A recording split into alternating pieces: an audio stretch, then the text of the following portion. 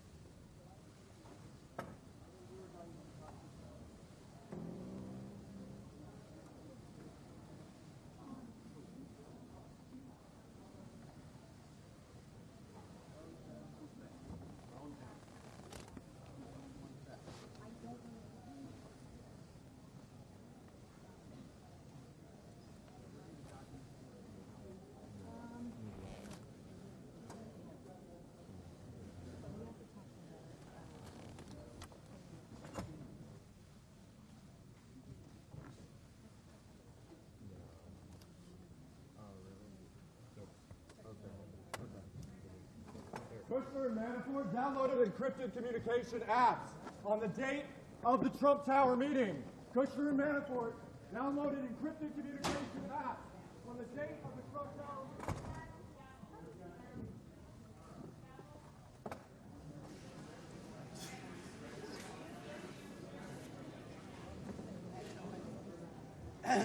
Some idiot. That was quick. That was over under for getting drug out of there. You think you'd wait for someone to say something first? Get the cameras Okay.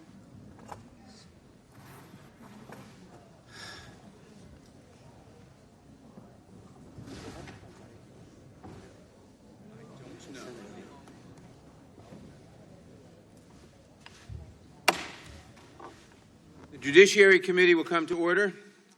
Without objection, the Chair is authorized to declare recesses of the committee at any time. We welcome everyone to today's hearing on oversight of the report on the investigation into Russian interference in the 2016 presidential election. I will now recognize myself for a brief opening statement. Director Mueller, thank you for being here. I want to say just a few words about our themes today: responsibility, integrity, and accountability. Your career, for example, is a model of responsibility. You are a decorated Marine officer. You were awarded a Purple Heart and the Bronze Star for Valor in Vietnam. You served in senior roles at the Department of Justice, and in the immediate aftermath of 9/11, you served as director of the FBI.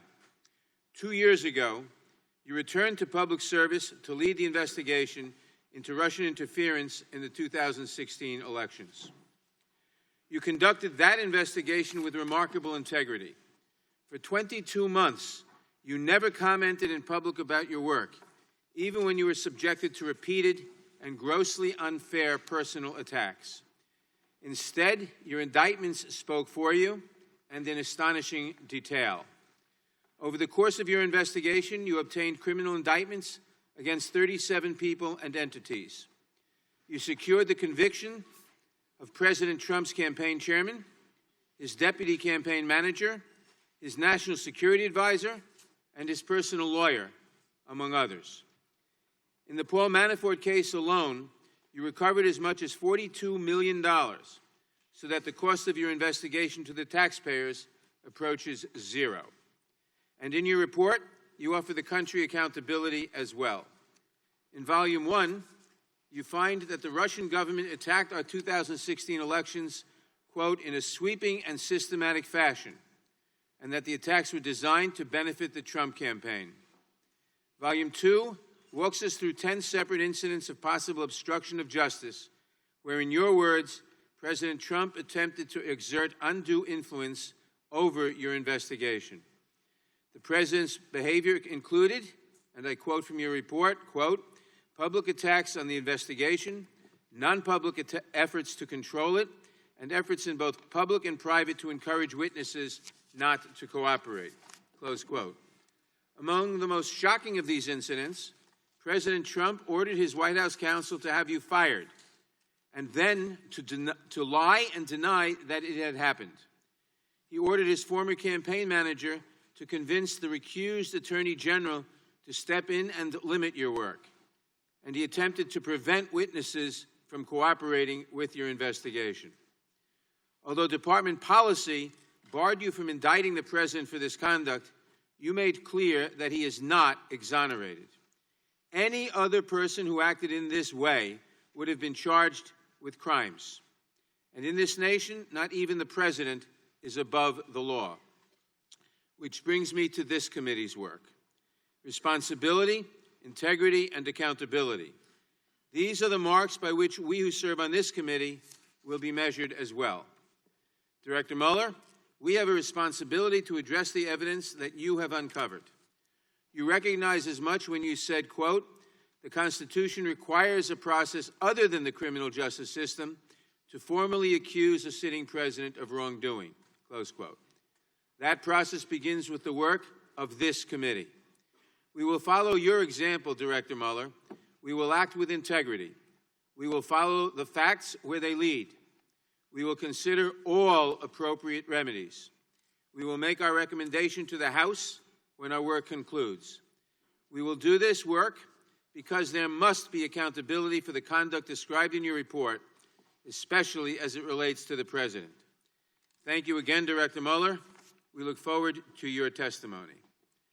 It is now my pleasure to recognize the ranking member of the Judiciary Committee, the gentleman from Georgia, Mr. Collins, for his opening statement. Thank you, Mr. Chairman, and thank you, Mr. Mueller, for being here. For 2 years leading up to the release of the Mueller report, and in the 3 months since, Americans were first told what to expect and then what to believe. Collusion, we were told, was in plain sight, even if the special counsel's team didn't find it.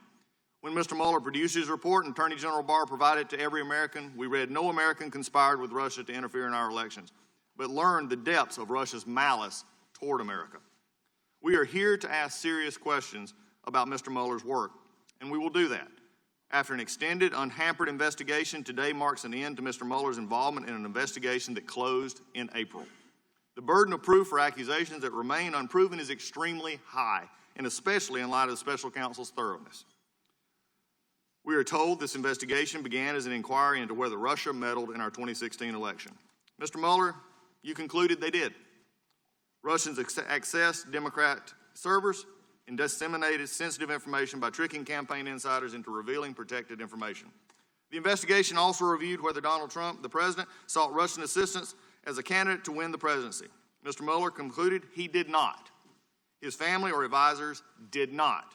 In fact, the report concludes no one in the president's campaign colluded, collaborated, or conspired with the Russians. The president watched the public narrative surrounding this investigation, assume his guilt while he knew the extent of his innocence. Volume 2 of Mr. Mueller's report details the president's reaction to a frustrating investigation where his innocence was established early on. The president's attitude toward the investigation was understandably negative, yet the president did not use his authority to close the investigation. He asked his lawyer if Mr. Mueller had conflicts that disqualified Mr. Mueller from the job, but he did not shut down the investigation. The president knew he was innocent. Those are the facts of the Mueller report. Russia meddled in the 2016 election, the president did not conspire with the Russian, and nothing we hear today will change those facts. But one element of this story remains, the beginnings of the FBI investigation into the president. I look forward to Mr. Mueller's testimony about what he found during his review of the origins of the investigation. In addition, the Inspector General continues to review how baseless gossip can be used to launch an FBI investigation against a private citizen and eventually a president. Those results will be released, and we will need to learn from them to ensure government intelligence and law enforcement powers are never again used and turned on a private citizen or a potential or political candidate as a result of the political leanings of a handful of FBI agents. The origins and conclusions of the Mueller investigation are the same things, what it means to be American. Every American has a voice in our democracy, so it must protect the sanctity of their voice by combating election interference. Every American enjoys the presumption of innocence and guarantee of due process. If we carry anything away today, it must be that we increase our vigilance against foreign election interference while we ensure our government officials don't weaponize their power against the constitutional rights guaranteed to every U.S. citizen. Finally, we must agree that the opportunity cost here is too high. The months we have spent investigating from this dais failed to end the border crisis or contribute to the growing job market. Instead, we have gotten stuck, and it's paralyzed this committee and this House. And as a side note, every week I leave my family and kids, the most important things to me, to come to this place because I believe this place is a place where we can actually do things and help people. 6.5 years ago, I came here to work on behalf of the people of the 9th District in this country. And we accomplished a lot in those first 6 years on a bipartisan basis with many of my friends across the aisle sitting on this dais with me today. However, this year, because the majority's dislike of this president and the endless hearing into a closed investigation have caused us to accomplish nothing except talk about the problems of our country while our border is on fire in crisis and everything else is stopped. This hearing is long overdue. We have had truth for months. No American conspired to throw our election. What we need today is to let that truth bring us confidence and I hope, Mr. Chairman, closure. With that, I yield back. Thank you, Mr. Collins. I will now introduce today's witness. Robert Mueller served as director of the FBI from 2001 to 2013, and most recently served as special counsel in the Department of Justice, overseeing the investigation into Russian interference in the 2016 special election. He received his BA from Princeton University, an MA from New York University in my district, and his JD from the University of Virginia. Mr. Mueller is accompanied by counsel Aaron Zebley, who served as deputy special counsel on the investigation. We welcome our distinguished witness, and we thank you for participating in today's hearing. Now, if you would please rise, I will begin by swearing you in. Would you raise your right hand, please? Left hand. Do you swear or affirm under penalty of perjury that the testimony you're about to give is true and correct to the best of your knowledge, information, and belief, so help you God? Let the record show the witness answered the affirmative. Thank you, and please be seated. Please note that your written statement will be entered into the record in its entirety. Accordingly, I ask that you summarize your testimony in 5 minutes. Director Mueller, you may begin. Good morning, Chairman Nadler, and Ranking Member Collins, and the members of the committee. As you know, in May 2017, the Acting Attorney General asked me to serve as special counsel. I undertook that role because I believed that it was of paramount interest to the nation to determine whether a foreign adversary had interfered in the presidential election. As the Acting Attorney General said at the time, the appointment was necessary in order for the American people to have full confidence in the outcome. My staff and I carried out this assignment with that critical objective in mind: to work quietly, thoroughly, and with integrity so that the public would have full confidence in the outcome. The order appointing me as special counsel directed our office to investigate Russian interference in the 2016 presidential election. This included investigating any links or coordination between the Russian government and individuals associated with the Trump campaign. It also included investigating efforts to interfere with or obstruct our investigation. Throughout the investigation, I continually stressed two things to the team that we had assembled. First, we needed to do our work as thoroughly as possible and as expeditiously as possible. It was in the public interest for our investigation to be complete, but not to last a day longer than was necessary. Second, the investigation needed to be conducted fairly and with absolute integrity. Our team would not leak or take other actions that could compromise the integrity of our work. All decisions were made based on the facts and the law. During the course of our investigation, we charged more than 30 defendants with committing federal crimes, including 12 officers of the Russian military. 7 defendants have been convicted or pled guilty. Certain of the charges we brought remain pending today. And for those matters, I stress that the indictments contain allegations and every defendant is presumed innocent unless and until proven guilty. In addition to the criminal charges we brought, as required by Justice Department regulations, we submitted a confidential report to the Attorney General at the conclusion of our investigation. The report set forth the results of our work and the reasons for our charging and declination decisions. The Attorney General later made the report largely public. As you know, I made a few limited remarks about our report when we closed the Special Counsel's office in May of this year. But there are certain points that bear emphasis. First, our investigation found that the Russian government interfered in our election in sweeping and systematic fashion. Second, the investigation did not establish that members of the Trump campaign conspired with the Russian government in its election interference activities. We did not address collusion, which is not a legal term. Rather, we focused on whether the evidence was sufficient to charge any member of the campaign with taking part in a criminal conspiracy, and it was not. Third, our investigation of efforts to obstruct the investigation and lie to investigators was of critical importance. Obstruction of justice strikes at the core of the government's effort to find the truth and to hold wrongdoers accountable. Finally, as described in Volume 2 of our report, we investigated a series of actions by the President towards the investigation. Based on Justice Department policy and principles of fairness, we decided we would not make a determination as to whether the President committed a crime. That was our decision then, and it remains our decision today. Let me say a further word about my appearance today. It is unusual for a prosecutor to testify about a criminal investigation. And given my role as a prosecutor, there are reasons why my testimony will necessarily be limited. First, public testimony could affect several ongoing matters. In some of these matters, court rules or judicial orders limit the disclosure of information to protect the fairness of the proceedings. And consistent with long-standing Justice Department policy, it would be inappropriate for me to comment in any way that could affect an ongoing matter.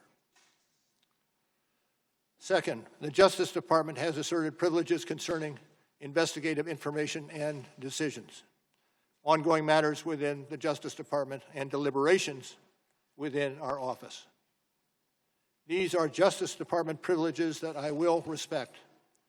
The Department has released a letter discussing the restrictions on my testimony.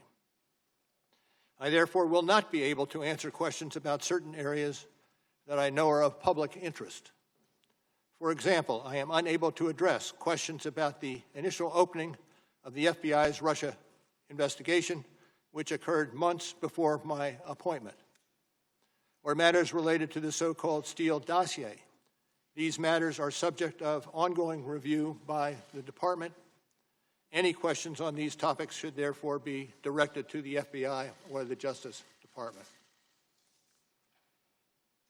As I explained when we closed the Special Counsel's office in May, our report contains our findings and analysis and the reasons for the decisions we made. We conducted an extensive investigation over 2 years. In writing the report, we stated the results of our investigation with precision. We scrutinized every word. I do not intend to summarize or describe the results of our work in a different way in the course of my testimony today. As I said on May 29th, the report is my testimony, and I will stay within that text. And as I stated in May, I will not comment on the actions of the Attorney General or of Congress. I was appointed as a prosecutor, and I intend to adhere to that role and to the Department standards that govern it. I'll be joined today by Deputy Special Counsel Aaron Zebley. Mr. Zebley has extensive experience as a federal prosecutor and at the FBI, where he served as my Chief of Staff. And Mr. Zebley was responsible for the day-to-day oversight of the investigations conducted by our office. Now, I also want to again say thank you to the attorneys, the FBI agents, the analysts, the professional staff who helped us conduct this investigation in a fair and independent manner. These individuals who spent nearly 2 years of working on this matter were of the highest integrity. And let me say one more thing. Over the course of my career, I have seen a number of challenges to our democracy. The Russian government's effort to interfere in our election is among the most serious. And as I said on May 29th, this deserves the attention of every American. Thank you, Mr. Chairman. Thank you. We will now proceed under the 5-minute rule with questions. I will begin by recognizing myself for 5 minutes. Director Mueller, the President has repeatedly claimed that your report found there was no obstruction and that it completely and totally exonerated him. But that is not what your report said, is it? Correct. It is not what the report said. And now, reading from page 2 of volume 2 of your report that's on the screen, you wrote, quote, "If we had confidence after a thorough investigation of the facts that the President clearly did not commit obstruction of justice, we would so state. Based on the facts and the applicable legal standards, however, we are unable to reach that judgment," close quote. Now, does that say there was no obstruction? No. In fact, you were actually unable to conclude the President did not commit obstruction of justice. Is that correct? Well, we, at the outset, determined that we, when it came to the President's culpability, we needed to go forward only after taking into account the OLC opinion that indicated that a president, a sitting president, cannot be indicted. So the report did not conclude that he did not commit obstruction of justice. Is that correct? That is correct. And what about total exoneration? Did you actually totally exonerate the president? No. Now, in fact, your report expressly states that it does not exonerate the president. It does.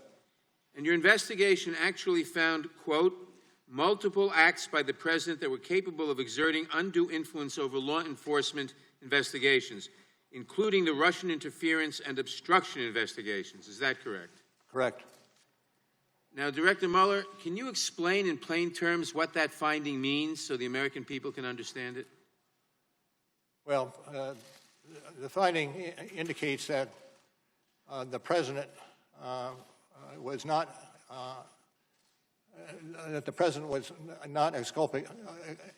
exculpated for the acts that he allegedly committed. In fact, you were talking about incidents, quote, in which the president sought to use his official power outside of usual channels, unquote, to exert undue influence over your investigations. Is that right? That's correct. Now, am I correct that on page 7 of volume 2 of your report you wrote, quote, the president became aware that his own conduct was being investigated in an obstruction of justice inquiry. At that point, the president engaged in a second phase of conduct involving public attacks on the investigation, non-public efforts to control it, and efforts in both public and private to encourage witnesses not to cooperate with the investigation, close quote. So President Trump's efforts to exert undue influence over your investigation intensified after the president became aware that he personally was being investigated? I stick with the language that you have in front of you, Which which comes from page 7, volume 2. Now, is it correct that if you concluded that the president committed the crime of obstruction, you could not publicly state that in your report or here today? Can you repeat the question, sir? Is it correct that if you had concluded that the president committed the crime of obstruction, you could not publicly state that in your report or here today? Well, I would say the statement would be that you would not indict, and you would not indict because under the OLC opinion, a sitting president, excuse me, cannot be indicted, be unconstitutional. So you could not state that because of the OLC opinion, if that would have been your conclusion? OLC opinion with some guide, yes. But under DOJ, under Department of Justice policy, the president could be prosecuted for obstruction of justice crimes after he leaves office, is correct? True. Thank you. Did any senior White House official refuse a request to be interviewed by you and your team? I don't believe so. The president? Well, let me take that back. I would have to look at it, but I'm not certain that that was the case. Did the president refuse a request to be interviewed by you and your team? Yes. Yes. And is it true that you tried for more than a year to secure an interview with the president? Yes. And is it true that you and your team advised the president's lawyer that, quote, an interview with the president is vital to our investigation, close Yes. quote? Yes. And is it true that you also, quote, stated that it is in the interest of the presidency and the public for an interview to take place, close quote? Yes. But the president still refused to sit for an interview by you or your team? True. True. And did you also ask him to provide written answers to questions on the 10 possible episodes of obstruction of justice crimes involving him? Yes. Did he provide any answers to a single question about whether he engaged in obstruction of justice crimes? I would have to check on that. I'm not certain. Director Mueller, we are grateful that you are here to explain your investigation and findings. Having reviewed your work, I believe anyone else who would engage in the conduct described in your report would have been criminally prosecuted. Your work is vitally important to this committee and the American people because no one is above the law. I'll now recognize the gentleman from Georgia, Mr. Collins. Thank you, Mr. Chairman. And we're moving, I know, understanding, just reiterating the 5-minute rule. Mr. Mueller, I have several questions, many of which that you just answered will be questioned here in a moment, but I want to lay some foundation. So we'll go through these fairly quickly. I'll talk slowly. I'm said that I talk fast. I will talk slowly.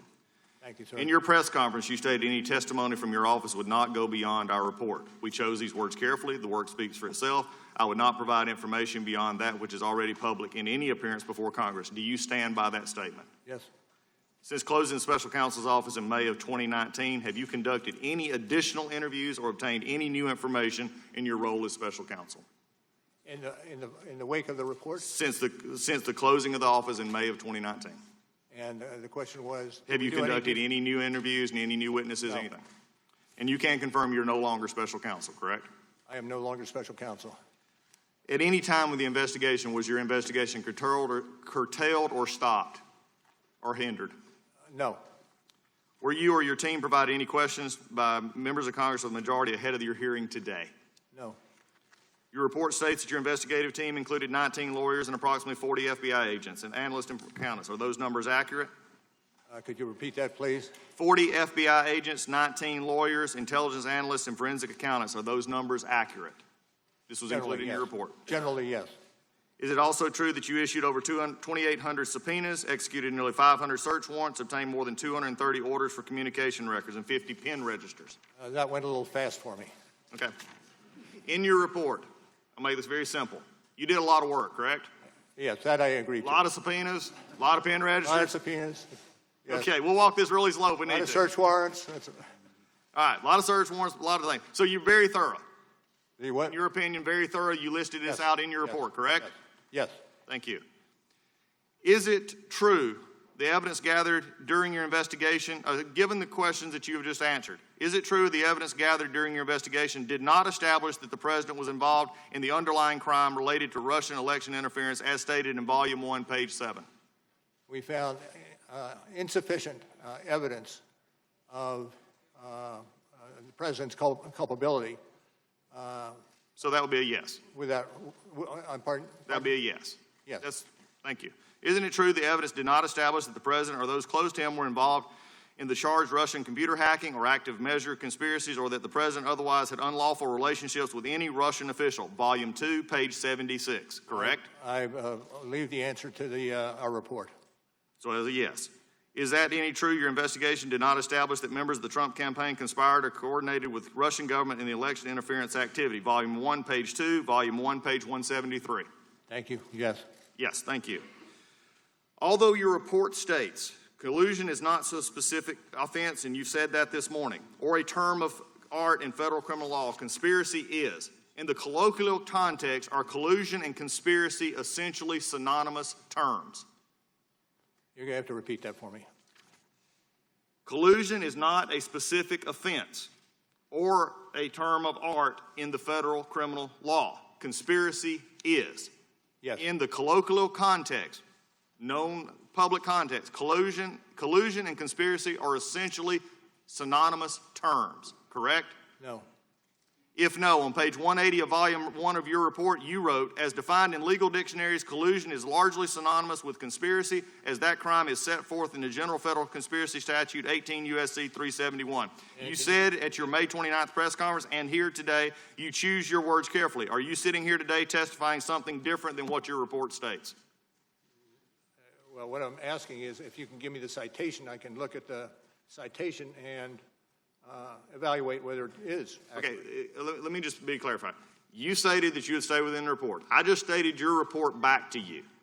And you said that collusion and conspiracy were not synonymous terms. That was your answer, was no. That's correct. In that, page 180 of volume 1 of your report, it says, as defined in legal dictionaries, collusion is largely synonymous with conspiracy, as that crime is set forth in General Conspiracy Statute 18 U.S.C. 371. Now, you said you chose your words carefully. Are you contradicting your report right now? Not when I read it. So you would change your answer to yes then? No. If you look at the language. I'm reading your report, sir. It's a yes or no answer. Page 180. Page 180, volume 1. Okay. This was from your report.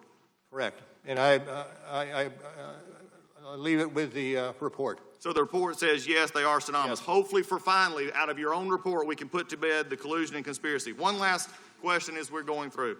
Did you ever look into other countries investigated in the Russian interference into our election? Were other countries investigated or found knowledge that they had interference in our election? I'm not going to discuss other matters. That I yield back. Gentleman yields back. The gentlelady from California.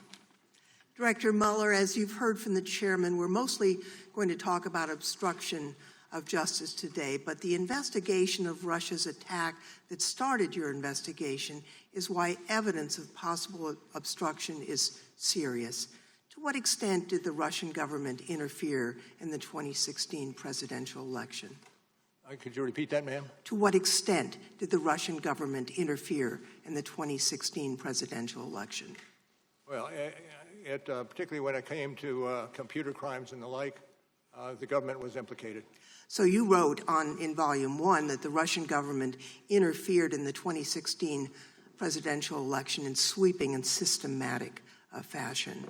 You also described in your report that the then Trump campaign chairman, Paul Manafort, shared with a Russian operative, Kalimnik, the campaign strategy for winning Democratic votes in Midwestern states in internal polling data of the campaign. Isn't that correct? Correct. They also discussed the status of the Trump campaign and Manafort's strategy for winning Democratic votes in Midwestern states. Months before that meeting, Manafort had caused internal data to be shared with Kalimnik, and the sharing continued for some period of time after their August meeting. Isn't that correct? Accurate. In fact, your investigation found that Manafort briefed Kalimnik on the state of the Trump campaign and Manafort's plan to win the election, and that briefing encompassed the campaign's messaging, its internal polling data. It also included discussion of battleground states, which Manafort identified as Michigan, Wisconsin, Pennsylvania, and Minnesota. Isn't that correct? That's correct. Did your investigation determine who requested the polling data to be shared with Kalimnik? Well, I would direct you to the report and adopt what we have in the report with regard to that particular issue. We don't have the redacted version. That's maybe another reason why we should get that for Volume 1. Based on your investigation, how could the Russian government have used this campaign polling data to further its sweeping and systematic interference in the 2016 presidential election? That's a little bit out of our path. Fair enough. Did your investigation find that the Russian government perceived it would benefit from one of the candidates winning? Yes. And which candidate would that be? Well, it would be Trump. Correct. The president. Now, the Trump campaign wasn't exactly reluctant to take Russian help. You wrote it expected it would benefit electorally from information stolen and released through Russian efforts. Isn't that correct? That's correct. Now, was the investigation's determination, what was the investigation's determination regarding the frequency with which the Trump campaign made contact with the Russian government? Well, I would have to refer you to the report on that.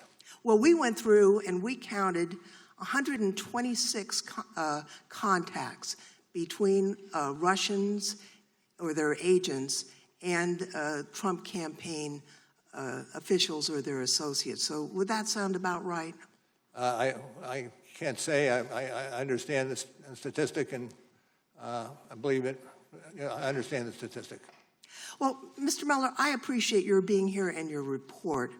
From your testimony and the report, I think the American people have learned several things. First, the Russians wanted Trump to win. Second, the Russians went on a sweeping cyber influence campaign. The Russians hacked the DNC, and they got the Democratic game plan for the election. The Russian campaign chairman met with Russian agents and repeatedly gave them internal data, polling, and messaging in the battleground states. So while the Russians were buying ads and creating propaganda to influence the outcome of the election, they were armed with inside information that they had stolen through hacking from the DNC and that they had been given by the Trump campaign chairman, Mr. Manafort. My colleagues will probe the efforts undertaken to keep this information from becoming public, but I think it's important for the American people to understand the gravity of the underlying problem that your report uncovered. And with that, Mr. Chairman, I would yield back. Gentlelady. Good morning, Director.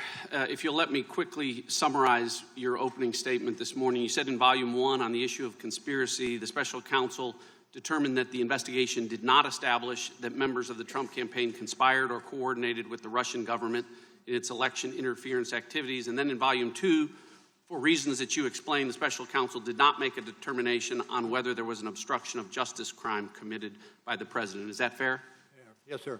All right. Now, in explaining that special counsel did not make what you called a traditional prosecution or declination decision, the report on the bottom of page 2 of Volume 2 reads as follows. The evidence we obtained about the president's actions and intent presents difficult issues that prevent us from conclusively determining that no criminal conduct occurred. Accordingly, while this report does not conclude that the president committed a crime, it also does not exonerate him. Now, I read that correctly? Yes. All right. Now, your report, and today you said at all times the special counsel team operated under, was guided by, and followed Justice Department policies and principles. So, which DOJ policy or principle sets forth a legal standard that an investigated person is not exonerated if their innocence from criminal conduct is not conclusively determined? Can you repeat the last part of that question? Yeah. Which DOJ policy or principle set forth a legal standard that an investigated person is not exonerated if their innocence from criminal conduct is not conclusively determined? Where does that language come from, Director? Where is the DOJ policy that says that? Let me make it easier. Sorry, go ahead. Can you give me an example other than Donald Trump where the Justice Department determined that an investigated person was not exonerated because their innocence was not conclusively determined? I cannot, but this is a unique situation. Okay, well, you can't. Time is short. I've got 5 minutes. Let's just leave it at you can't find it because I'll tell you why. It doesn't exist. The special counsel's job, nowhere does it say that you were to conclusively determine Donald Trump's innocence or that the special counsel report should determine whether or not to exonerate him. It's not in any of the documents. It's not in your appointment order. It's not in the special counsel regulations. It's not in the OLC opinions. It's not in the Justice Manual. And it's not in the principles of federal prosecution. Nowhere do those words appear together because respectfully, Director, it was not the special counsel's job to conclusively determine Donald Trump's innocence or to exonerate him, because the bedrock principle of our justice system is a presumption of innocence. It exists for everyone. Everyone is entitled to it, including sitting presidents. And because there is a presumption of innocence, prosecutors never, ever need to conclusively determine it. Now, Director, the special counsel applied this inverted burden of proof that I can't find and you said doesn't exist anywhere in the department policies, and you used it to write a report. And the very first line of your report, says, and as you read this morning, it authorizes the special counsel to provide the Attorney General with a confidential report explaining the prosecution or declination decisions reached by the special counsel. That's the very first word of your report, right? That's correct. Here's the problem, Director. The special counsel didn't do that.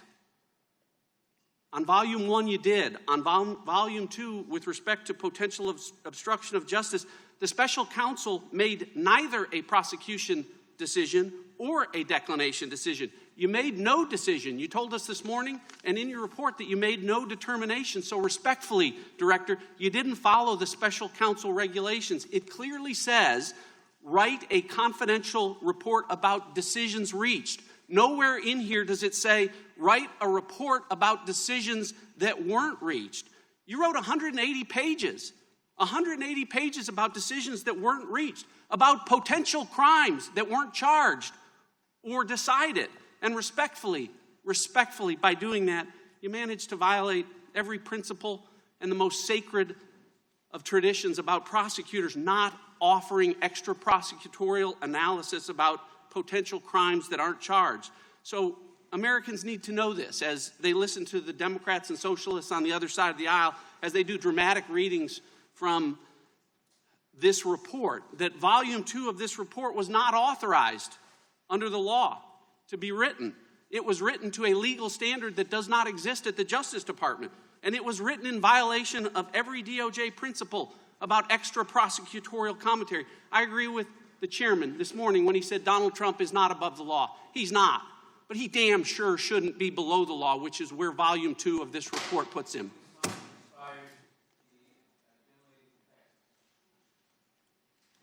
Thank you, Mr. Chairman. Director Mueller, good morning. Your exchange with the gentlelady from California demonstrates what is at stake. The Trump campaign chair, Paul Manafort, was passing sensitive voter information and poll data to a Russian operative. And there were so many other ways that Russia subverted our democracy. Together with the evidence in Volume 1, I cannot think of a more serious need to investigate. So now I'm going to ask you some questions about obstruction of justice as it relates to Volume 2. On page 12 of Volume 2, you state, we determined that there were a sufficient factual and legal basis to further investigate potential obstruction of justice issues involving the president. Is that correct? And do you have the citation, ma'am? Page 12, Volume 2.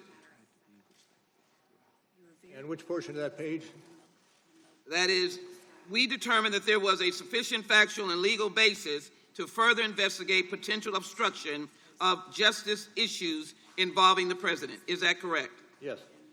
Your report also describes at least 10 separate instances of possible obstruction of justice that were investigated by you and your team. Is that correct? Yes.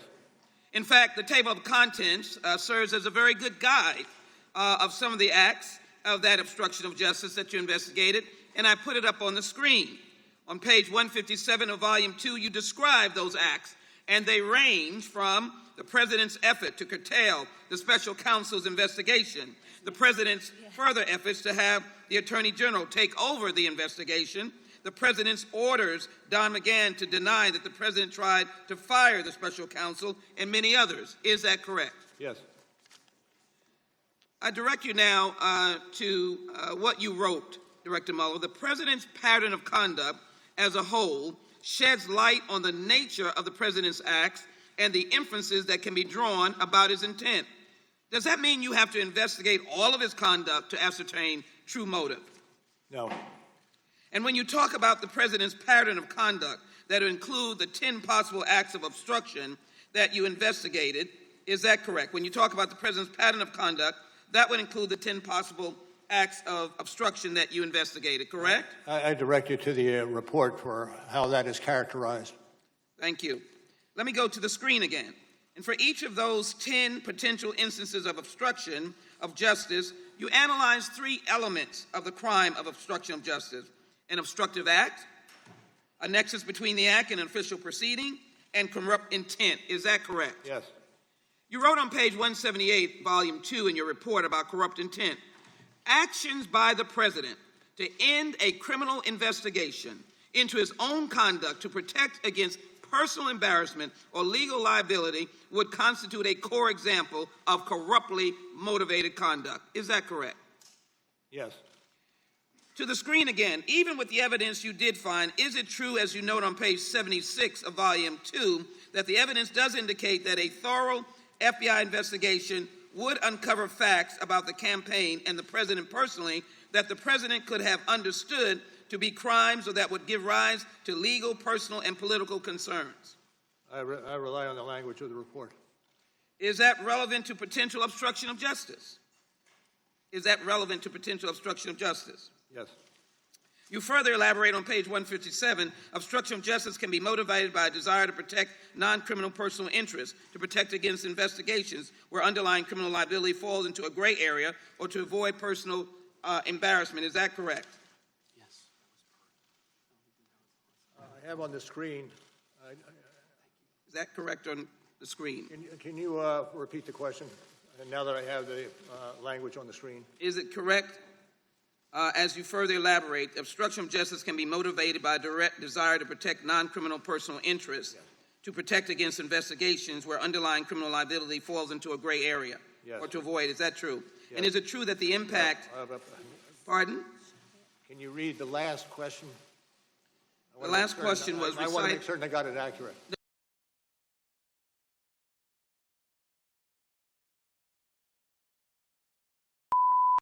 This is the primary audio circuit for the Reuters live service.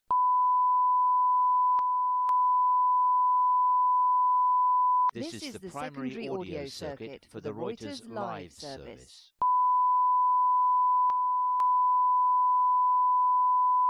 This is the primary audio circuit for the Reuters live service. Yes. Well, again, can you repeat the question just to make certain that I have it accurate? Does obstruction of justice warrant a lot of time in jail Yes. if you were convicted? Yes. And is The time of the gentlelady has expired. Gentleman from Wisconsin. Thank you very much, Mr. Chairman. Let me begin by reading the special counsel regulations by which you were appointed. It reads, quote, at the conclusion of the special counsel's work, he or she shall provide the Attorney General with a confidential report explaining the prosecution or declination's decisions reached by the special counsel. That correct? Yes. Okay. Now, when a regulation uses the word shall provide, does it mean that the individual is in fact obligated to provide what's being demanded by the regulation or statute, meaning you don't have any wiggle room, right? I'd have to look more closely at the statute. Well, I just read it to you. Okay. Now, Volume 2, Page 1, your report boldly states we determined not to make a traditional prosecutorial judgment. Is that correct? I'm trying to find that citation, Congressman. Director, could you speak more directly into the microphone, please? Yes. Thank you. Well, it's Volume 2, Page... Mr. Chairman, I'm sorry. Yes, Volume 2, Page 1, it said we determined not to make a traditional prosecutorial judgment. Yes. That's right in the beginning. Now, since you decided under the OLC opinion that you couldn't prosecute a sitting president, meaning President Trump, why did we have all of this investigation of President Trump that the other side is talking about when you knew that you weren't going to prosecute him? Well, you don't know where the investigation is going to lie, and the OLC opinion itself says that you can continue the investigation even though you are not going to indict the president. Okay, well, if you're not going to indict the president, then you just continue fishing, and that's my observation. You know, well, sure you. My time is limited. Sure, you can indict other people, but you can't indict the sitting president, right? That's true. Okay. Now, there are 182 pages in raw evidentiary material, including hundreds of references to 302, which are interviews by the FBI, for individuals who've never been cross-examined and which did not comply with the special counsel's governing regulation to explain the prosecution or declination decisions reached, correct? And where are you reading from on that? I'm reading from my question. Then could you repeat it? Okay. You have 182 pages of raw evidentiary material with hundreds of references to 302s who were never been cross-examined and which didn't comply with the governing regulation to explain the prosecution or declination decisions reached. This is one of those areas which I declined to discuss. Okay, then let... And would direct you to the report itself. Okay. Well, I looked at the 182 pages of it. You know, let me switch gears. Mr. Shabbat and I were on this committee during the Clinton impeachment. Now, while I recognize that the independent counsel statute under which Kenneth Starr operated is different from the special counsel statute, he, in a number of occasions in his report, stated that the President Clinton's actions may have risen to impeachable conduct, recognizing that it is up to the House of Representatives to determine what conduct is impeachable. You never used the term raising to impeachable conduct for any of the 10 instances that the gentlewoman from Texas did. Is it true that there's nothing in Volume 2 of the report that says that the president may have engaged in impeachable conduct? Well, we have studiously kept in the center of our investigation our mandate, and our mandate does not go to other ways of addressing conduct. Our mandate goes to developing the report and turning the report into the Attorney General. With due respect, you know, it seems to me, you know, that there are a couple of statements that you made. that said that this is not for me to decide, and the implication is that this is for this committee to decide. Now, you didn't use the word impeachable conduct like Starr did. There was no statute to prevent you from using the word impeachable conduct. And I go back to what Mr. Radcliffe said, and that is that even the president is innocent until proven guilty. My time is up. Gentleman's time has expired. The gentleman from Tennessee. Thank you, Mr. Chair. First, I'd just like to restate that Mr. Nadler said about your career. It's a model of rectitude, and I thank you. Based upon your investigation, how did President Trump react to your appointment as special counsel? Again, I send you the report for where that is stated. Well, there is a quote from page 78 of your report, volume 2, which reads, when Sessions told the president that a special counsel had been appointed, the president slumped back in his chair and said, quote, oh my God, this is terrible. This is the end of my presidency. I'm effed, unquote. Did Attorney General Sessions tell you about that little talk? I'm not Director, please speak into the microphone. Oh, surely. My apologies. I am not certain of the person who originally copied that quote. Okay, well, Sessions apparently said it, and one of his aides had it in his notes too, which I think you had, but that's become record. He wasn't pleased. He probably wasn't pleased with the special counsel, and particularly you, because of your outstanding reputation.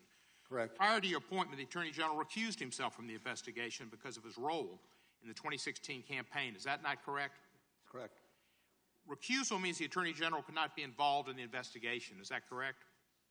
That's the effect of recusal, yes. And so instead, another Trump appointee, as you know Mr. Sessions was, Mr. Rosenstein became in charge of it. Is that correct? Yes. Wasn't Attorney General Sessions following the rules and professional advice of the Department of Justice ethics folks when he recused himself from the investigation? Yes. And yet the president repeatedly expressed his displeasure at Sessions' decision to follow those ethics rules to recuse himself from oversight of that investigation. Is that not correct? That's accurate based on what is written in the report. And the president's reaction to the recusal is noted in the report. Mr. Bannon recalled that the president was mad as Bannon had ever seen him, and he screamed at McGahn about how weak Sessions was. Do you recall that from the report? That's in the report, yes. Despite knowing that Attorney General Sessions was not supposed to be involved in the investigation, the president still tried to get the Attorney General to unrecuse himself after you were appointed special counsel. Is that correct? Yes. In fact, your investigation found that at some point after your appointment, quote, the president called Sessions at his home and asked if he would unrecuse himself. Is that not true? It's true. Now, that wasn't the first time the president had asked Sessions to unrecuse himself, was it? I know there were at least two occasions. And one of them was with Flynn, and one of them was when Sessions and McGahn flew to Mar-a-Lago to meet with the president. Sessions recalled that the president pulled him aside to speak alone and suggested he should do this unrecusal act. Correct? Correct. And then when Michael Flynn, a few days after Flynn entered a guilty plea for lying to federal agents and indicated his intent to cooperate with that investigation, Trump asked to speak to Sessions alone again in the Oval Office and again asked Sessions to unrecuse himself. True? I refer you to the report for that. Page 109, Volume 2. Thank you, sir. Do you know of any point when the president personally expressed anger or frustrations at Sessions? I'd have to pass on that. Do you recall, and I think it's at page 78 of Volume 2, the president told Sessions, you were supposed to protect me. You were supposed to protect me, or words to that effect. Correct. And is the Attorney General supposed to be the Attorney General of the United States of America or the consigliere for the president? United States of America. Thank you, sir. In fact, you wrote in your report that the president repeatedly sought to convince Sessions to unrecuse himself so Sessions could supervise the investigation in a way that would restrict its scope. Is that correct? Rely on the report. How could Sessions have restricted the scope of your investigation? Well, I'm not going to speculate. If he, quite obviously, if he took over or was Attorney General, he would have greater latitude in his actions that would enable him to do things that otherwise he could not. On page 113, you said the president believed that an unrecused attorney general would play a protective role and could shield the president from the ongoing investigation. Regardless of all that, I want to thank you, Director Mueller, for your life of rectitude and service to our country. It's clear from your report and the evidence that the president wanted former Attorney General Sessions to violate the Justice Department ethics rules by taking over your investigation and improperly interfering with it to protect himself and his campaign. Your findings are so important because in America, nobody is above the law. I yield back the balance of my time. Thank the gentleman for yielding back. The gentleman from Ohio. Thank you. Director Mueller, my Democratic colleagues were very disappointed in your report. They were expecting you to say something along the lines of, here's why President Trump deserves to be impeached, much as Ken Starr did relative to President Clinton back about 20 years ago. Well, you didn't. So their strategy had to change. Now they allege that there's plenty of evidence in your report to impeach the president, but the American people just didn't read it. And this hearing today is their last best hope to build up some sort of groundswell across America to impeach President Trump. That's what this is really all about today. Now, a few questions. On page 103 of Volume 2 of your report, when discussing the June 2016 Trump Tower meeting, you reference, quote, the firm that produced the Steele reporting, unquote. The name of that firm was Fusion GPS. Is that correct? And you're on page 103? 103, that's correct, Volume 2. When you talk about the firm that produced the Steele reporting, the name of the firm that produced that was Fusion GPS. Is that correct? Well, I'm not familiar with that. Well, let me just help you. It was. It's not a trick question. Right? It was Fusion GPS. Now, Fusion GPS produced the opposition research document widely known as the Steele dossier, and the owner of Fusion GPA was someone named Glenn Simpson. Are you familiar with? This is outside my purview. Okay. Glenn Simpson was never mentioned in the 448-page Mueller report, was he? Well, as I say, it's outside my purview, and it's being handled in the department by others. Okay. Well, he was not. 448 pages. The owner of Fusion GPS that did the Steele dossier, that started all this, he's not mentioned in there. Let me move on. At the same time, Fusion GPS was working to collect opposition research on Donald Trump from foreign sources on behalf of the Clinton campaign and the Democratic National Committee. It also was representing a Russian-based company, Prevazon, which had been sanctioned by the U.S. government. Are you aware of that? It's outside my purview. Okay, thank you. One of the key players I'll go to something different. One of the key players in the June 2016 Trump Tower meeting was Natalia Vizhnetska, who you described in your report as a Russian attorney who advocated for the repeal of the Magnitsky Act. Vizhnetska had been working with none other than Glenn Simpson and Fusion GPS since at least early 2014. Are you aware of that? Outside my purview. Thank you. But you didn't mention that or her connections to Glenn Simpson and Fusion GPS in your report at all. Let me move on. Now, NBC News has reported the following.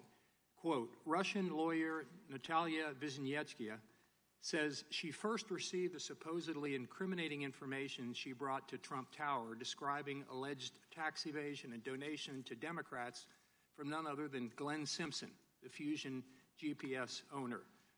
You didn't include that in the report, and I assume you're saying that would be the matter being handled by others at the Department of Justice. Okay, thank you. Now, your report spends 14 pages discussing the June 9th, 2016 Trump Tower meeting. It would be fair to say, would it not, that you spent significant resources investigating that meeting? Well, I refer you to the report. Okay, and President Trump wasn't at the meeting? No, he was not. Thank you. Now, in stark contrast to the actions of the Trump campaign, we know that the Clinton campaign did pay Fusion GPS to gather dirt on the Trump campaign from persons associated with foreign governments. But your report doesn't mention a thing about Fusion GPS in it, and you didn't investigate Fusion GPS's connections to Russia. So let me just ask you this. Can you see that from neglecting to mention Glenn Simpson and Fusion GPS's involvement with the Clinton campaign, to focusing on a brief meeting at the Trump Tower that produced nothing, to ignoring the Clinton campaign's own ties to Fusion GPS, why some view your report as a pretty one-sided attack on the president? Well, I tell you, it's still outside my purview. All right. And I would just note finally that I guess it's just by chance, by coincidence, that the things left out of the report tended to be favorable to the president. My time's expired. Thank you, Director Mueller. I'd like to get us back on track here. Your investigation found that President Trump directed White House counsel Don McGahn to fire you. Isn't that correct? True. And the president claimed that he wanted to fire you because you had supposed conflicts of interest. Isn't that correct? True. Now, you had no conflicts of interest that required your removal. Isn't that a fact? That's correct.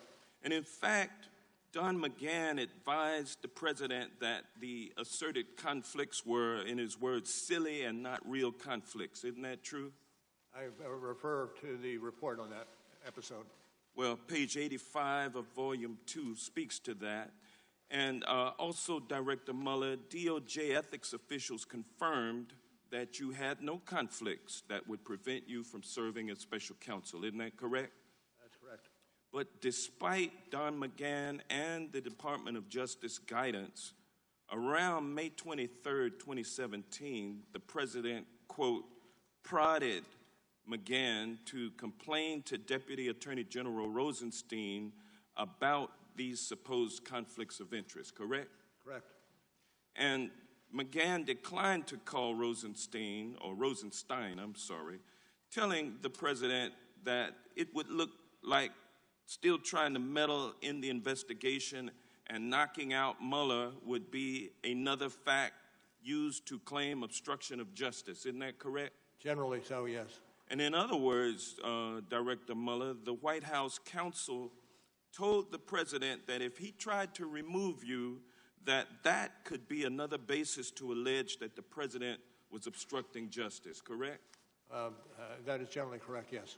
Now, I'd like to review what happened after the president was warned about obstructing justice. On Tuesday, June... I'm sorry, Congressman, do you have a citation for the...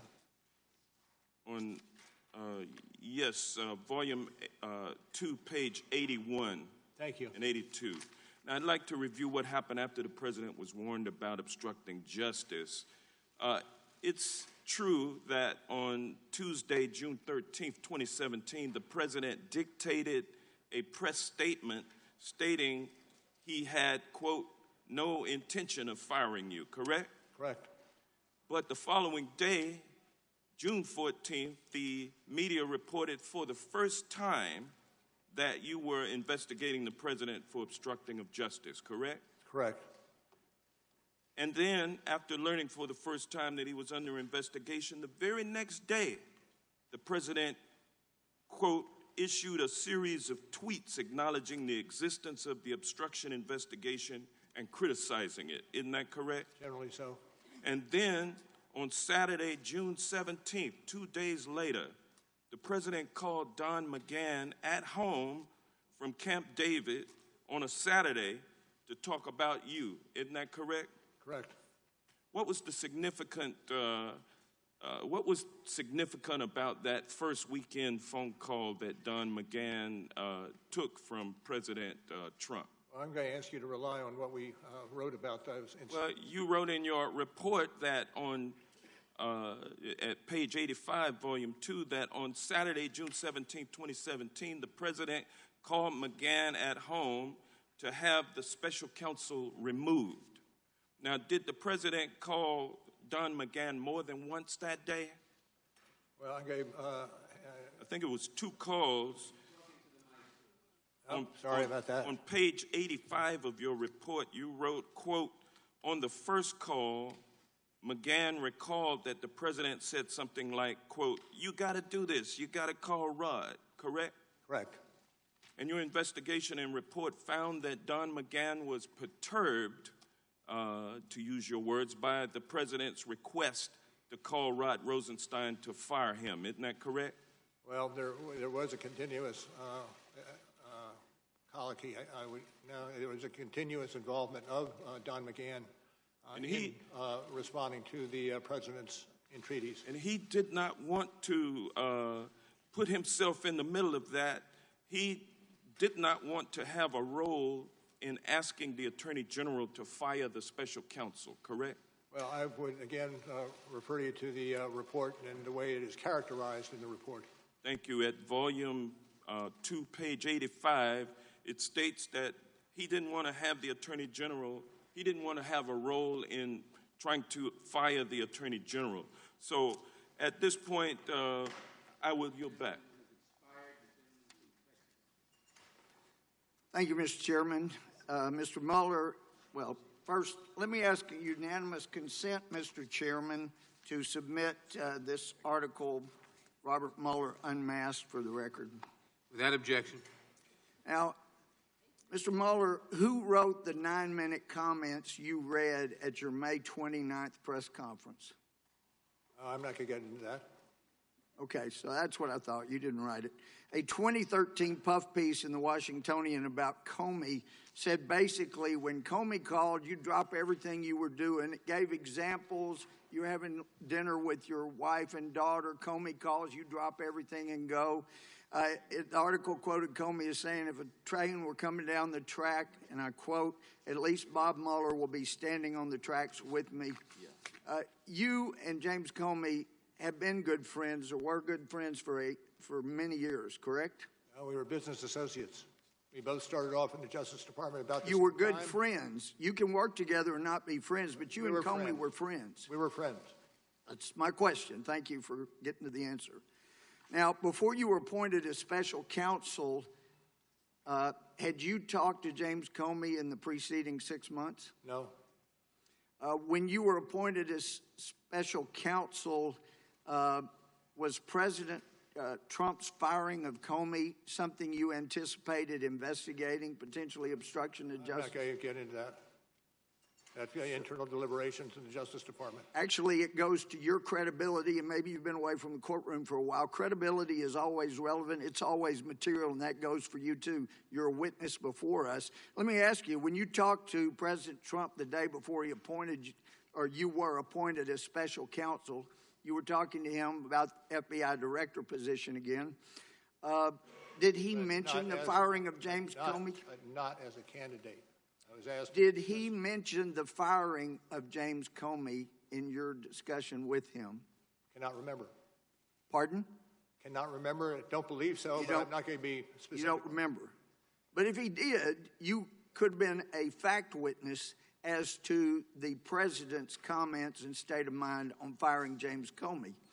I suppose that's possible. Yeah. So most prosecutors want to make sure there's no appearance of impropriety.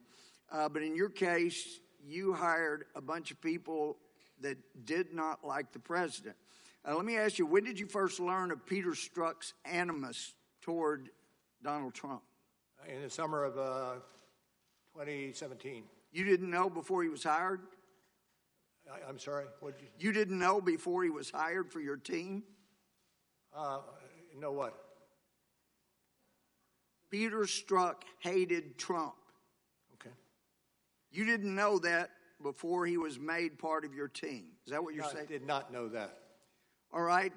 When did you first learn? When he did find out, I acted swiftly to have him reassigned elsewhere in the FBI. Well, there's some discussion about how swift that was. But when did you learn of the ongoing affair he was having with Lisa Page? About the same time I learned from Strzok.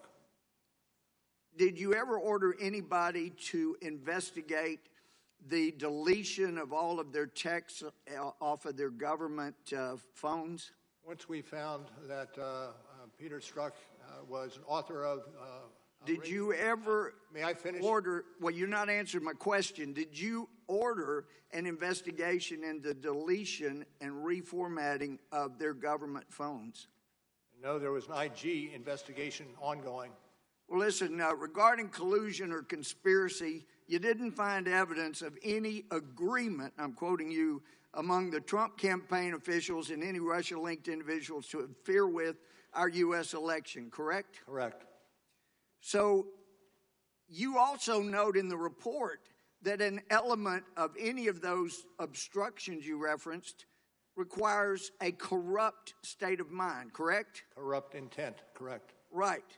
And if somebody knows they did not conspire with anybody from Russia to affect the election, and they see the big Justice Department with people that hate that person coming after them, and then a special counsel appointed who hires dozen or more people that hate that person, and he knows he's innocent. He's not corruptly acting in order to see that justice is done. What he's doing is not obstructing justice. He is pursuing justice, and the fact that you ran it out 2 years means you perpetuated injustice. I take your Gentleman's question. time has expired. The witness may answer the question. I take your question. The gentleman from Florida. Director Mueller, I'd like to get back to your findings covering June of 2017. There was a bombshell article that reported that the President of the United States was personally under investigation for obstruction of justice. And you said in your report on page 90, volume 2, and I quote, "News of the obstruction investigation prompted the President to call McGahn and seek to have the special counsel removed," close quote. And then in your report, you wrote about multiple calls from the President to White House counsel Don McGahn. And regarding the second call, you wrote, and I quote, "McGahn recalled that the President was more direct, saying something like, 'Call Rod. Tell Rod that Mueller has conflicts and can't be the special counsel.' McGahn recalled the President telling him, 'Mueller has to go, and call me back when you do it.'" Director Mueller, did McGahn understand what the President was ordering him to do? I direct you to what we have written in the report in terms of characterizing his feelings. And in the report it says, quote, "McGahn understood the President to be saying that the special counsel had to be removed." You also said on page 86 that, quote, "McGahn considered the President's request to be an inflection point, and he wanted to hit the brakes, and he felt trapped, and McGahn decided he had to resign." McGahn took action to prepare to resign, isn't that correct? I direct you again to the report. And in fact, that very day he went to the White House, and quoting your report, you said, quote, "He then drove to the office to pack his belongings and submit his resignation letter," close quote. That is directly from the report. It is. And before he resigned, however, he called the President's chief of staff, Reince Priebus, and he called the President's senior advisor, Steve Bannon. Do you recall what McGahn told them? Whatever was said will appear in the report. It is. And it says on page 87, quote, "Priebus recalled that McGahn said that the President asked him to do crazy expletive. In other words, crazy stuff. The White House counsel thought that the President's request was completely out of bounds. He said the President asked him to do something crazy. It was wrong. And he was prepared to resign over it."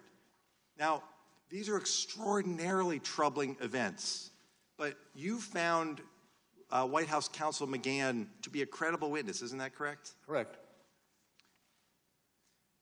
Director Mueller, the most important question I have for you today is why? Director Mueller, why did the President of the United States want you fired? I can't answer that question. Well, on page 89 in your report on volume 2, you said, and I quote, "Substantial evidence indicates that the President's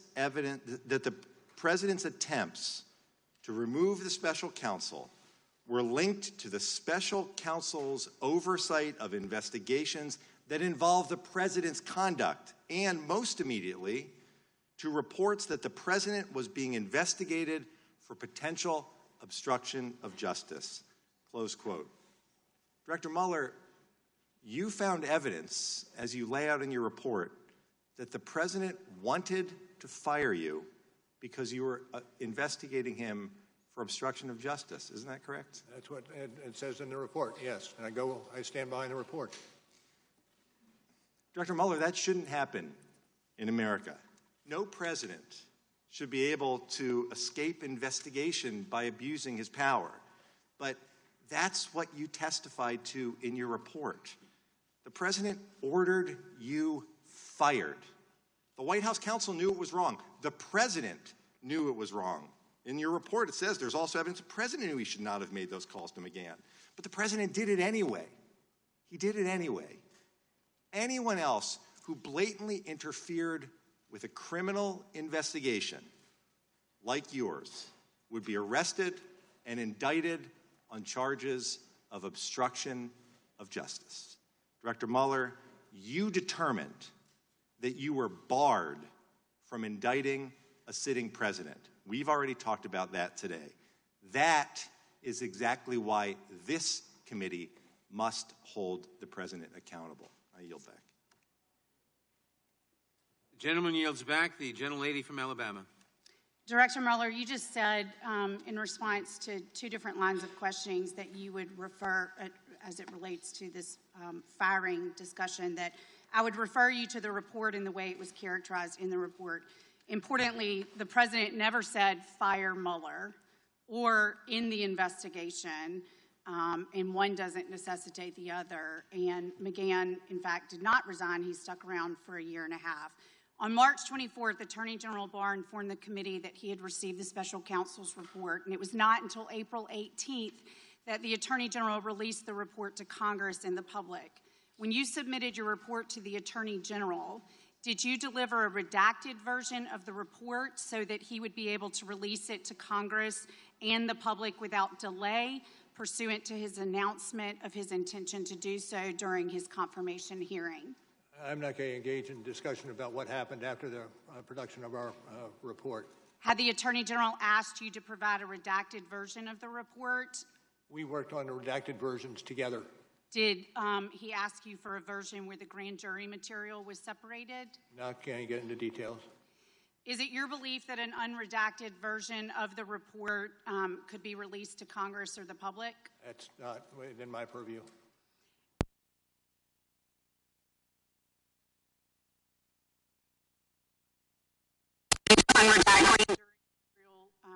Rule 6E material. Why did you not take a similar action so Congress could view this material? We had a process that we were operating on with the Attorney General's office. Are you aware of any Attorney General going to court to receive similar permission to unredact 6E material? I'm not aware of that being done. The Attorney General released the special counsel's report with minimal redactions to the public and an even lesser redacted version to Congress. Did you write the report with the expectation that it would be released publicly?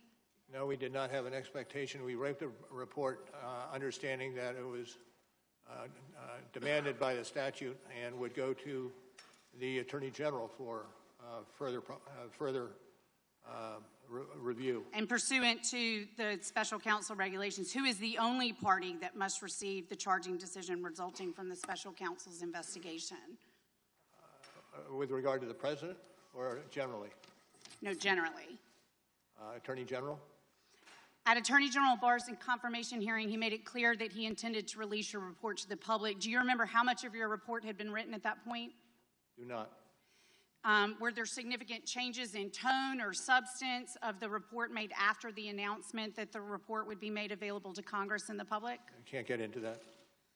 During the Senate testimony of Attorney General William Barr, Senator Kamala Harris asked Mr. Barr if he had looked at all the underlying evidence that the special counsel's team had gathered. He stated that he had not. So I'm going to ask you, did you personally review all of the underlying evidence gathered in your investigation?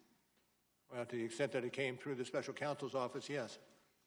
Did any single member of your team review all the underlying evidence gathered during the course of your investigation? As has been recited here today, a substantial amount of work was done, whether it be search warrants Or My point is there was no one member of the team that looked at everything. that's what I'm trying to get at. Okay, it's fair to say that in an investigation as comprehensive as yours, it's normal that different members of the team would have reviewed different sets of documents, and few, if anyone, would have reviewed all of the underlying. Thank you, yes. How many of the approximately 500 interviews conducted by the special conference did you attend personally? Very few.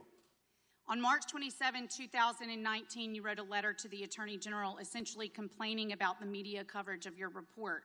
You wrote, and I quote, "The summary letter the department sent to Congress and released to the public late in the afternoon of March 24 did not fully capture the context, nature, and substance of this office work and conclusions. We communicated that concern to the department on the morning of March 25th. There is now public confusion about critical aspects of the result of our investigation." Who wrote that March 27th letter? Well, I can't get into who wrote it, the internal deliberation. But you signed it. What I will say is the letter stands for itself. Okay. Why did you write a formal letter since you had already called the Attorney General to express those concerns? I can't get into that, internal deliberations. Did you authorize the letters released to the media, or was it leaked? I have no knowledge on either. Well, you went nearly 2 years without a leak. Why was this letter leaked? I can't get into it. Was this letter written and leaked for the express purpose of attempting to change the narrative about the conclusions of your report? And was anything in Attorney General Barr's letter referred to as principal conclusions inaccurate? The time of the gentlelady has expired. Can you answer the question, please? And the question is? Yes, you may answer the question. Was anything in Attorney General Barr's letter referred to as the principal conclusions letter dated March 24th inaccurate? Well, I am not going to get into that. Time of the gentlelady has expired. The gentlelady from California. Thank you, Mr. Chair. Director Mueller, as you know, we are focusing on 5 obstruction episodes today. I would like to ask you about the second of those 5 obstruction episodes.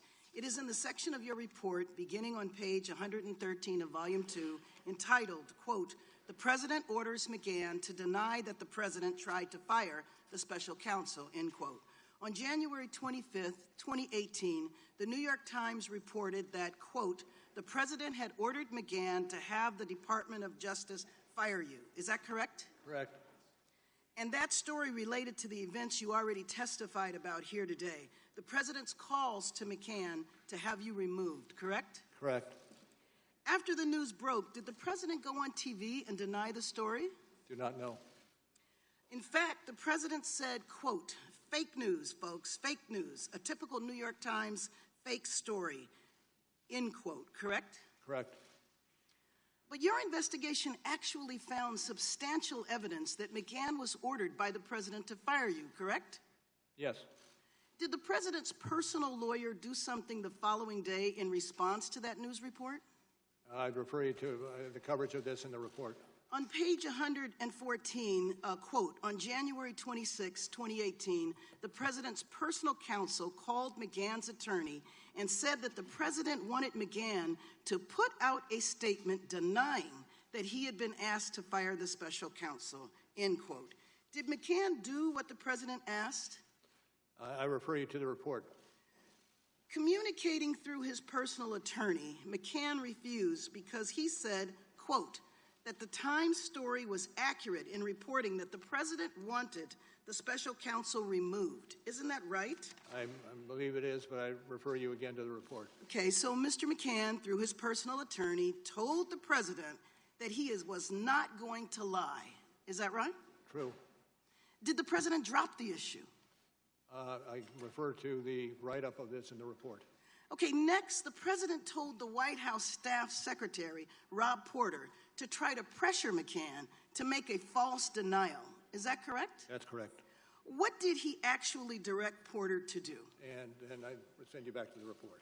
Okay, well, on page 113, it says, quote, "The President then directed Porter to tell McGahn to create a record to make it clear that the President never directed McGahn to fire you," end quote. Is that correct? That is, as it's stated in the report. And you found, quote, "The President said he wanted McGahn to write a letter to the file for our records," correct? Correct.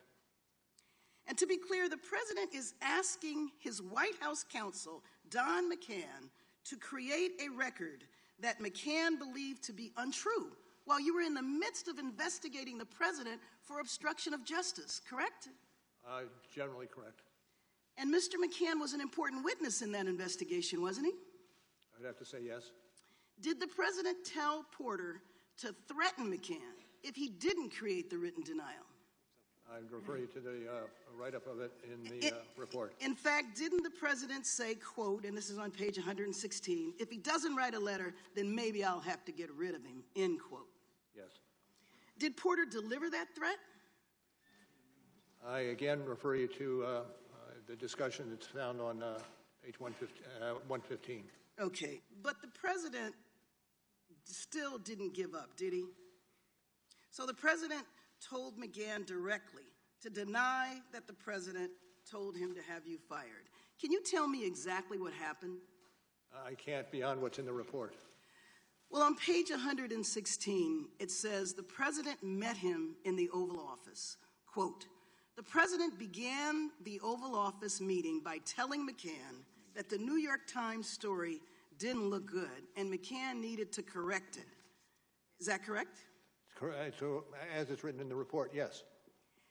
The president asked McCann whether he would do a correction, and McCann said no. Correct? That's accurate.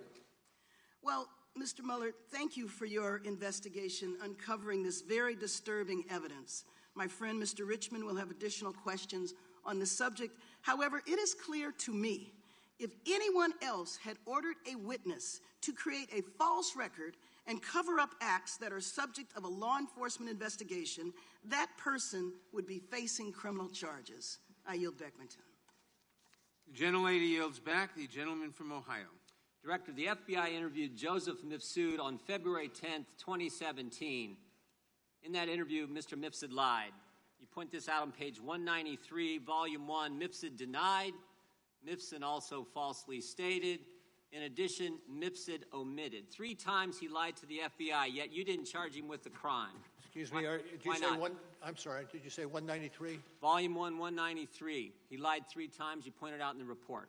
Why didn't you charge him with the crime? I can't get into internal deliberations with regard who would or would not be charged a lot of other people for making false statements. Let's remember this. Let's remember this. In 2016, the FBI did something they probably haven't done before. They spied on 2 American citizens associated with a presidential campaign, George Papadopoulos and Carter Page. With Carter Page, they went to the FISA court. They used the now famous dossier as part of the reason they were able to get the warrant and spy on Carter Page for a better part of a year. With Mr. Papadopoulos, they didn't go to the court. They used human sources. All kinds of, from about the moment Papadopoulos joins the Trump campaign, you got all these people all around the world starting to swirl around him. Names like Halper, Downer, Mifsud, Thompson, meeting in Rome, London, all kinds of places. The FBI even sent a lady posing as somebody else, went by the name Azra Turk, even dispatched her to London to spy on Mr. Papadopoulos. In one of these meetings, Mr. Papadopoulos is talking to a foreign diplomat, and he tells the diplomat, Russians have dirt on Clinton.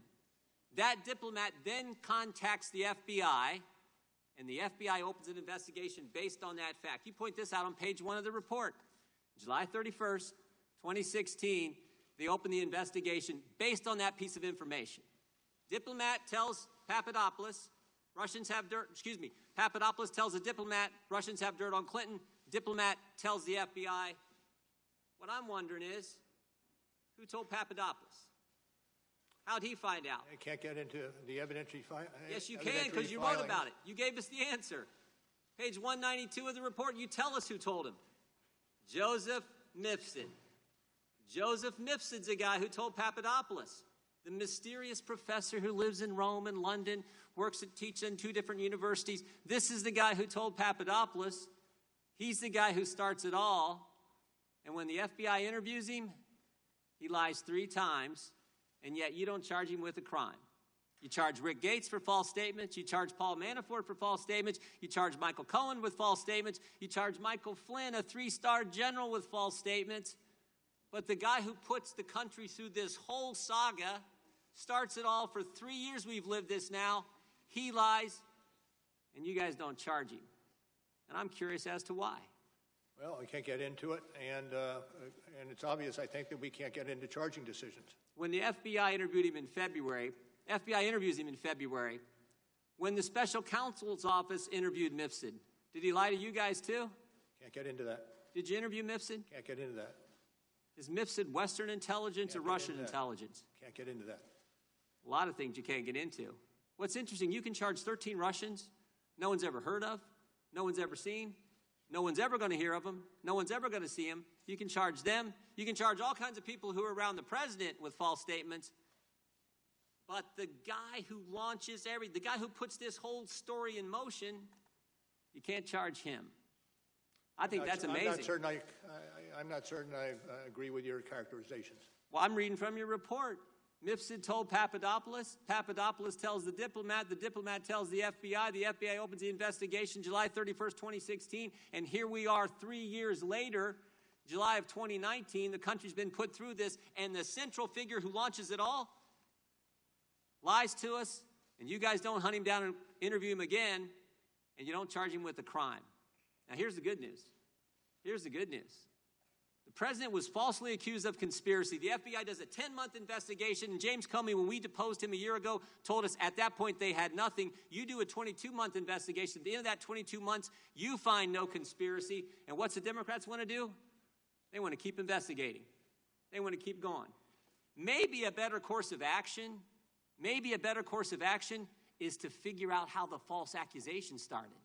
Maybe it's to go back and actually figure out why Joseph Mifsud was lying to the FBI. And here's the good news. Here's the good news. That's exactly what Bill Barr's doing. And thank goodness for that. That's exactly what the Attorney General and John Durham are doing. They're going to find out why we went through this three-year saga and get to the bottom of it. The time of the gentleman has expired. In a moment, we will take a very brief 5-minute break. First, I ask everyone in the room to please remain seated and quiet while the witness exits the room. I also want to announce to those in the audience that you may not be guaranteed your seat if you leave the hearing room at this time.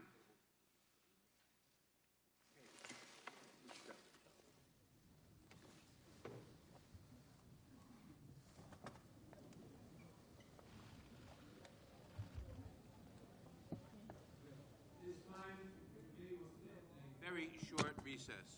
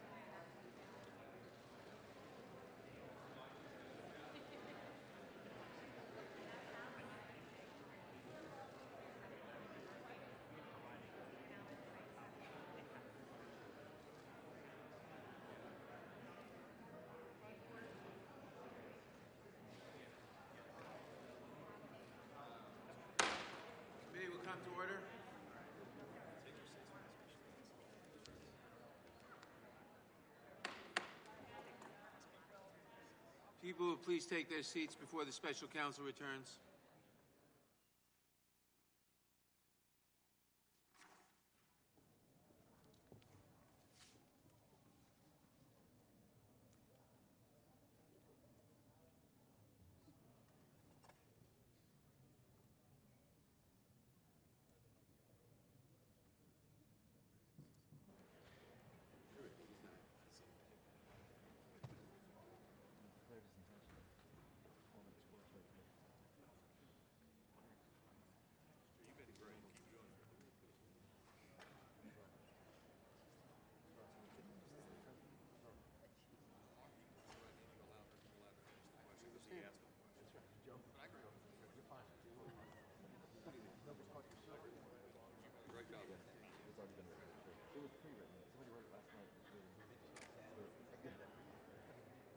Yep.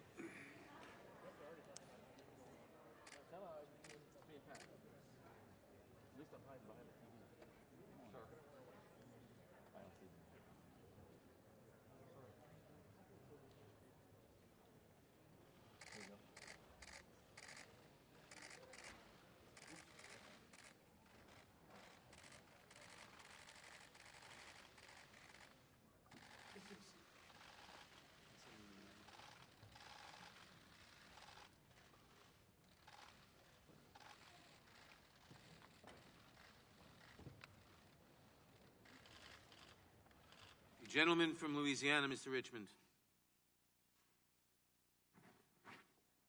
Thank you, Mr. Chairman. Mr. Mueller, Congressman Deutsch addressed Trump's request to McGahn to fire you. Representative Bass talked about the president's request of McGahn to deny the fact that the president made that request. So I want to pick up where they left off, and I want to pick up with the president's personal lawyer. In fact, there was evidence that the president's personal lawyer was alarmed at the prospect of the president meeting with Mr. McGahn to discuss Mr. McGahn's refusal to deny the New York Times report about the president trying to fire you, correct? Correct. In fact, the president's counsel was so alarmed by the prospect of the president's meeting with McGahn that he called Mr. McGahn's counsel and said that McGahn could not resign no matter what happened in the Oval Office that day, correct? Correct. So it's accurate to say that the president knew that he was asking McGahn to deny facts that McGahn, quote, had repeatedly said were accurate, unquote. Isn't that right? Correct. Your investigation also found, quote, by the time of the Oval Office meeting with the president was aware, one, that McGahn did not think the story was false, two, did not want to issue a statement or create a written record denying facts that McGahn believed to be true. The president nevertheless persisted and asked McGahn to repudiate facts that McGahn had repeatedly said were accurate. Isn't that correct? Generally true. I believe that's on page 119. Thank you. In other words, the president was trying to force McGahn to say something that McGahn did not believe to be true. That's accurate. I want to reference you to a slide, and it's on page 120. And it says, substantial evidence indicates that in repeatedly urging McGahn to dispute that he was ordered to have the special counsel terminated, the president acted for the purpose of influencing McGahn's account in order to deflect or prevent further scrutiny of the president's conduct towards the investigation. It's accurate. Can you explain what you meant there? I'm just going to believe it as it appears in the report. So it's fair to say the president tried to protect himself by asking staff to falsify records relevant to an ongoing investigation. I would say that's generally a summary. Would you say that that action, the president tried to hamper the investigation by asking staff to falsify records relevant to your investigation? I'm just going to refer you to the report, if I could, for review of that episode. Thank you. Also, the president's attempt to get McGahn to create a false written record were related to Mr. Trump's concerns about your obstruction of justice inquiry, correct? I believe that to be true. In fact, at that same Oval Office meeting, did the president also ask McGahn why he had told, quote, why he had told special counsel's office investigators that the president told him to have you removed, unquote? And what was the question, sir, if I might? Let me go to the next one. The president, quote, criticized McGahn for telling your office about the June 17, 2017 events when he told McGahn to have you removed, correct? Correct. In other words, the president was criticizing his White House counsel for telling law enforcement officials what he believed to be the truth. I again go back to the text of the report. Well, let me go a little bit further. Would it have been a crime if Mr. McGahn had lied to you about the president ordering him to fire you? I don't want to speculate. Okay. Is it true that you charged multiple people associated with the president for lying to you during your investigation? That is accurate. The president also complained that his staff were taking notes during the meeting about firing McGahn. Is that correct? That's what the report says. Yeah, the report. But in fact, it's completely appropriate for the president's staff, especially his counsels, to take notes during a meeting, correct? Well, I rely on the wording of the report. Well, thank you, Director Mueller, for your investigation into whether the president attempted to obstruct justice by ordering his White House counsel, Don McGahn, to lie to protect the president and then to create a false record about it. It is clear that any other person who engaged in such conduct would be charged with a crime. We will continue our investigation and we will hold the president accountable because no one is above the law. The gentleman from Florida. Director Mueller, can you state with confidence that the Steele dossier was not part of Russia's disinformation campaign? No, as I said in my opening statement, that part of the building of the case predated me, and by at least 10 months. Yeah, I mean, Paul Manafort's alleged crimes regarding tax evasion predated you. You had no problem charging them. And matter of fact, this Steele dossier predated the Attorney General, and he didn't have any problem answering the question. When Senator Cornyn asked the Attorney General the exact question I asked you, Director, the Attorney General said, and I'm quoting, "No, I can't state that with confidence." And that's one of the areas I'm reviewing. I'm concerned about it, and I don't think it's entirely speculative. Now, if something is not entirely speculative, then it must have some factual basis, but you identify no factual basis regarding the dossier or the possibility that it was part of the Russia disinformation campaign. Now, Christopher Steele's reporting is referenced in your report.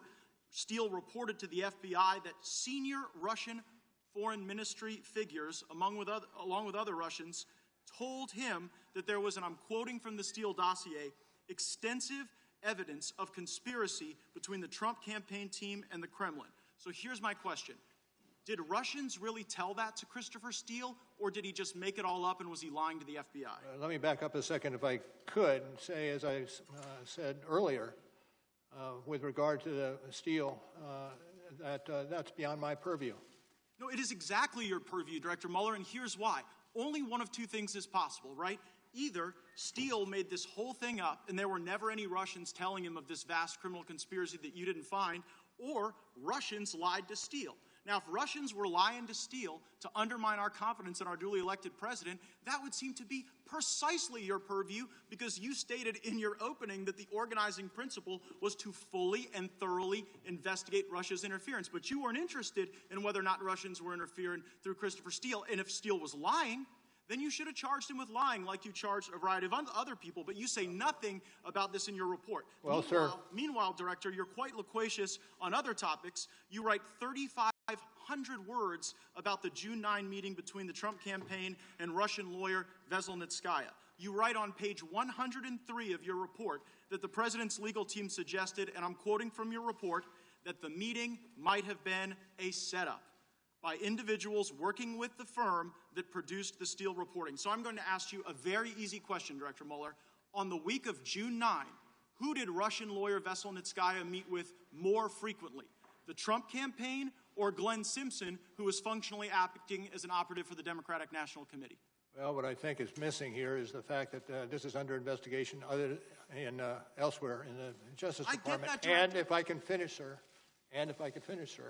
and consequently it's not within my purview, Department of Justice and FBI should be responsive to questions on this particular issue. It is absurd to suggest that a operative for the Democrats was meeting with this Russian lawyer the day before and the day after the Trump Tower meeting, and yet that's not something you referenced. Now, Glenn Simpson testified under oath. He had dinner with Veselnitskaya the day before and the day after this meeting with the Trump team. Do you have any basis, as you sit here today, to believe that Steele was lying?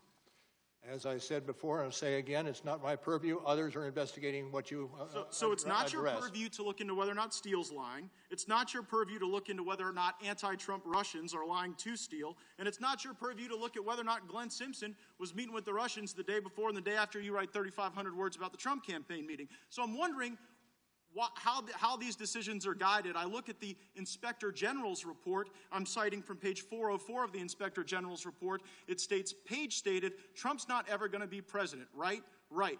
Strzok replied, no, he's not. We'll stop it. Also in the Inspector General's report, there's someone identified as attorney number 2. Attorney number 2, this is page 419, replied, hell no, and then added, Viva la resistance. Attorney number 2 in the Inspector General's report and Strzok both worked on your team, didn't they? Pardon me? Can you ask? They both worked on your team, didn't they? I know. I heard Strzok. Who else were you talking about? Attorney number 2 identified in the Inspector General's report. Okay. And the question was? Did he work for you? The guy who said Viva la resistance. Peter Strzok worked for me for a period of time, yes. Yeah, but so did the other guy that said Viva la resistance. And here's what I'm kind of noticing, Director Mueller.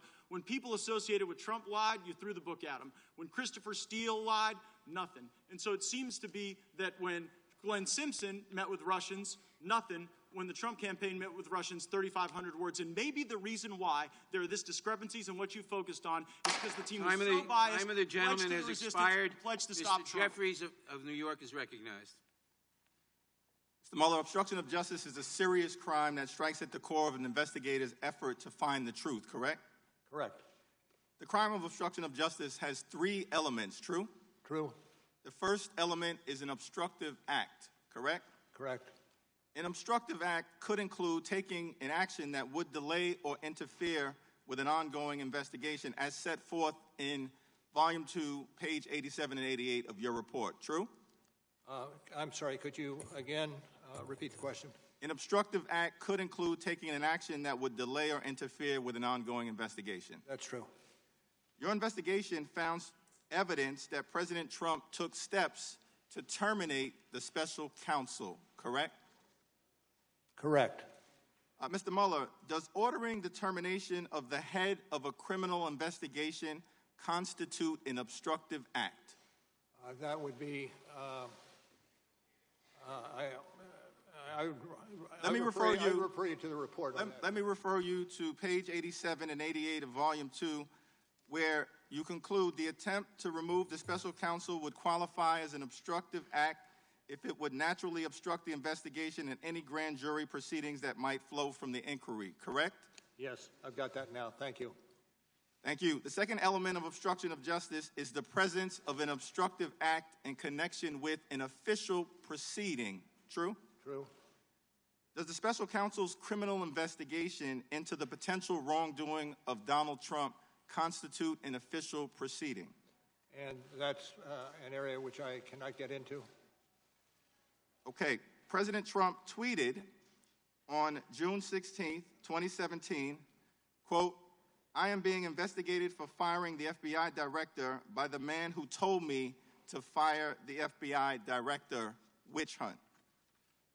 The June 16th tweet just read was cited on page 89 in Volume 2, constitutes a public acknowledgement by President Trump that he was under criminal investigation, correct?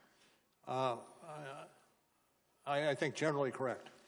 One day later, on Saturday, June 17th, President Trump called White House counsel Don McGahn at home and directed him to fire the special counsel. True? I believe it to be true. I think I may have stated in response to questions some. That is correct. President Trump told Don McGahn, quote, Mueller has to go, close quote, correct? Correct.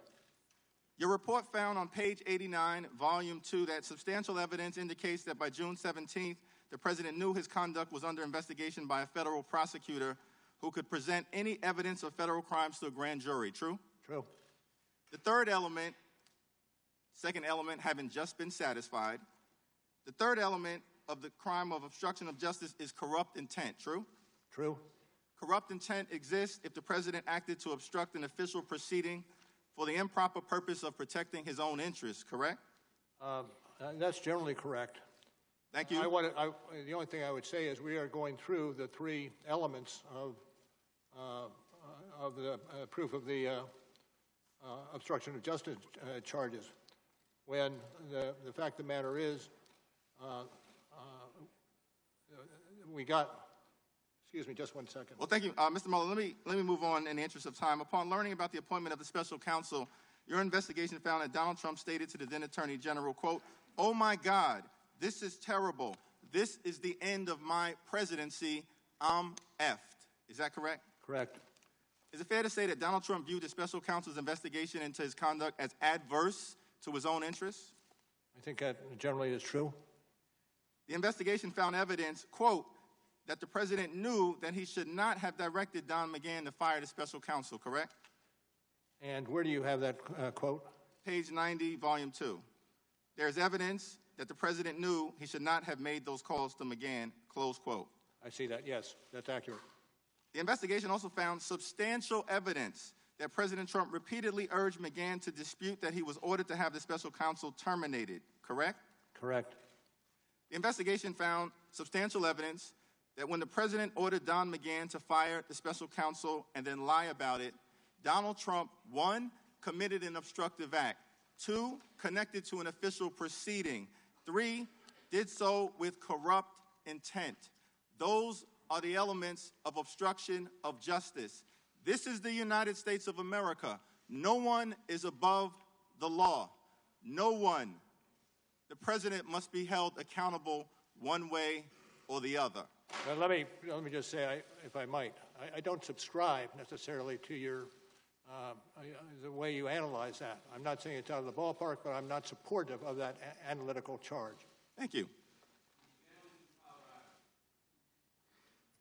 Thank you, Mr. Chairman. Mr. Mueller over here. Hi. Hi. I want to start by thanking you for your service. You joined the Marines and led a rifle platoon in Vietnam, where you earned a Bronze Star, Purple Heart, and other commendations. You served as an assistant United States attorney leading the homicide unit here in D.C., U.S. attorney for the District of Massachusetts and later Northern District of California, assistant attorney general for DOJ's criminal division, and the FBI director. So thank you. I appreciate that. But having reviewed your biography, it puzzles me why you handled your duties in this case the way you did.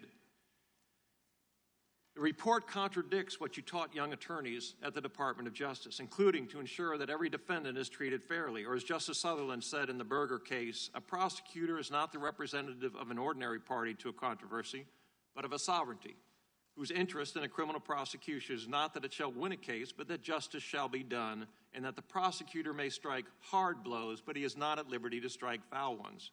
By listing the 10 factual situations and not reaching a conclusion about the merits of the case, you unfairly shifted the burden of proof to the president, forcing him to prove his innocence while denying him a legal forum to do so. And I've never heard of a prosecutor declining a case and then holding a press conference to talk about the defendant. You noted 8 times in your report that you had a legal duty under the regulations to either prosecute or decline charges. Despite this, you disregarded that duty. As a former prosecutor, I'm also troubled with your legal analysis. You discussed 10 separate factual patterns involving alleged obstruction, and then you failed to separately apply the elements of the applicable statutes. I looked at the 10 factual situations, and I read the case law. And I have to tell you, just looking at the Flynn matter, for example, the 4 statutes that you cited for possible obstruction, 1503, 1505, 1512b3, and 1512c2, when I look at those concerning the Flynn matter, 1503 is inapplicable because there wasn't a grand jury or trial jury impaneled, and Director Comey was not an officer of the court as defined by the statute. Section 1505 criminalizes acts that would obstruct or impede administrative proceedings as those before Congress or an administrative agency. The Department of Justice Criminal Resource Manual states that the FBI investigation is not a pending proceeding. 1512b3 talks about intimidation, threats of force to tamper with a witness. General Flynn at the time was not a witness, and certainly Director Comey was not a witness. And 1512c2 talks about tampering with a record, and as Joe Biden described the statute as being debated on the Senate floor, he called this a statute criminalizing document shredding, and there's nothing in your report that alleges that the president destroyed any evidence. So what I have to ask you, and what I think people are working around in this hearing is, let me lay a little foundation for it. The ethical rules require that a prosecutor have a reasonable probability of conviction to bring a charge. Is that correct? Sounds generally accurate. Okay. And the regulations concerning your job as special counsel state that your job is to provide the Attorney General with a confidential report explaining the prosecution or declination decisions reached by your office. You recommended declining prosecution of President Trump and anyone associated with his campaign because there was insufficient evidence to convict for a charge of conspiracy with Russian interference in the 2016 election. Is that fair? That's fair. Was there sufficient evidence to convict President Trump or anyone else with obstruction of justice? We did not make that calculation. How could you not have made the calculation with the regulation? The OLC opinion, Office of Legal Counsel, indicates that we cannot indict a sitting president. So one of the tools that a prosecutor would use is not there. Okay, but let me just stop. You made the decision on the Russian interference. You couldn't have indicted the president on that, and you made the decision on that. But when it came to obstruction, you threw a bunch of stuff up against the wall to see what would stick. Well, and that is fundamentally unfair. I would not agree to that characterization at all. What we did is provide to the Attorney General in the form of a confidential memorandum our understanding of the case. Those cases that were brought, those cases that were declined, and that one case where the president cannot be charged with a crime. Okay, but could you charge the president with a crime after he left office? Yes. You believe that you could charge the President of the United States with obstruction of justice after he left office? Yes. Ethically, under the ethical standards? Well, I'm not certain because I haven't looked at the ethical standards, but the OLC opinion says that the prosecutor, while he cannot bring a charge against the sitting president, nonetheless he can continue the investigation to see if there are any other persons who might be drawn into the conspiracy. Time of the gentleman has expired. The gentleman from Rhode Island. Director, as you know, we are specifically focusing on 5 separate obstruction episodes here today. I'd like to ask you about the third episode. It's the section of your report entitled The President's Efforts to Curtail the Special Counsel Investigation, beginning at page 90. And by curtail, you mean limit, correct? Correct. My colleagues have walked through how the President tried to have you fired through the White House counsel, and because Mr. McGahn refused the order, the President asked others to help limit your investigation. Is that correct? Correct. And was Corey Lewandowski one such individual? And again, can you remind me what character? Well, Corey Lewandowski is the president's former campaign manager, correct? Correct. Did he have any official position in the Trump administration? I don't believe so. Your report describes an incident in the Oval Office involving Mr. Lewandowski on June 19, 2017, at volume 2, page 91. Is that correct? I'm sorry, what's the citation, sir? Page 91. Of the second volume? Yes. And a meeting in the Oval Office between Mr. Lewandowski and the president. Okay. And that was just 2 days after the president called Don McGahn at home and ordered him to fire you. Is that correct? Apparently so. So right after his White House counsel, Mr. McGahn, refused to follow the president's order to fire you, the president came up with a new plan. And that was to go around all of his senior advisors and government aides to have a private citizen try to limit your investigation. What did the president tell Mr. Lewandowski to do? Do you recall he told him, he dictated a message to Mr. Lewandowski for Attorney General Sessions and asked him to write it down. Is that correct? True. And did you and your team see this handwritten message? I'm not going to get into what we may or may not have included in our investigation. Okay, the message directed Sessions to give, and I'm quoting from your report, to give a public speech saying that he planned to meet with the special prosecutor to explain this is very unfair and let the special prosecutor move forward with investigating election meddling for future elections. That's at page 91. Is that correct? Yes, I see that. Thank you. Yes, it is. In other words, Mr. Lewandowski, a private citizen, was instructed by the President of the United States to deliver a message from the President to the Attorney General that directed him to limit your investigation, correct? Correct. And at this time, Mr. Sessions was still recused from oversight of your investigation, correct? I'm sorry, could you restate The Attorney that? General was recused from oversight. Yes. So the Attorney General would have had to violate his own department's rules in order to comply with the President's order, correct? Well, I'm not going to get into the subsidiary details. Okay. I just refer you again to page 91, 92 of the report. And if the Attorney General had followed through with the President's request, Mr. Mueller, it would have effectively ended your investigation into the President and his campaign, as you note on page 97, correct? Could you... At page 97, you write, and I quote, taken together, the President's directives indicate that Sessions was being instructed to tell the special counsel to end the existing investigation into the President and his campaign, with the special counsel being permitted to move forward with investigating election meddling for future elections. Is that correct? Generally true. Yes, sir. And it's an unsuccessful attempt to obstruct justice is still a crime. Is that correct? That is correct. And Mr. Lewandowski tried to meet with the Attorney General. Is that right?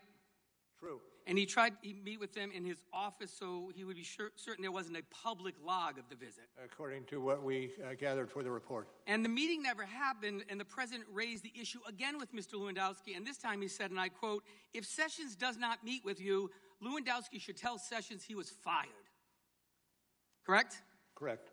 So immediately following the meeting with the President, Lewandowski then asked Mr. Dearborn to deliver the message, who's the former Chief of Staff to Mr. Sessions, and Mr. Dearborn refuses to deliver it because he doesn't feel comfortable. Isn't that correct? Generally correct, yes. So just so we're clear, Mr. Mueller, 2 days after the White House counsel, Don McGahn, refused to carry out the President's order to fire you, the President directed a private citizen to tell the Attorney General of the United States, who was recused at the time, to limit your investigation to future elections, effectively ending your investigation into the 2016 Trump campaign. Is that correct? Well, I'm not going to adopt your characterization. I'll say that the facts as laid out in the report are accurate. Well, Mr. Mueller, in your report, you in fact write at page 97, substantial evidence indicates that the President's effort to have Sessions limit the scope of the special counsel's investigation to future elections interference was intended to prevent further investigative scrutiny of the President and his campaign conduct. Is that correct? Generally. And so, Mr. Mueller, you have seen the letter where 1,000 former Republican and Democratic federal prosecutors have read your report and said anyone but the President who committed those acts would be charged with obstruction of justice. Do you agree with those former colleagues, 1,000 prosecutors who came to that conclusion? Those prosecutors. Thank you, Mr. Chairman. Over here. Thanks. Mr. Mueller, you guys, your team wrote in the report, quote, this is the top of page 2, volume 1, also on page 173, by the way. You said that you'd come to the conclusion that, quote, the investigation did not establish that members of the Trump campaign conspired or coordinated with the Russian government in its election interference activities, close quote. That's an accurate statement, right? That's accurate. And I'm curious, when did you personally come to that conclusion? Can you remind me which paragraph you're adverting to? Top of page 2. On 2? Volume 1. Okay. And exactly which paragraph are you looking at on 2? The investigation did not establish. Of course.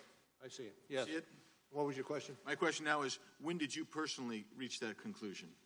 Well, we were ongoing for 2 years. Right, you were ongoing, you wrote it at some point during that 2-year period, but at some point you had to come to a conclusion that that I don't think there's not a conspiracy going on here. There was no conspiracy between this president. I'm not talking about the rest of the president's team. I'm talking about this president and the Russians. As you understand, developing a criminal case, you get pieces of information, witnesses, and the like, as you make your case. Right. And when you make a decision on a particular case depends on a number of factors. Right, I understand So I all cannot this. say specifically that we reached a decision on a particular defendant at a particular point in time. But it was some time well before you wrote the report. Fair enough? I mean, you wrote the report dealing with a whole myriad of issues. Certainly, at some time prior to that report is when you reached the decision that, okay, with regard to the president himself, I don't find anything here. Fair enough? Well, I'm not certain I do agree with that. So you waited until the last minute when you were actually writing the report and say, oh, okay. No, but there are various aspects of the development of Sure, and that's my point. There are various aspects that happen, but somewhere along the pike, you will come to a conclusion. There's no there for this defendant. Isn't that right? So apparently, I can't speak. You can't say when. Fair enough. So no, I'm not. No, I'm asking the sworn witness. Mr. Mueller, evidence suggests that on May 10th, 2017, at approximately 7:45 a.m., 6 days before the DAG, Deputy Attorney General, appointed you special counsel, Mr. Rosenstein called you and mentioned the appointment of a special counsel. Not necessarily that you'd be appointed, but that you had a discussion of that. Is that true? May 10th, 2017. I don't have any. I don't have any knowledge of that occurring. You don't have any knowledge, or you don't recall? I don't have any knowledge.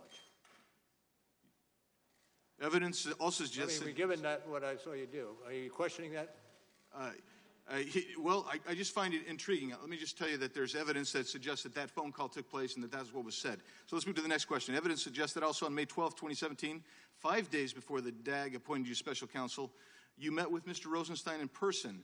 Did you discuss the appointment of a special counsel then? Not necessarily that you, but that there would be a special counsel. I've gone into waters that don't allow me to give you an answer to that particular question. It relates to the internal discussions he would have in terms of indicting an individual. It has nothing to do with indictment. It has to do with special counsel and whether you discussed that with Mr. Rosenstein. Evidence also suggests that on May 13th, 4 days before you were appointed special counsel, you met with former Attorney General Sessions and Rosenstein, and you spoke about special counsel. Do you remember that? Not offhand, no. Okay. And on May 16th, the day before you were appointed special counsel, you met with the President and Rod Rosenstein. Do you remember having that meeting? Yes. And discussion of the position of FBI Director took place. Do you remember that? Yes. And did you discuss at any time in that meeting Mr. Comey's termination? No. Did you discuss at any time in that meeting the potential appointment of a special counsel? Not necessarily you, but just in general terms. I can't get into the discussions on that. How many times did you speak to Mr. Rosenstein before May 17th, which is the day you got appointed, regarding the appointment of special counsel? How many times prior to that did you discuss? I can't tell you how many times. Is that because you don't recall, or are you just? I do not recall. Okay, thank you. How many times did you speak with Mr. Comey about any investigations pertaining to Russia prior to May 17, 2017? Did you have any? Not at all. Zero? Zero. Okay. Now, my time has expired. So, time of the gentleman has expired. The gentleman from California. Director Mueller, going back to the president's obstruction via Corey Lewandowski, it was referenced that 1,000 former prosecutors who served under Republican and Democratic administrations with 12,000 years of federal service wrote a letter regarding the president's conduct. Are you familiar with that letter? I've read about that letter, yes. And some of the individuals who signed that letter, the statement of former prosecutors, are people you worked with. Is that right? Quite probably, yes. People that you respect? Quite probably, yes. And in that letter, they said all of this conduct, trying to control and impede the investigation against the president by leveraging his authority over others, is similar to conduct we have seen charged against other public officials and people in powerful positions. Are they wrong? They have a different case. Do you want to sign that letter, Director Mueller? They have a different case. Director Mueller, thank you for your service, going all the way back to the 60s when you courageously served in Vietnam. Because I have a seat on the Intelligence Committee, I'll have questions later. And because of our limited time, I will ask to enter this letter into the record under unanimous consent and yield to my colleague from California, Mr. Liu. Thank you, Director Mueller, for your long history of service to our country including your service as a Marine, where you earn a Bronze Star with a V device. I'd like to now turn to the elements of obstruction of justice as applied to the President's attempts to curtail your investigation.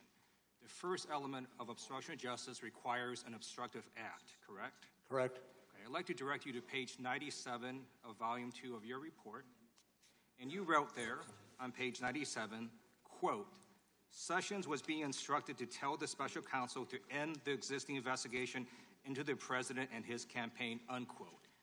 That's in the report, correct? Correct. Okay. That would be evidence of an obstructive act because it would naturally obstruct their investigation, correct? Correct. Okay. Let's turn now to the second element of the crime of obstruction of justice, which requires a nexus to an official proceeding. Again, I'm going to direct you to page 97, the same page of Volume 2, and you wrote, quote, by the time of the President's initial one-on-one meeting with Lewandowski on June 19, 2017, the existence of a grand jury investigation supervised by the special counsel was public knowledge. That's in the report, correct? Correct. That would constitute evidence of a nexus to an official proceeding because a grand jury investigation is an official proceeding, correct? Well, yes. Okay. I'd like to now turn to the final element of the crime of obstruction of justice. On that same page, page 97, do you see where there's the intent section on that page? I do see Part that. C. All right.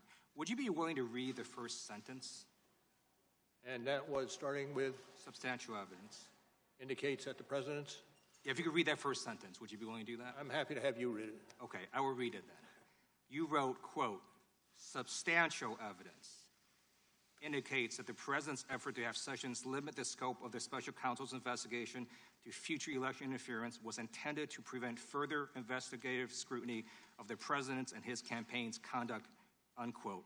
That's in the report, correct? That is in the report, and I rely what's in the report to indicate what's happened in the paragraphs that we've been discussing. Thank you. So to recap what we've heard, we have heard today that the President ordered former White House counsel Don McGahn to fire you. The President ordered Don McGahn to then cover that up and create a false paper trail. And now we've heard the President ordered Corey Lewandowski to tell Jeff Sessions to limit your investigation so that you stop investigating the President. I believe a reasonable person looking at these facts could conclude that all three elements of the crime of obstruction of justice have been met. And I'd like to ask you, the reason, again, that you did not indict Donald Trump is because of OLC opinion stating that you cannot indict a sitting president, correct? That is correct. The fact that their orders by the President were not carried out, that is not a defense to obstruction of justice because the statute itself is quite broad. It says that as long as you endeavor or attempt to obstruct justice, that would also constitute a crime. I'm not going to get into that at this juncture. Okay, thank you. And based on the evidence that we have heard today, I believe a reasonable person could conclude that at least 3 crimes of obstruction of justice by the President occurred. We're going to hear about 2 additional crimes. That would be the witness tamperings of Michael Cohen and Paul Manafort. All that, I yield back. The only thing I want to add is that I'm going through the elements with you does not mean that I subscribe to what you're trying to prove through those elements. The time of the gentleman has expired. The gentlelady from Arizona. I'm sorry, gentleman from California. Thank you, Mr. Chairman. Mueller, over here. Thanks for joining us today. You had 3 discussions with Rod Rosenstein about your appointment as special counsel, May 10th, May 12th, and May 13th, correct? If you say so, I have no reason to dispute that. Then you met with the President on the 16th with Rod Rosenstein present, and then on the 17th you were formally appointed as special counsel. Were you meeting with the President on the 16th with knowledge that you were under consideration for appointment to special counsel? I did not believe I was under consideration for counsel. I had served 2 terms as FBI director. So the answer is no. And the answer is no.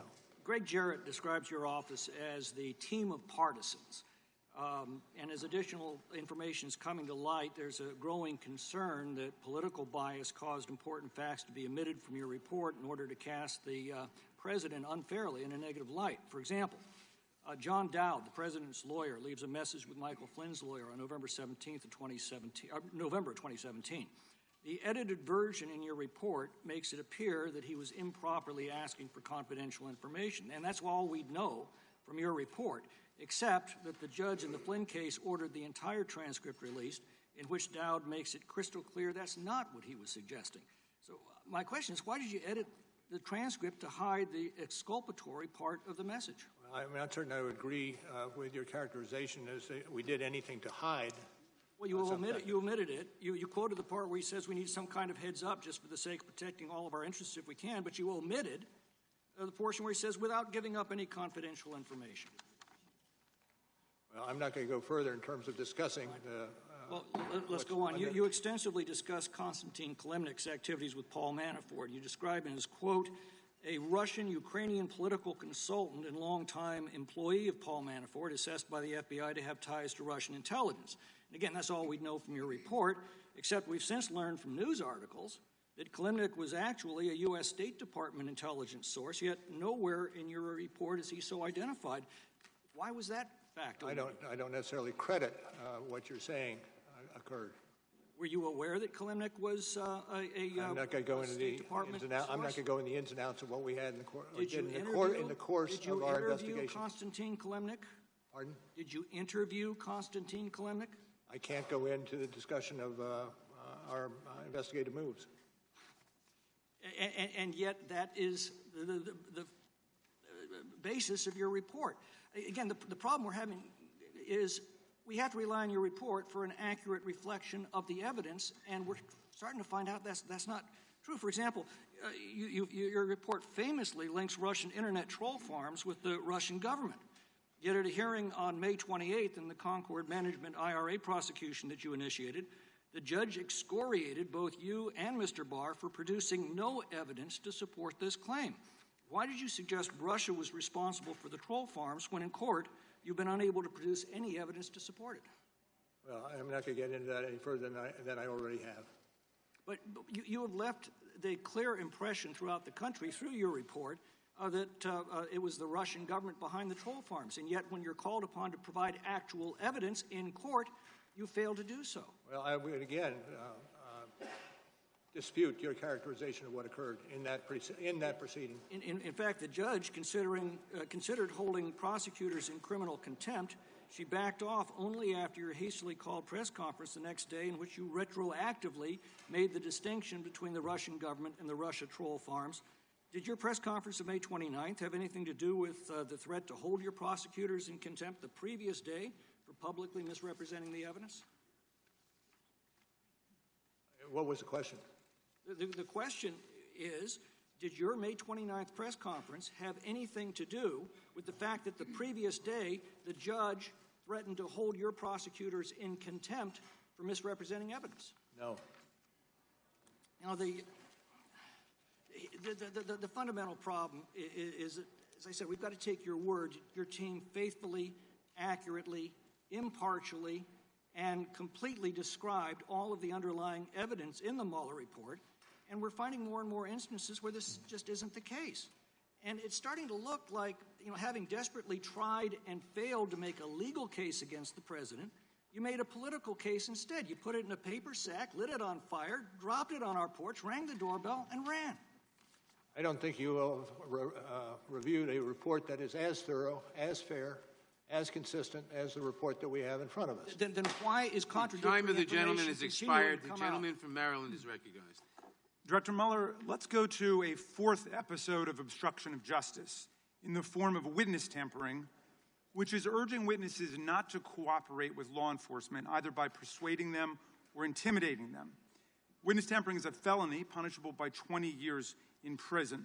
You found evidence that the president engaged in efforts, and I quote, to encourage witnesses not to cooperate with the investigation.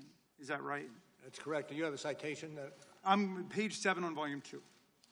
Thank you. Now, One of these witnesses was Michael Cohen, the president's personal lawyer, who ultimately pled guilty to campaign violations based on secret hush money payments to two women the president knew, and also to lying to Congress about the hoped-for $1 billion Trump Tower deal.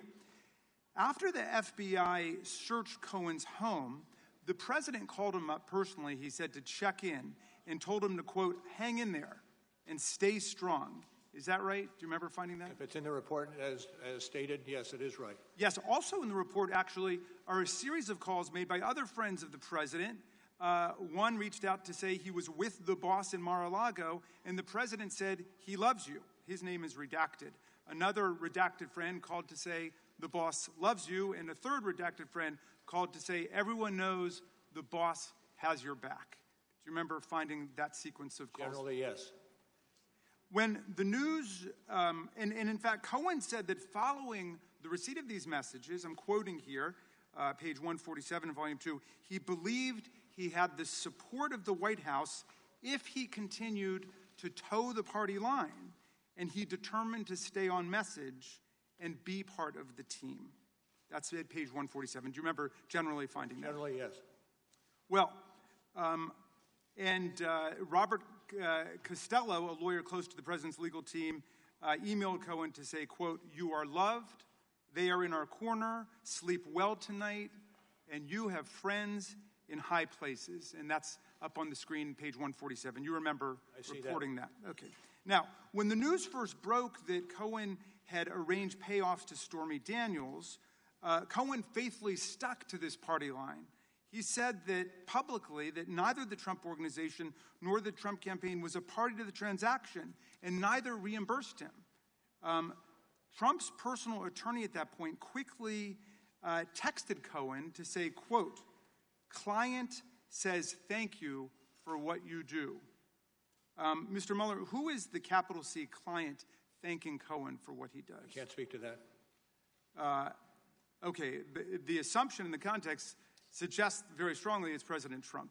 I can't speak to that. Okay. Cohen later broke and pled guilty to campaign finance offenses and admitted fully they were made, quote, at the direction of candidate Trump. Do you remember that? Yes. After Cohen's guilty plea, the president suddenly changed his tune towards Mr. Cohen, didn't he? I would say I rely on what's in the report. Well, he made the suggestion that Cohen family members had committed crimes. He targeted, for example, Cohen's father-in-law and repeatedly suggested that he was guilty of committing crimes, right? Generally accurate. Okay. On page 154, you give a powerful summary of these changing dynamics. And you said, I'm happy to have you read it, but I'm happy to do it if not. I have it in front of me. Thank you. Would you like to read it? I would. Can you read it out loud to everybody? I would be happy to have you read it out. Okay, very, very. We'll read it at the same time. The evidence concerning this sequence of events could support an inference that the president used inducements in the form of positive messages in an effort to get Cohen not to cooperate, and then turn to attacks and intimidation to deter the provision of information or to undermine Cohen's credibility once Cohen began cooperating. I believe that's accurate. Okay, and in my view, if anyone else in America engaged in these actions, they would have been charged with witness tampering. We must enforce the principle in Congress that you emphasize so well in the very last sentence of your report, which is that in America, no person is so high as to be above the law. I yield back, Mr. Chairman. Thank you, Mr. Chairman. Just recently, Mr. Mueller, you said Mr. Liu was asking you questions.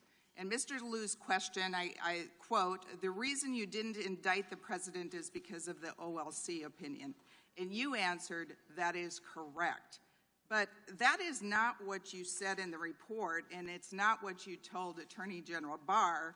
And in fact, in a joint statement that you released with DOJ on May 29th, after your press conference, your office issued a joint statement with the Department of Justice that said, the Attorney General has previously stated that the special counsel repeatedly affirmed that he was not saying that but for the OLC opinion, he would have found the president obstructed justice.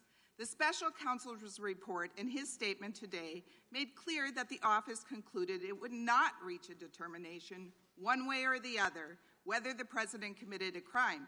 there is no conflict between these statements. So, Mr. Miller, do you stand by your joint statement with DOJ that you issued on May 29th as you sit here today? I would have to look at it more closely before I said I agree with it. Well,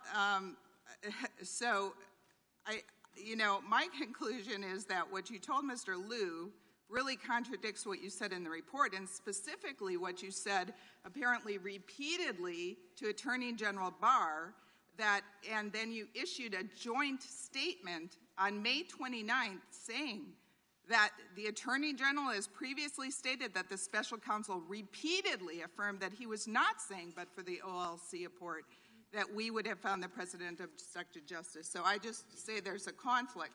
I do have some more questions. Mr. Mueller, there's been a lot of talk today about firing the special counsel and curtailing the investigation. Were you ever fired, Mr. Mueller, from the special? What?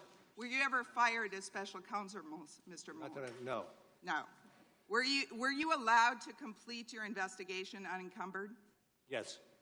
And in fact, you resigned as special counsel when you closed up the office in late May 2019. Is that correct? That's correct.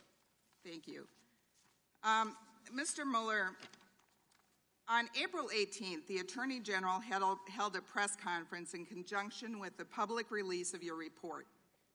Did Attorney General Barr say anything inaccurate either in his press conference or his March 24th letter to Congress summarizing the principal conclusions of your report? Well, what you are not mentioning is a letter we sent on March 27th to Mr. Barr that raised some issues. And that letter speaks for itself. But then I don't see how you that could be, since AG Barr's letter detailed the principal conclusions of your report, and you have said before that there wasn't anything inaccurate. In fact, you had this joint statement. But let me go on to another question. Mr. Mueller, rather than purely relying on the evidence provided by witnesses and documents, I think you relied a lot on media. I'd like to know how many times you cited the Washington Post in your report. How many times I what? Cited the Washington Post in your report. I do not have knowledge of that figure, but that's it. I don't have knowledge of that figure. I counted about 60 times. How many times did you cite the New York Times? I counted. Again, I have no idea. I counted about 75 times. How many times did you cite Fox News? As with the other two, I have no idea. About 25 times. I've got to say, it looks like Volume 2 is mostly regurgitated press stories. Honestly, there's almost nothing in Volume 2 that I couldn't already hear or know simply by having a $50 cable news subscription. However, your investigation cost the American taxpayers $25 million. Mr. Mueller, you cited media reports nearly 200 times in your report.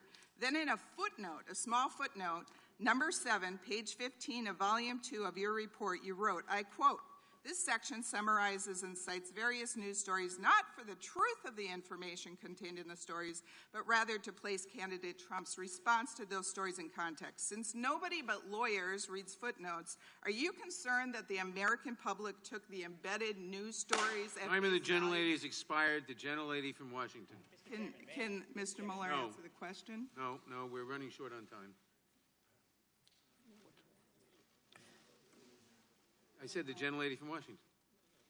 Thank you. Director Mueller, let's turn to the 5th of the obstruction episodes in your report, and that is the evidence of whether President Trump engaged in witness tampering with Trump campaign chairman Paul Manafort, whose foreign ties were critical to your investigation into Russia's interference in our elections. And this starts at volume 2, page 123.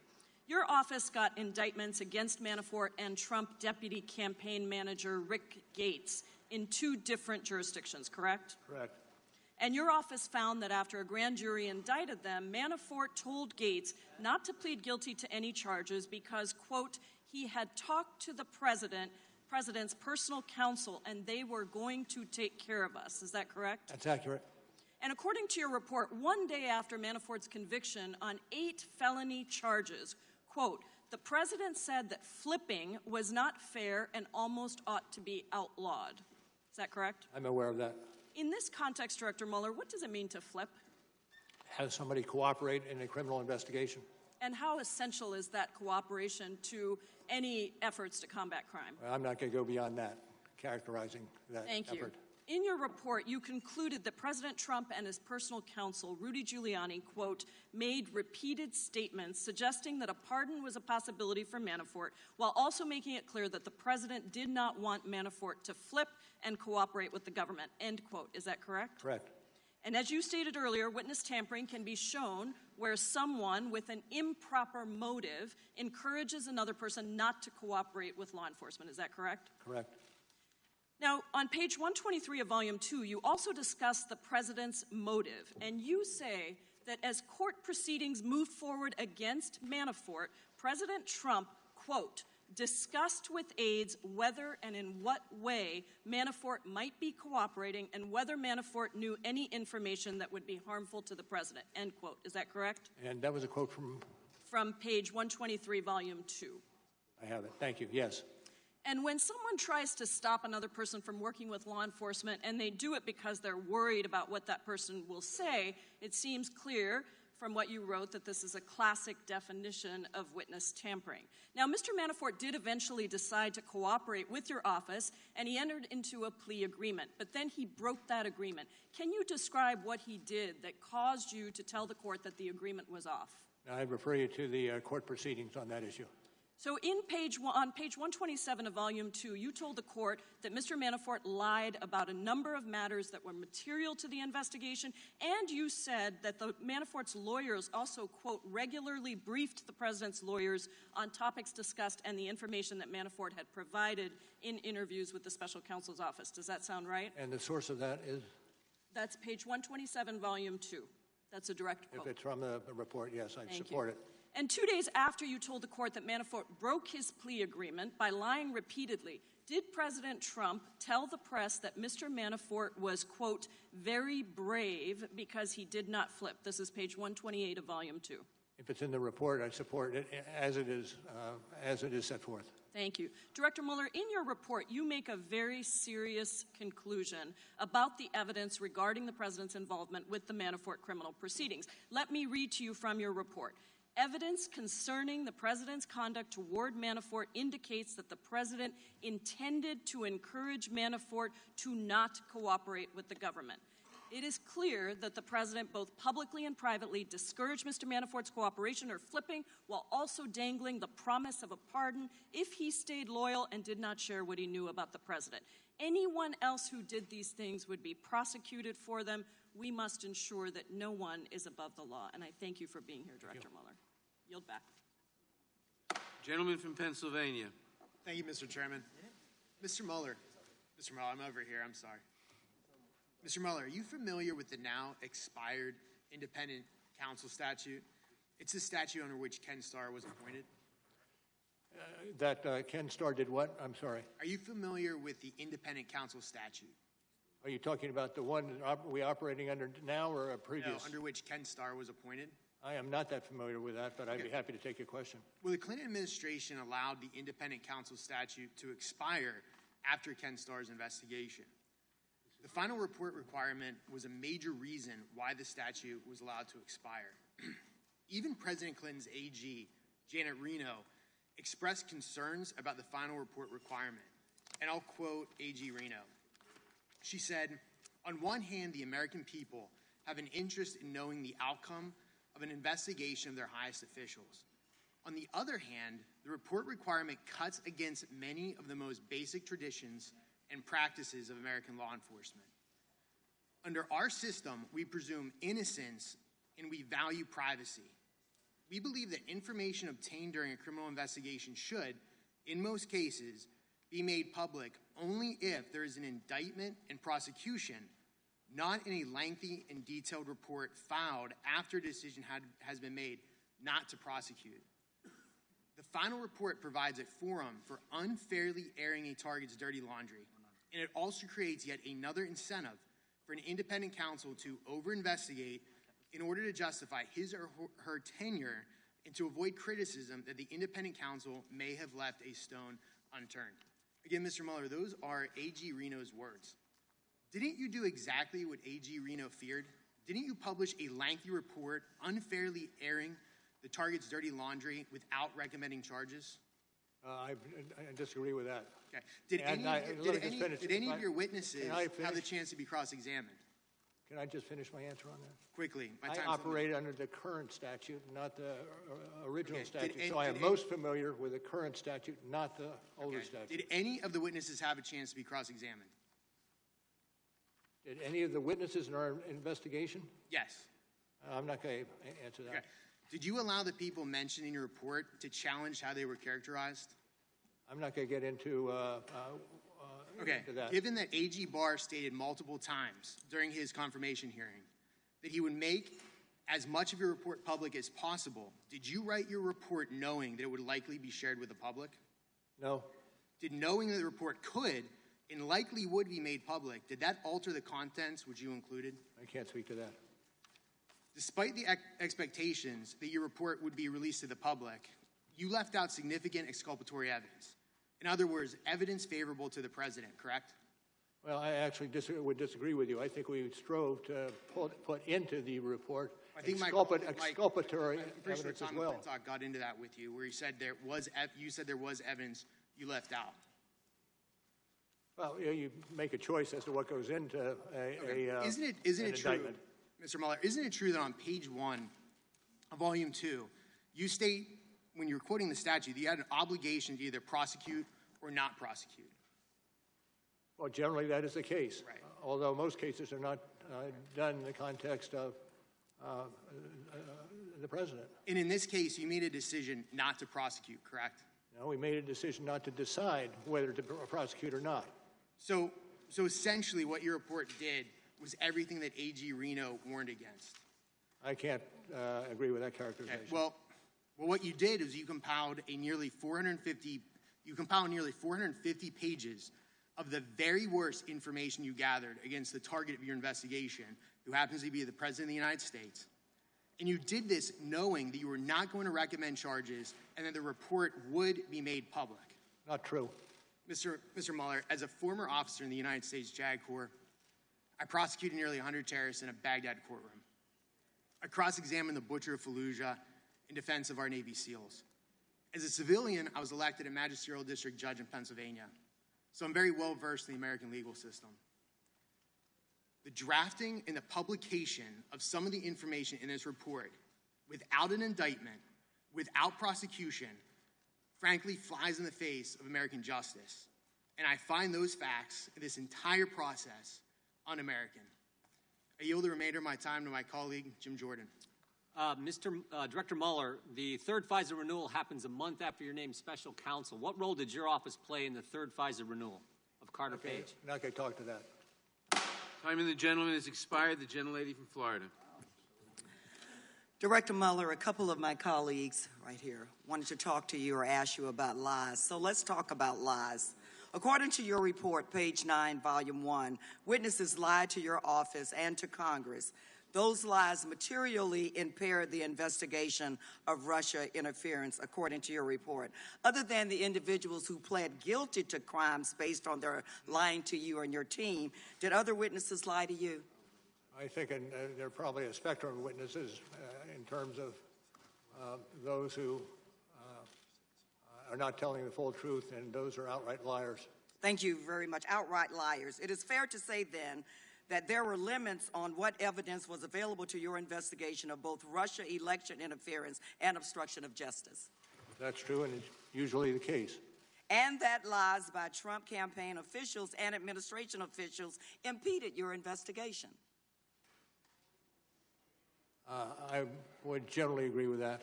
Thank you so much, Director Mueller. You will be hearing more from me in the next hearing, so I yield the balance of my time to Mr. Correa. Thank you. Mr. Mueller, first of all, let me welcome you. Thank you for your service to our country. You're a hero Vietnam War vet, wounded war vet. We won't forget your service to our country. Thank you, sir. I may begin. Because of time limits, we have gone in depth on only 5 possible episodes of obstruction. There's so much more. And I want to focus on another section of obstruction, which is the President's conduct concerning Michael Flynn, the President's National Security Advisor.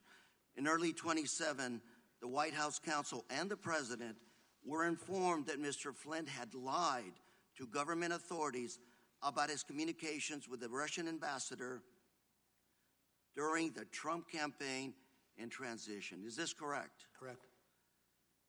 If a hostile nation knows that a U.S. official has lied publicly, that can be used to blackmail that government official, correct? I'm not going to speak to that. I don't disagree with it necessarily, but I'm not going to speak to any more to that issue. Thank you very much, sir. Flynn resigned on February 13, 2016. And the very next day, when the President was having lunch with New Jersey Governor Chris Christie, did the President say, open quotes, "Now that we fired Flynn, the Russia thing is over," close quote. Is that correct? Correct. And is it true that Christie responded by saying, open quotes, "No way, and this Russia thing is far from over," close quote? That's the way we have it in the report. Thank you. And after President met with Christie, later that same day, the President arranged to meet with then FBI Director James Comey, alone in the Oval Office, correct? Correct, particularly if you have the citation to the report. Page 3940, Volume 2. Thank you very much. And according to Comey, the President told him, "I hope," open quote, "I hope you can see your way to letting this thing go, to letting Flynn go. He's a good guy, and I hope you can let it go," close quote. Page 40, Volume 2. Accurate. What did Comey understand the President to be asking? I'm not going to get into what was in Mr. Comey's mind. Comey understood this to be a direction because of the President's position and the circumstances of the one-to-one meeting. Page 40, Volume 2. Well, I understand it's in the report, and I support it as being in the report. Thank you, sir. Even though the President publicly denied telling Comey to drop the investigation, you found, open quote, substantial evidence corroborating Comey's account over the President's. Is this correct? That's correct. The President fired Comey on May 9th. Is that correct, sir? I believe that's the accurate date. That's page 77, Volume 2.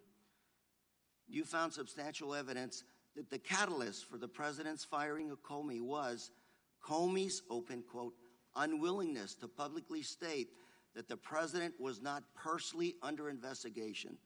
I'm not going to delve more into the details of what happened. If it's in the report, then I'm supportive because it's already been reviewed and appropriately appears in the report. And that's page 75, Volume 2. Thank you. Thank you. And in fact, the very next day, the President told the Russian foreign minister, open quote, "I just fired the head of the FBI. He was crazy, a real nut job. I face great pressure because of Russia. That's taken off. I'm not under investigation," close quote. Is that correct? That's what was written in the report, yes. Time of the gentleman has expired. Thank you, sir. Gentleman from Virginia. Thank you, Mr. Chairman. Mr. Mueller, we've heard a lot about what you're not going to talk about today, so let's talk about something that you should be able to talk about, the law itself, the underlying obstruction statute, and your creative legal analysis of the statutes in Volume 2, particularly your interpretation of 18 U.S.C. 1512C. Section 1512C is an obstruction of justice statute created as part of auditing and financial regulations for public companies, and as you write on page 164 of Volume 2, this provision was added as a floor amendment in the Senate and explained as closing a certain loophole with respect to document shredding. And to read the statute, whoever corruptly alters, destroys, mutilates, or conceals a record, document, or other object, or attempts to do so with the intent to impair the object's integrity or availability for use in an official proceeding, or otherwise obstructs, influences, or impedes any official proceeding or attempts to do so, shall be fined under this statute or imprisoned not more than 20 years or both. Your analysis and application of the statute proposes to give Clause C2 a much broader interpretation than commonly used. First, your analysis proposes to read Clause C2 in isolation, reading it as a freestanding, all-encompassing provision prohibiting any act influencing a proceeding if done with an improper motive. And second, your analysis of the statute to apply this proposes to apply this sweeping prohibition to lawful acts taken by public officials exercising their discretionary powers if those acts influence a proceeding. So, Mr. Mueller, I'd ask you, in analyzing the obstruction, you state that you recognize that the Department of Justice and the courts have not definitively resolved these issues, correct? Correct. You'd agree that not everyone in the Justice Department agreed with your legal theory of the obstruction of justice statutes, correct? I'm not going to be involved in the discussion on that at this juncture. In fact, the Attorney General himself disagrees with your interpretation of the law, correct? I leave that to the Attorney General to identify. And you would agree that prosecutors sometimes incorrectly apply the law, correct? I would have to agree with that one. Yes. And members of your legal team, in fact, have had convictions overturned because they were based on an incorrect legal theory, correct?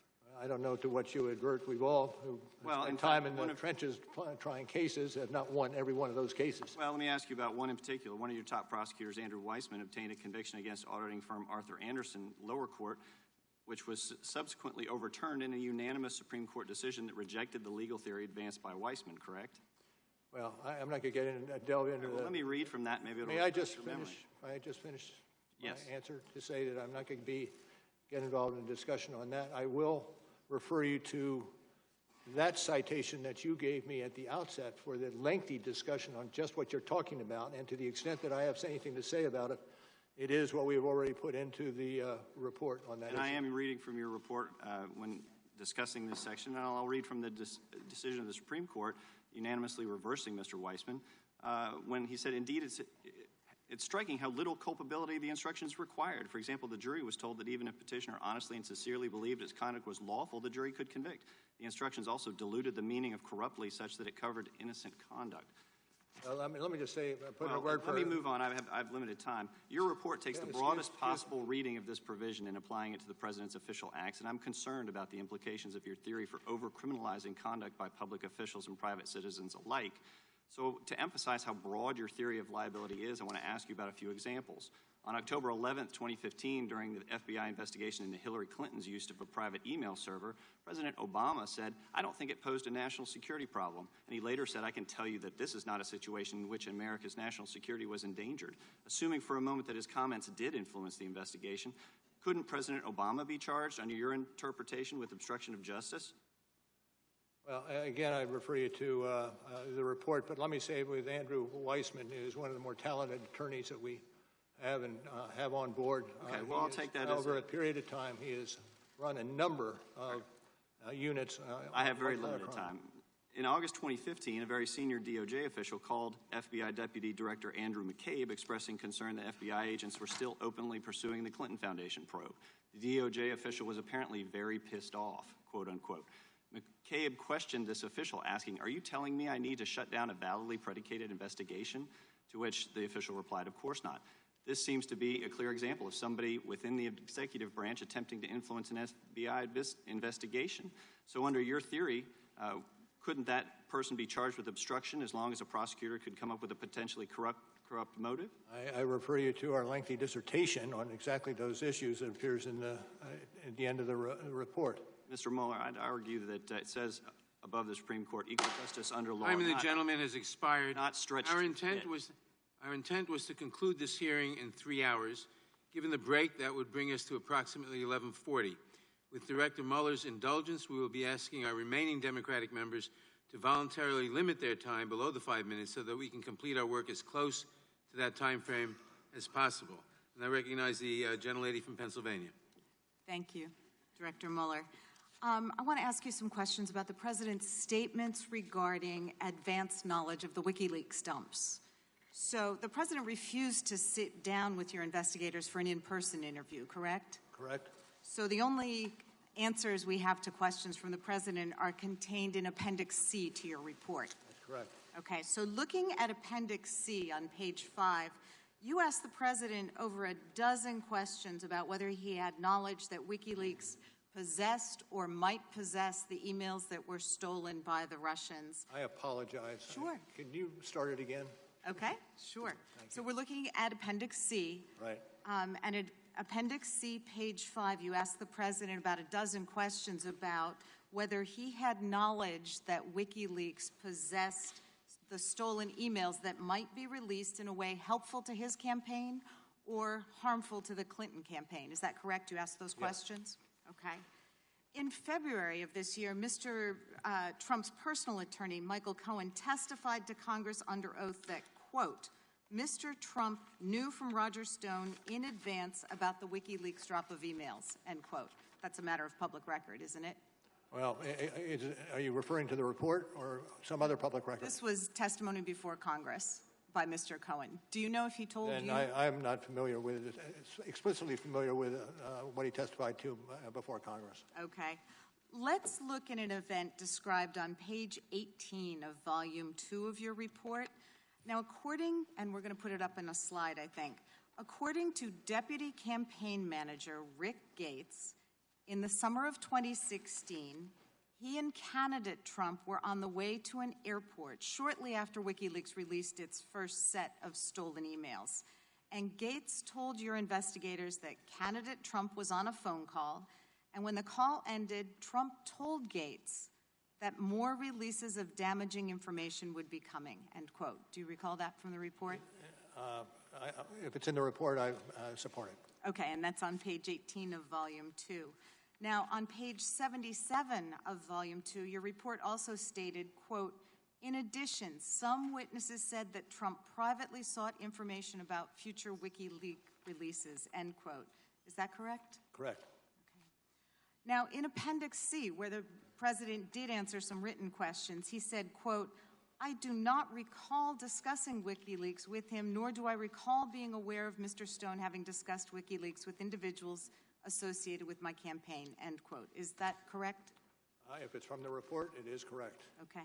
So is it fair to say the President denied ever discussing WikiLeaks with Mr. Stone and denied being aware that anyone associated with his campaign discussed WikiLeaks with Stone? I'm sorry, could you repeat that one? Is it fair then that the President denied knowledge of himself or anyone else discussing WikiLeaks dumps with Mr. Stone? Yes, yes. Okay. And with that, I would yield back. Thank you, ma'am. Thank you, Mr. Chair. Mr. Mueller, over here. Mr. Mueller, did you indeed interview for the FBI director job one day before you were appointed a special counsel? My understanding, I was not applying for the job. I was asked to give my input on what it would take to do the job, which triggered the interview you're talking about. So you don't recall on May 16, 2017, that you interviewed with the President regarding the FBI director job? I interviewed with the President, and regarding the FBI director job? It was about the job and not about me applying for the job. So your statement here today is that you didn't interview to apply for the FBI director job? That's correct.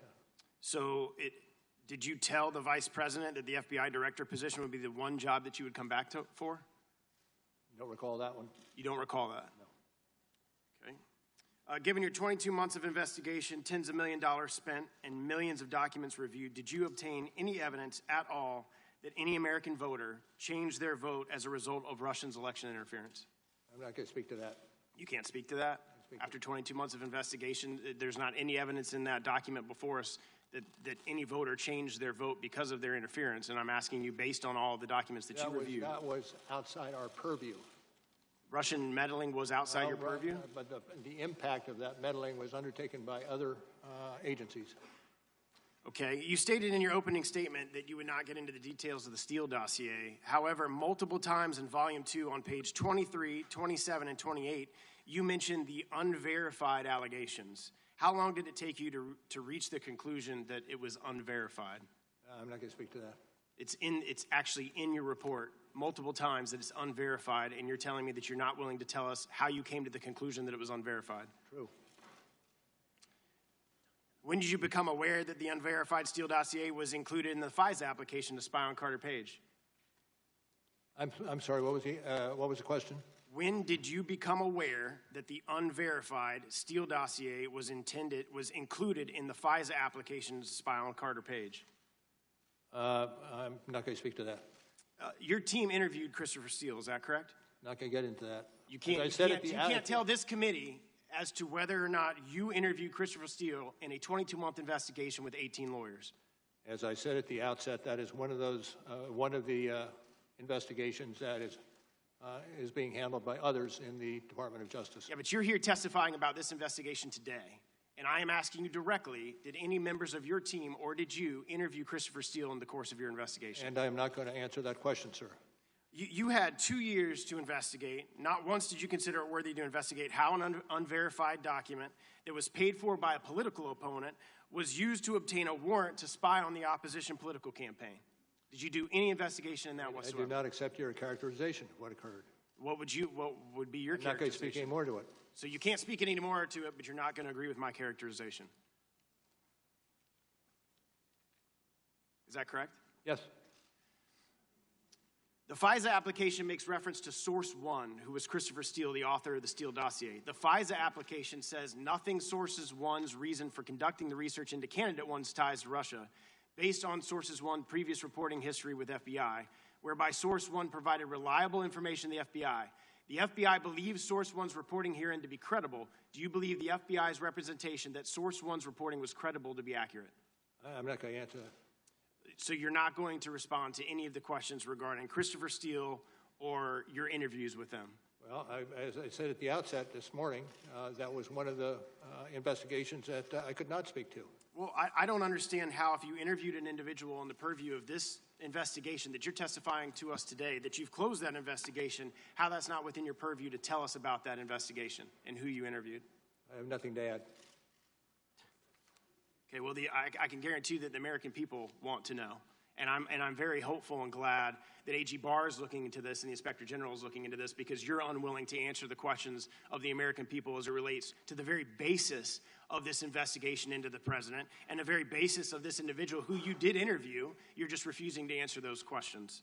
Can't the president fire the FBI director at any time without reason under Article 1 of the Constitution? Yes. Article 2? Yes. That's correct. Can't he also fire you as special counsel at any time without any reason? I believe that to be the case. Under Article 2? Well, hold on just a second. You said without any reason. I know that special counsel can be fired, but I'm not certain it extends to for whatever reason is given. Well, and you've testified that you weren't fired. You were able to complete your investigation in full. Is that correct? I'm not going to add to what I've stated before. My time's expired. Gentleman's time has expired. The gentlelady from Pennsylvania. From Texas. Thank you, Mr. Chairman, and thank you, Mr. Mueller, for being with us close to the afternoon now. Director Mueller, now I would like to ask you about the President's answers relating to Roger Stone. Roger Stone was indicted for multiple federal crimes, and the indictment alleges that Mr. Stone discussed future WikiLeaks email releases with the Trump campaign. Understanding there's a gag order on the Stone case, I will keep my questions restricted to publicly available information. Mr. Stone's indictment... Let me just say at the outset, I don't mean to disrupt you, but I'm not...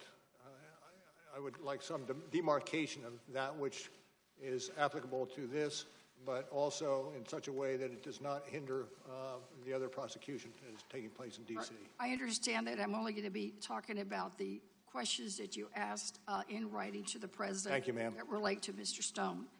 Mr. Stone's indictment states, among other things, the following, quote, Stone was contacted by senior Trump officials to inquire about future releases of Organization 1, Organization 1 being WikiLeaks. The indictment continues, quote, Stone thereafter told the Trump campaign about potential future releases of damaging material by WikiLeaks. So in short, the indictment alleges that Stone was asked by the Trump campaign to get information about more WikiLeaks releases, and that Stone, in fact, did tell the Trump campaign about potential future releases, correct? Yes, ma'am, but I see you're quoting from the indictment, and even though the indictment is a public document, I feel uncomfortable discussing anything having to do with the Stone prosecution. Right, the indictment is of record, and we pulled it off of the, I'm reading straight from it. Well, turning back to the President's answers to your questions, Dan, on this very subject, the President denied ever discussing future WikiLeaks releases with Stone and denied knowing whether anyone else on his campaign had those discussions with Stone. If you had learned that other witnesses, putting aside the President, if other witnesses had lied to you investigators in response to Pacific's questions, whether in writing or in an interview, could they be charged with false statement crimes? Well, I'm not going to speculate.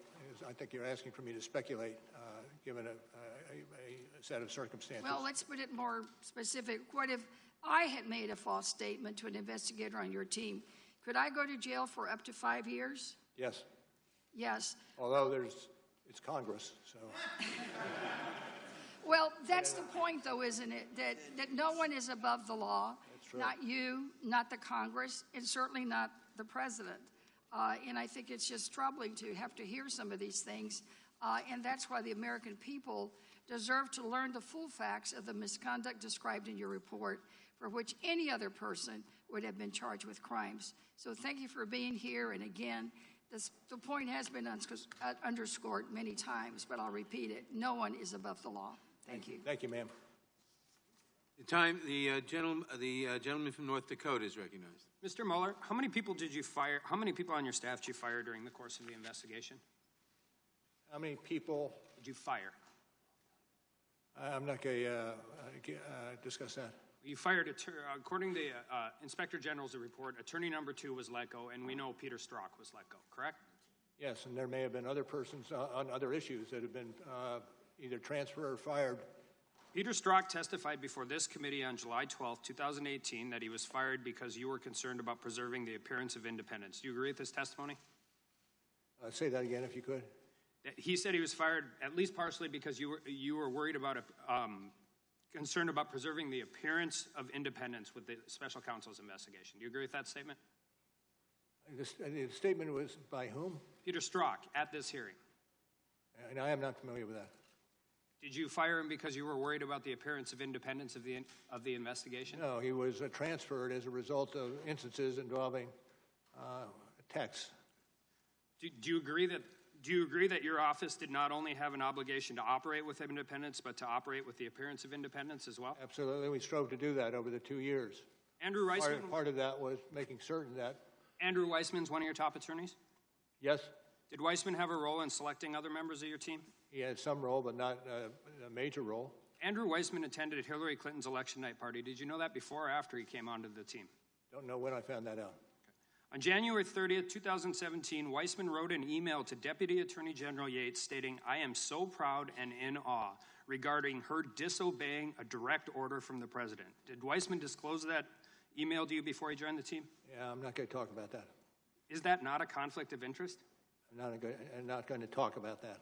Are you aware that Ms. Jeannie Rhee represented Hillary Clinton in litigation regarding personal emails originating from Clinton's time as Secretary of State? Yes. Did you know that before she came on the team? No. Aaron Zelbley, the guy sitting next to you, represented Justin Cooper, a Clinton aide who destroyed one of Clinton's mobile devices. And you must be aware by now that 6 of your lawyers donated $12,000 directly to Hillary Clinton. I'm not even talking about the $49,000 they donated to other Democrats, just the donations to the opponent who was the target of your investigation. Can I speak for a second to the hiring practices? Sure. We strove to hire those individuals that could do the job. I've been in this business for almost 25 years, and in those 25 years, I have not had occasion once to ask somebody about their political affiliation. It is not done. What I care about is the capability of the individual to do the job and do the job quickly and seriously and with integrity. But that's what I'm saying, Mr. Mueller. This isn't just about you being able to vouch for your team. This is about knowing that the day you accepted this role, you had to be aware no matter what this report concluded, half of the country was going to be skeptical of your team's findings. And that's why we have recusal laws that define bias and perceive bias for this very reason. 28 United States Code 528 specifically lists not just political conflict of interest, but the appearance of political conflict of interest. It's just simply not enough that you vouch for your team. The interested justice demand that no perceived bias exists. I can't imagine a single prosecutor or judge that I have ever appeared in front of would be comfortable with these circumstances where over half of the prosecutorial team had a direct relationship to the opponent of the person being investigated. Let me one other fact that I put on the table, and that is we hired 19 lawyers over the period of time. Of those 19 lawyers, 14 of them were transferred from elsewhere in the Department of Justice. Only 5 came from outside. And So half of them had a direct relationship, political or personal, with the opponent of the person you were investigating. And that's my point. I wonder if not a single word in this entire report was changed, but rather the only difference was we switched Hillary Clinton and President Trump. If Peter Strzok had texted those terrible things about Hillary Clinton instead of President Trump, if a team of lawyers worked for, donated thousands of dollars to, and went to Trump's parties instead of Clinton's, I don't think we'd be here trying to prop up an obstruction allegation. My colleagues would have spent the last 4 months accusing your team of being bought and paid for by the Trump campaign, and we couldn't trust a single word of this report. They would still be accusing the president of conspiracy with Russia, and they would be accusing your team of aiding and abetting in that, with that conspiracy. And with that, I yield back. Gentleman yields back. The gentleman from Colorado. Director Mueller, thank you for your service to our country. I'd like to talk to you about one of the other incidents of obstruction, and that's the evidence in your report showing the president directing his son and his communications director to issue a false public statement in June of 2017 about a meeting between his campaign and Russian individuals at Trump Tower in June of 2016. According to your report, Mr. Trump Jr. was the only Trump associate who participated in that meeting and who declined to be voluntarily interviewed by your office. Is that correct? Yes. Did Mr. Trump Jr. or his counsel ever communicate to your office any intent to invoke his Fifth Amendment right against self-incrimination? I'm not going to answer that. You did pose written questions to the president about his knowledge of the Trump Tower meeting. You also asked him about whether or not he had directed a false press statement. The president did not answer at all that question, correct? I don't have it in front of me. I take your word. I can represent to you that Appendix C, specifically C13, states as much. According to page 100 of Volume 2 of your report, your investigation found that Hope Hicks, the president's communications director, in June of 2017 was shown emails that set up the Trump Tower meeting, and she told your office that she was, quote, shocked by the emails because they looked, quote, really bad. True? Do you have the citation? Sure. It's page 100 of Volume 2. While you're flipping to that page, Director Mueller, I will also tell you that according to page 99 of Volume 2, those emails in question stated, according to your report, that the Crown Prosecutor of Russia had offered to provide the Trump campaign with some official documents and information that would incriminate Hillary and her dealings with Russia as part of Russia and its government's support for Mr. Trump. Trump Jr. responded, if it's what you say, I love it. And he, Kushner, and Manafort met with the Russian attorneys and several other Russian individuals at Trump Tower on June 9th, 2016, end quote, correct? Generally accurate. Isn't it true that Ms. Hicks told your office that she went multiple times to the president to, quote, urge him that they should be fully transparent about the June 9th meeting, end quote, but the president each time said no, correct? Accurate. And the reason was because of those emails, which the president, quote, believed would not leak, correct? Well, I'm not certain how it's characterized, but generally correct. Did the president direct Ms. Hicks to say, quote, only that Trump Jr. took a brief meeting and it was about Russian adoption, end quote, because Trump Jr.'s statement to the New York Times, quote, said too much, according to page 102 of Volume 2? Okay. Correct? Let me just check one thing. Yes. And according to Ms. Hicks, the president still directed her to say the meeting was only about Russian adoption, correct? Yes. Despite knowing that to be untrue. Thank you, Director Mueller. I yield back the balance of my own time. Mr. Mueller, you've been asked over here on the far right, sir. You've been asked a lot of questions here today, and to be frank, you performed as most of us expected. You've stuck closely to your report, and you have declined to answer many of our questions on both sides. As the closer for the Republican side, I know you're glad to get to the close, I want to summarize the highlights of what we have heard and what we know. You spent 2 years and nearly 30 million taxpayer dollars and unlimited resources to prepare a nearly 450-page report, which you described today as very thorough. Millions of Americans today maintain genuine concerns about your work, in large part because of the infamous and widely publicized bias of your investigating team members, which we now know included 14 Democrats and 0 Republicans. Campaign finance reports later showed that team, excuse me, it's my time. That team of Democrat investigators you hired donated more than $60,000 to the Hillary Clinton campaign and other Democratic candidates. Your team also included Peter Strzok and Lisa Page, which have been discussed today, and they had the lurid text messages that confirmed they openly mocked and hated Donald Trump and his supporters, and they vowed to take him out. Mr. Ratcliffe asked you earlier this morning, quote, can you give me an example other than Donald Trump where the Justice Department determined that an investigated person was not exonerated because their innocence was not conclusively determined, unquote? You answered, I cannot. Sir, that is unprecedented. The president believed from the very beginning that you and your special counsel team had serious conflicts. This is stated in the report and acknowledged by everybody. And yet, President Trump cooperated fully with the investigation. He knew he had done nothing wrong, and he encouraged all witnesses to cooperate with the investigation and produced more than 1.4 million pages of information and allowed over 40 witnesses who were directly affiliated with the White House or his campaign.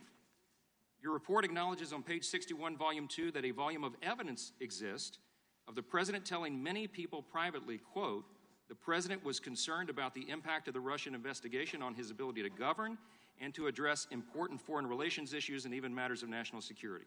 And on page 174, volume 2, your report also acknowledges that the Supreme Court has held, quote, the president's removal powers are at their zenith with respect to principal officers, that is, officers who must be appointed by the president and who report to him directly. The president's exclusive and illimitable power of removal of those principal officers furthers the president's ability to ensure that the laws are faithfully executed, unquote. And that would even include the Attorney General. Look, in spite of all of that, nothing ever happened to stop or impede your special counsel's investigation. Nobody was fired by the president, nothing was curtailed, and the investigation continued unencumbered for 22 long months. As you finally concluded in volume 1, the evidence, quote, did not establish that the president was involved in an underlying crime related to Russian election interference, unquote. And the evidence, quote, did not establish that the president or those close to him were involved in any Russian conspiracies or had an unlawful relationship with any Russian official, unquote. Over those 22 long months that your investigation dragged along, the president became increasingly frustrated, as many of the American people did, with its effects on our country and his ability to govern. He vented about this to his lawyer and his close associates, and he even shared his frustrations, as we all know, on Twitter. But while the president's social media accounts might have influenced some in the media or the opinion of some of the American people, none of those audiences were targets or witnesses in your investigation. The president never affected anybody's testimony. He never demanded to end the investigation or demanded that you be terminated, and he never misled Congress, the DOJ, or the special counsel. Those, sir, are undisputed facts. There will be a lot of discussion, I predict today, and great frustration throughout the country about the fact that you wouldn't answer any questions here about the origins of this whole charade, which was the infamous Christopher Steele dossier, now proven to be totally bogus, even though it is listed and specifically referenced in your report.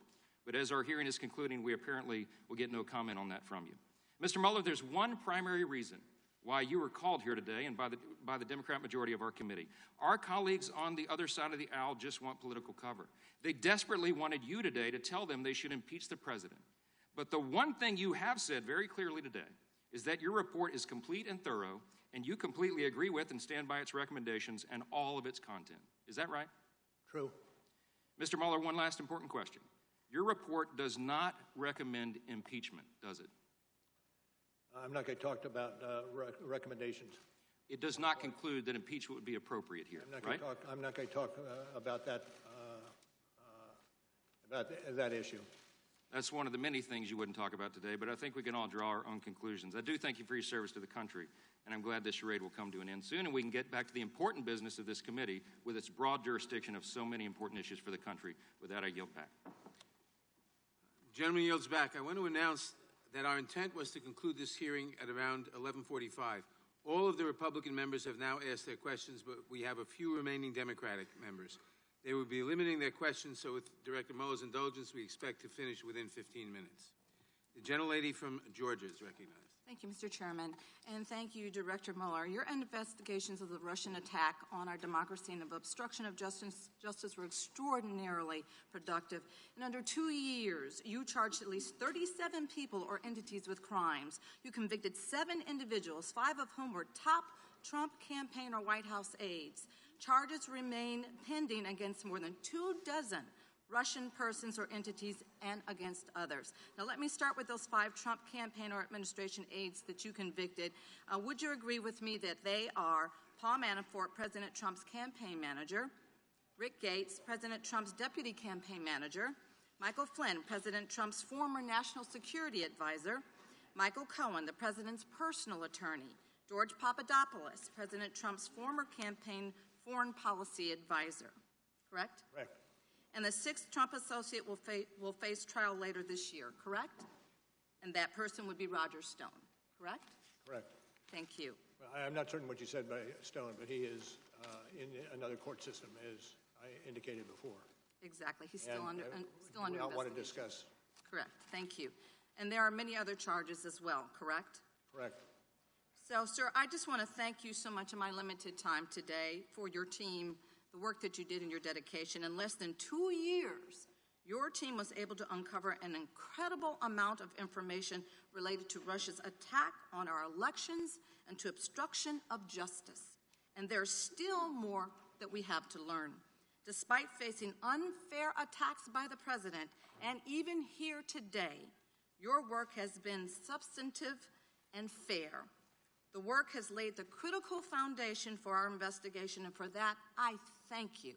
I thank you. And with that, I yield back the balance of my time. Gentlelady yields back. The gentleman from Arizona. Thank you. Director Mueller, I'm disappointed that some have questioned your motives throughout this process, and I want to take a moment to remind the American people of who you are and your exemplary service to our country. You are a Marine.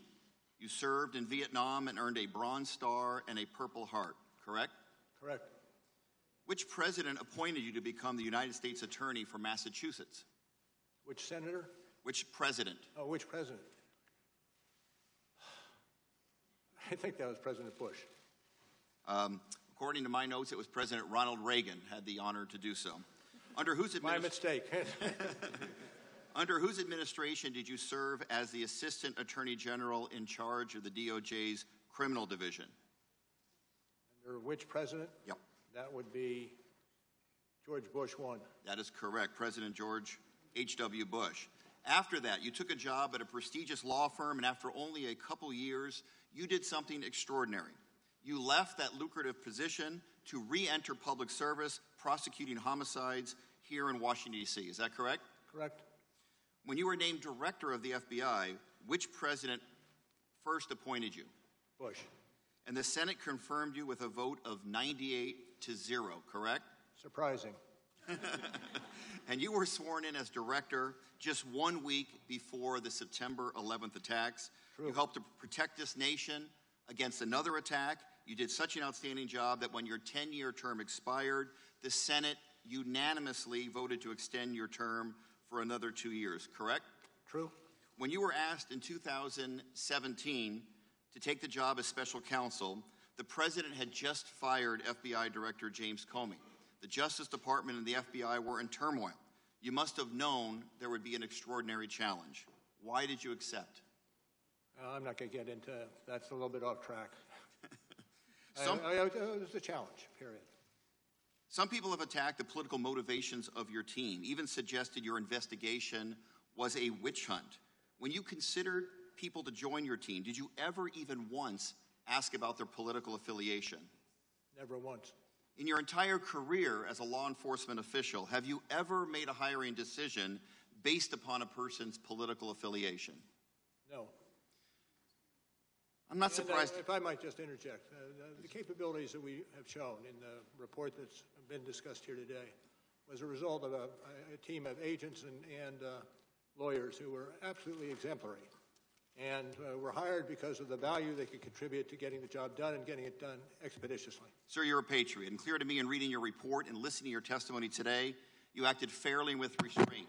There were circumstances where you could have filed charges against other people, mentioned the report, but you declined. Not every prosecutor does that, certainly in a witch hunt. The attacks made against you and your team intensified because your report is damning. And I believe you did uncover substantial evidence of high crimes and misdemeanors. Let me also say something else that you are right about. The only remedy for this situation is for Congress to take action. I yield back. Gentleman yields back. The gentlelady from Pennsylvania. Good morning, Director Mueller. Madeleine Dean. Gotcha, sorry. Thank you. I wanted to ask you about public confusion connected with Attorney General Barr's release of your report. I will be quoting your March 27th letter. Sir, in that letter, and at several other times, did you convey to the Attorney General that the, quote, introductions and executive summaries of our 2-volume report accurately summarize this office's work and conclusions, end quote? And I have to say that the letter itself speaks for itself. And those were your words in that letter. Continuing with your letter, you wrote to the Attorney General that, quote, the summary letter that the department sent to Congress and released to the public late in the afternoon of March 24th did not fully capture the context, nature, and substance of this office's work and conclusions, end quote. Is that correct? Again, I rely on the letter itself for its terms. Thank you. What was it about the report's context, nature, substance that the Attorney General's letter did not capture? I think we captured that in the March 27th responsive letter. And this is from the 27th letter. What were some of the specifics that you thought? I direct you to the letter itself. Okay. You finished that letter by saying there is now public confusion about critical aspects as a result of our investigation. Could you tell us specifically some of the public confusion you identified? Not generally. Again, I go back to the letter, and the letter speaks for itself. And could Attorney General Barr have avoided public confusion if he had released your summaries and executive introduction and summaries? And I don't feel comfortable speculating on that. Shifting to May 30th, the Attorney General, in an interview with CBS News, said that you could have reached, quote, you could have reached a decision as to whether it was criminal activity, end quote, on the part of the President. Did the Attorney General or his staff ever tell you that he thought you should make a decision on whether the President engaged in criminal activity? I'm not going to speak to what the Attorney General was thinking or saying. If the Attorney General had directed you or ordered you to make a decision on whether the President engaged in criminal activity, would you have so done? I can't answer that question in the vacuum. Director Mueller, again, I thank you for being here. I agree with your March 27th letter. There was public confusion, and the President took full advantage of that confusion by falsely claiming your report found no obstruction. Let us be clear, your report did not exonerate the President. Instead, it provided substantial evidence of obstruction of justice, leaving Congress to do its duty. We shall not shrink from that duty. I yield back. The gentlelady yields back. Mr. Chairman, I have a point of inquiry over on your left. Gentleman will state his point of inquiry. Was the point of this hearing to get Mr. Mueller to recommend impeachment? That is not a fair point of inquiry. The gentlelady from Florida is recognized. Mr. Chairman, wait Director Mueller, Mr. Chairman. To your the gentlelady from Florida is recognized. For coming here, you're a patriot. I want to refer you now to Volume 2, page 158. You wrote that, quote, the President's efforts to influence the investigation were mostly unsuccessful, but that is largely because the persons who surrounded the President declined to carry out orders or accede to his requests. Is that right? That is accurate, and that is what we found. And you're basically referring to senior advisors who disobeyed the President's orders, like White House counsel Don McGahn, former Trump campaign manager Corey Lewandowski. Is that right? Well, we have not specified the persons mentioned. Well, in page 158, White House counsel Don McGahn, quote, did not tell the acting Attorney General that the special counsel must be removed, but was instead prepared to resign over the President's orders. You also explained that an attempt to obstruct justice does not have to succeed to be a crime, right? True. Simply attempting to obstruct justice can be a crime, correct? Yes. So even though the president's aides refused to carry out his orders to interfere with your investigation, that is not a defense to obstruction of justice by this president, is it? I'm not going to speculate. So to reiterate, simply trying to obstruct justice can be a crime, correct? Yes. And you say that the president's efforts to influence the investigation were, quote, mostly unsuccessful. And that's because not all of his efforts were unsuccessful, right? You're reading into what we have written in the report. I was going to ask you if you could just tell me which ones you had in mind as successful when you wrote that sentence. I'm going to pass on that. Yeah. Director Mueller, today we've talked a lot about the separate acts by this president, but you also wrote in your report that, quote, the overall pattern of the president's conduct towards the investigations can shed light on the nature of the president's acts, and the inferences can be drawn about his intent, correct? Accurate recitation from the report.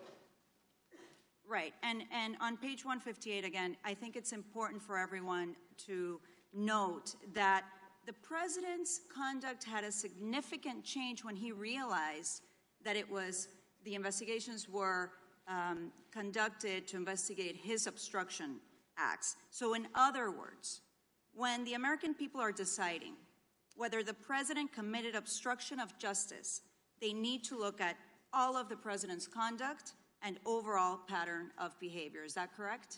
I don't disagree. Thank you. Dr. Mueller, Director Mueller, doctor also, I'll designate that too.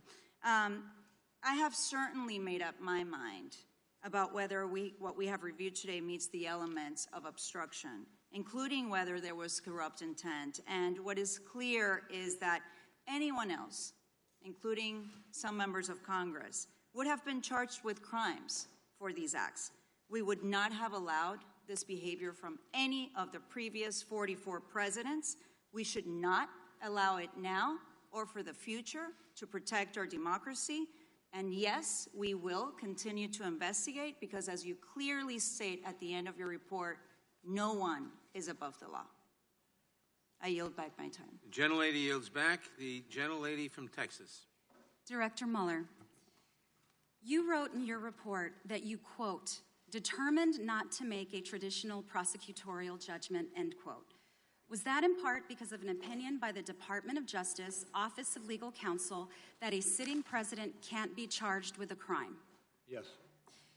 Director Mueller, at your May 29th, 2019 press conference, you explained that, quote, the opinion says that the Constitution requires a process other than the criminal justice system to formally accuse a sitting president of wrongdoing, end quote. That process other than the criminal justice system for accusing a president of wrongdoing, is that impeachment? I'm not going to comment on that. In your report, you also wrote that you did not want to, quote, potentially preempt constitutional processes for addressing presidential misconduct, end quote. For the non-lawyers in the room, what did you mean by, quote, potentially preempt constitutional processes? I'm not going to try to explain that. That actually is coming from page 1 of volume 2. In the footnote is the reference to this. What are those constitutional processes? I think I heard you mention at least one. Impeachment, correct? I'm not going to comment. Okay. That is one of the constitutional processes listed in the report in the footnote in volume 2. Your report documents the many ways the president sought to interfere with your investigation. And you state in your report on page 10, volume 2, that interfering with a congressional inquiry or investigation with corrupt intent can also constitute obstruction of justice. True. Well, the president has told us that he intends to fight all the subpoenas. His continued efforts to interfere with investigations of his potential misconduct certainly reinforce the importance of the process the Constitution requires to, quote, formally accuse a sitting president of wrongdoing, as you cited in the report. And this hearing has been very helpful to this committee as it exercises its constitutional duty to determine whether to recommend articles of impeachment against the president. I agree with you, Director Mueller, that we all have a vital role in holding this president accountable for his actions. More than that, I believe we in Congress have a duty to demand accountability and safeguard one of our nation's highest principles, that no one is above the law. From everything that I have heard you say here today, it's clear that anyone else would have been prosecuted based on the evidence available in your report. It now falls on us to hold President Trump accountable. Thank you for being here. Chairman, I yield back. Mr. Chairman. Gentlelady yields back. Just a point of privilege, you and I agree. Point of personal privilege. I just want to thank the chairman. We did get in our time after this was first developed to us. We did both get in time. Our side got our 5 minutes in. Also, Mr. Mueller, thank you for being here. And I join the chairman in thank you for being here. Thank you. Director Mueller, we thank you for attending today's hearing. Before we conclude, I ask everyone to please remain seated and quiet while the witness exits the room.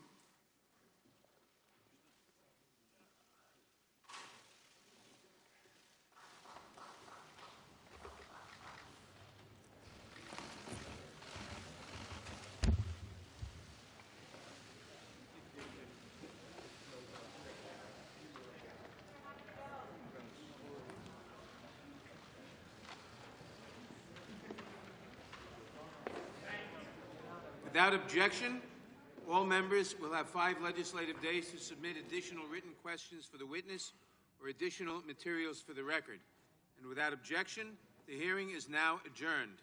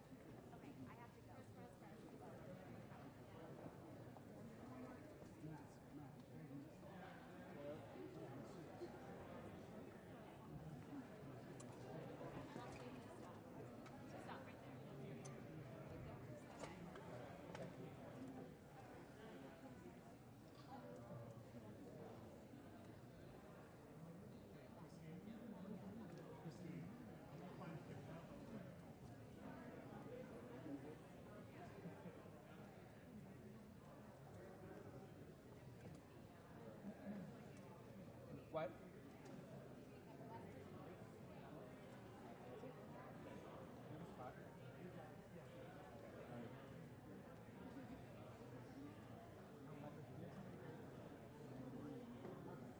Someone is supposed to be here. I think.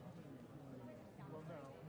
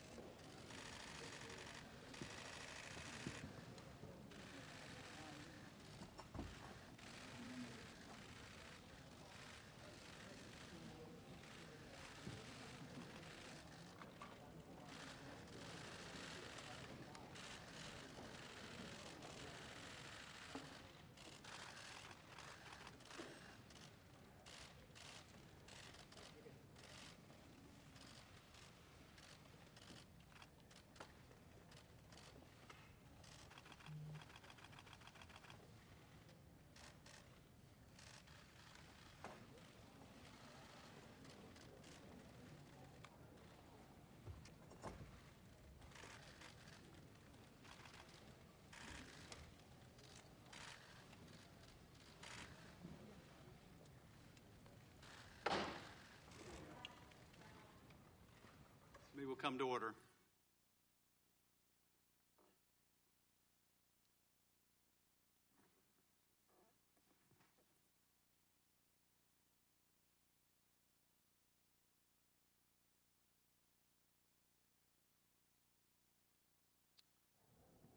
At the outset, and on behalf of my colleagues, I want to thank you, Special Counsel Mueller, for a lifetime of service to the country. Your report, for those who have taken the time to study it, is methodical and it is devastating. For it tells the story of a foreign adversary's sweeping and systematic intervention in a close U.S. presidential election. That should be enough to deserve the attention of every American, as you well point out. But your report tells another story as well. For the story of the 2016 election is also a story about disloyalty to country, about greed, and about lies. Your investigation determined that the Trump campaign, including Donald Trump himself, knew that a foreign power was intervening in our election and welcomed it, built Russian meddling into their strategy, and used it. Disloyalty to country.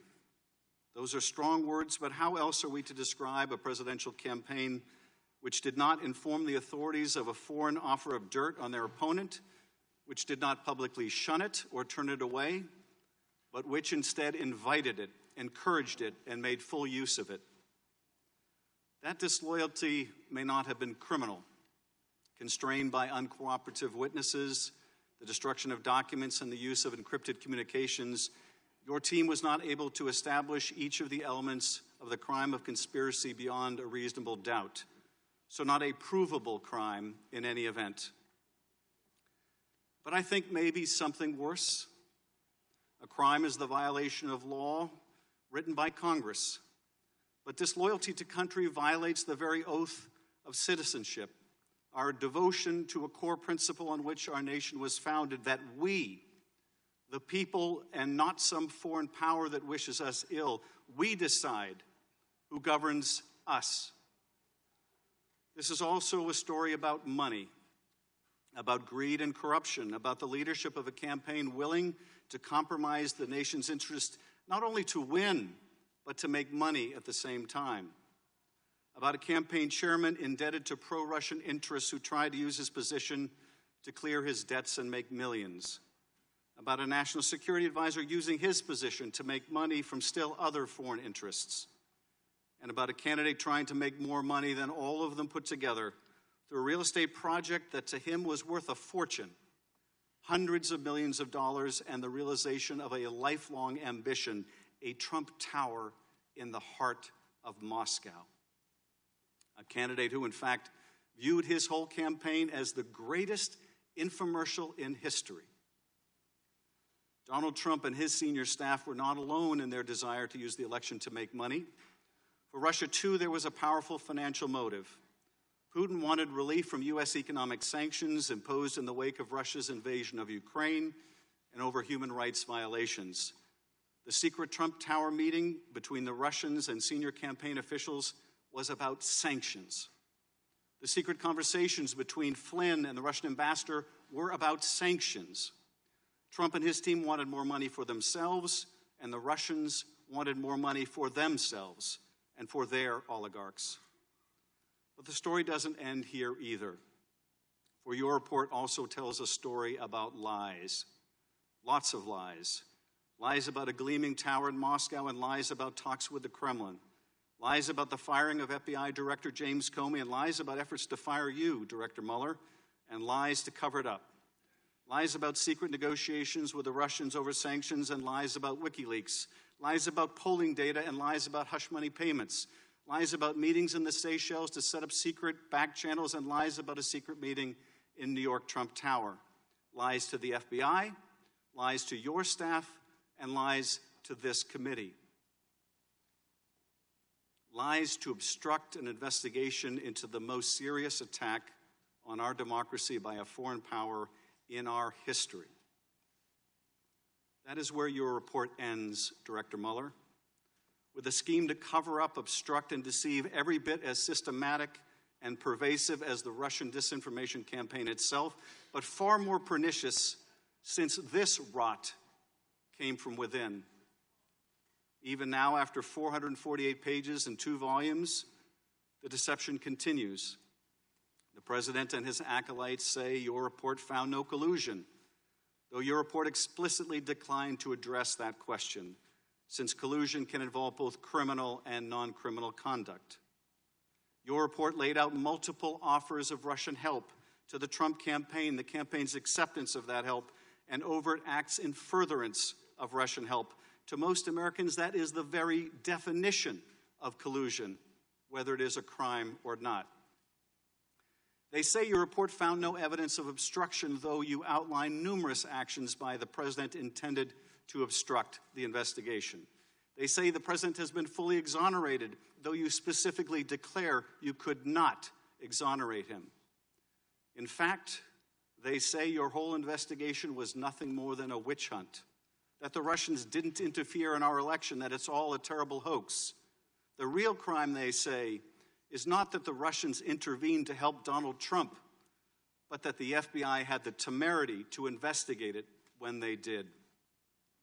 But worst of all, worse than all the lies and the greed, is the disloyalty to country.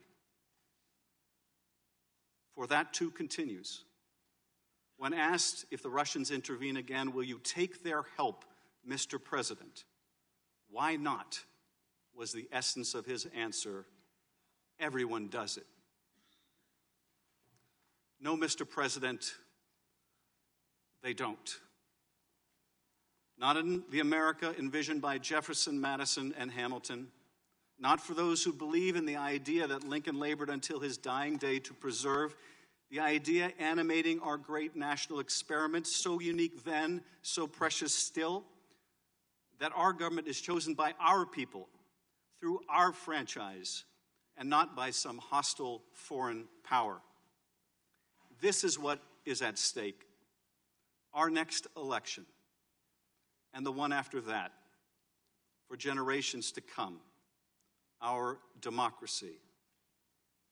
This is why your work matters, Director Mueller. This is why our investigation matters, to bring these dangers to light. Ranking Member Nunes. Thank you, Mr. Chairman. Welcome, everyone, to the last gasp of the Russia collusion conspiracy theory. As Democrats continue to foist this spectacle on the American people, as well as you, Mr. Mueller, the American people may recall the media first began spreading this conspiracy theory in the spring of 2016, when Fusion GPS, funded by the DNC and the Hillary Clinton campaign, started developing the Steele dossier, a collection of outlandish accusations that Trump and his associates were Russian agents. Fusion GPS, Steele, and other Confederates fed these absurdities to naive or partisan reporters and to top officials in numerous government agencies, including the FBI, the Department of Justice, and the State Department. Among other things, the FBI used dossier allegations to obtain a warrant to spy on the Trump campaign. Despite acknowledging dossier allegations as being salacious and unverified, former FBI Director James Comey briefed those allegations to President Obama and President-elect Trump. Those briefings conveniently leaked to the press, resulting in the publication of the dossier and launching thousands of false press stories based on the word of a foreign ex-spy, one who admitted he was desperate that Trump lose the election and who was eventually fired as an FBI source for leaking to the press. After Comey himself was fired, by his own admission, he leaked derogatory information on President Trump to the press for the specific purpose, and successfully so, of engineering the appointment of a special counsel who sits here before us today. The FBI investigation was marred by further corruption and bizarre abuses. Top DOJ official Bruce Orr, whose own wife worked on Fusion GPS's anti-Trump operation, fed Steele's information to the FBI even after the FBI fired Steele. The top FBI investigator and his lover another top FBI official, constantly texted about how much they hated Trump and wanted to stop him from being elected. And the entire investigation was opened based not on Five Eyes intelligence, but on a tip from a foreign politician about a conversation involving Joseph Mifsud. He's a Maltese diplomat who's widely portrayed as a Russian agent, but seems to have far more connections with Western governments, including our own FBI and our own State Department, than with Russia. Brazenly ignoring all these red flags, as well as the transparent absurdity of the claims they are making, the Democrats have argued for nearly 3 years that evidence of collusion is hidden just around the corner. Like the Loch Ness Monster, they insist it's there, even if no one can find it. Consider this. In March 2017, Democrats on this committee said they had more than circumstantial evidence of collusion, but they couldn't reveal it yet. Mr. Mueller was soon appointed, and they said he would find the collusion. Then when no collusion was found in Mr. Mueller's indictments, the Democrats said we'd find it in his final report. Then when there was no collusion in the report, we were told Attorney General Barr was hiding it. Then when it was clear Barr wasn't hiding anything, we were told it will be revealed through a hearing with Mr. Mueller himself. And now that Mr. Mueller is here, they are claiming that the collusion has actually been in his report all along, hidden in plain sight. And they're right. There is collusion in plain sight. Collusion between Russia and the Democratic Party. The Democrats colluded with Russian sources to develop the Steele dossier, and Russian lawyer Natalia Vesnitskaya colluded with the dossier's key architect, Fusion GPS head Glenn Simpson. The Democrats have already admitted, both in interviews and through their usual anonymous statements to reporters, that today's hearing is not about getting information at all.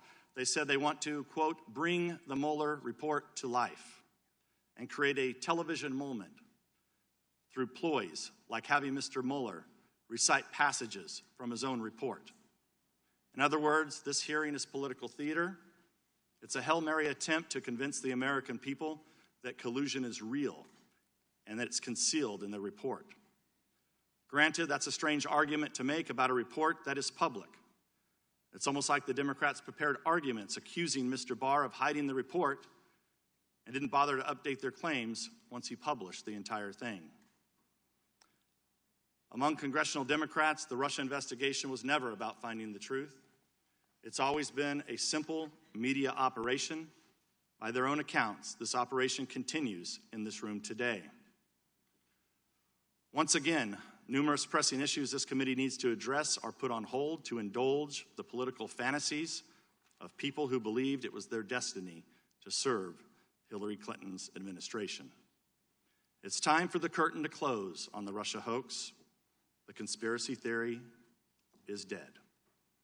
At some point, I would argue, we're going to have to get back to work. Until then, I yield back the balance of my time. To ensure fairness and make sure that our hearing is prompt, I know we got a late start, Director Mueller. The hearing will be structured as follows. Each member of the committee will be afforded 5 minutes to ask questions, beginning with the chair and ranking member. As chair, I will recognize thereafter in alternating fashion and descending order of seniority members of the majority and minority. After each member has asked his or her questions, the ranking member will be afforded an additional 5 minutes to ask questions, followed by the chair, who will have additional 5 minutes for questions. The ranking member and the chair will not be permitted to delegate or yield our final round of questions to any other member. After 6 members of the majority and 6 members of the minority have concluded their 5-minute rounds of questions, we'll take a 5 or 10-minute break that we understand you've requested before resuming the hearing with Congressman Swalwell starting his round of questions. Special Counsel Mueller is accompanied today by Aaron Zebley, who served as Deputy Special Counsel from May 2017 until May 2019 and had day-to-day oversight of the Special Counsel's investigation. Mr. Mueller and Mr. Zebley resigned from the Department of Justice at the end of May 2019 when the Special Counsel's office was closed. Both Mr. Mueller and Mr. Zebley will be available to answer questions today and will be sworn in consistent with the rules of the House and the committee. Mr. Mueller and Mr. Zebley's appearance today before the committee is in keeping with the committee's longstanding practice of receiving testimony from current or former Department of Justice and FBI personnel regarding open and closed investigative matters. As this hearing is under oath and before we begin your testimony, Mr. Mueller and Zebley, would you please rise and raise your right hands to be sworn?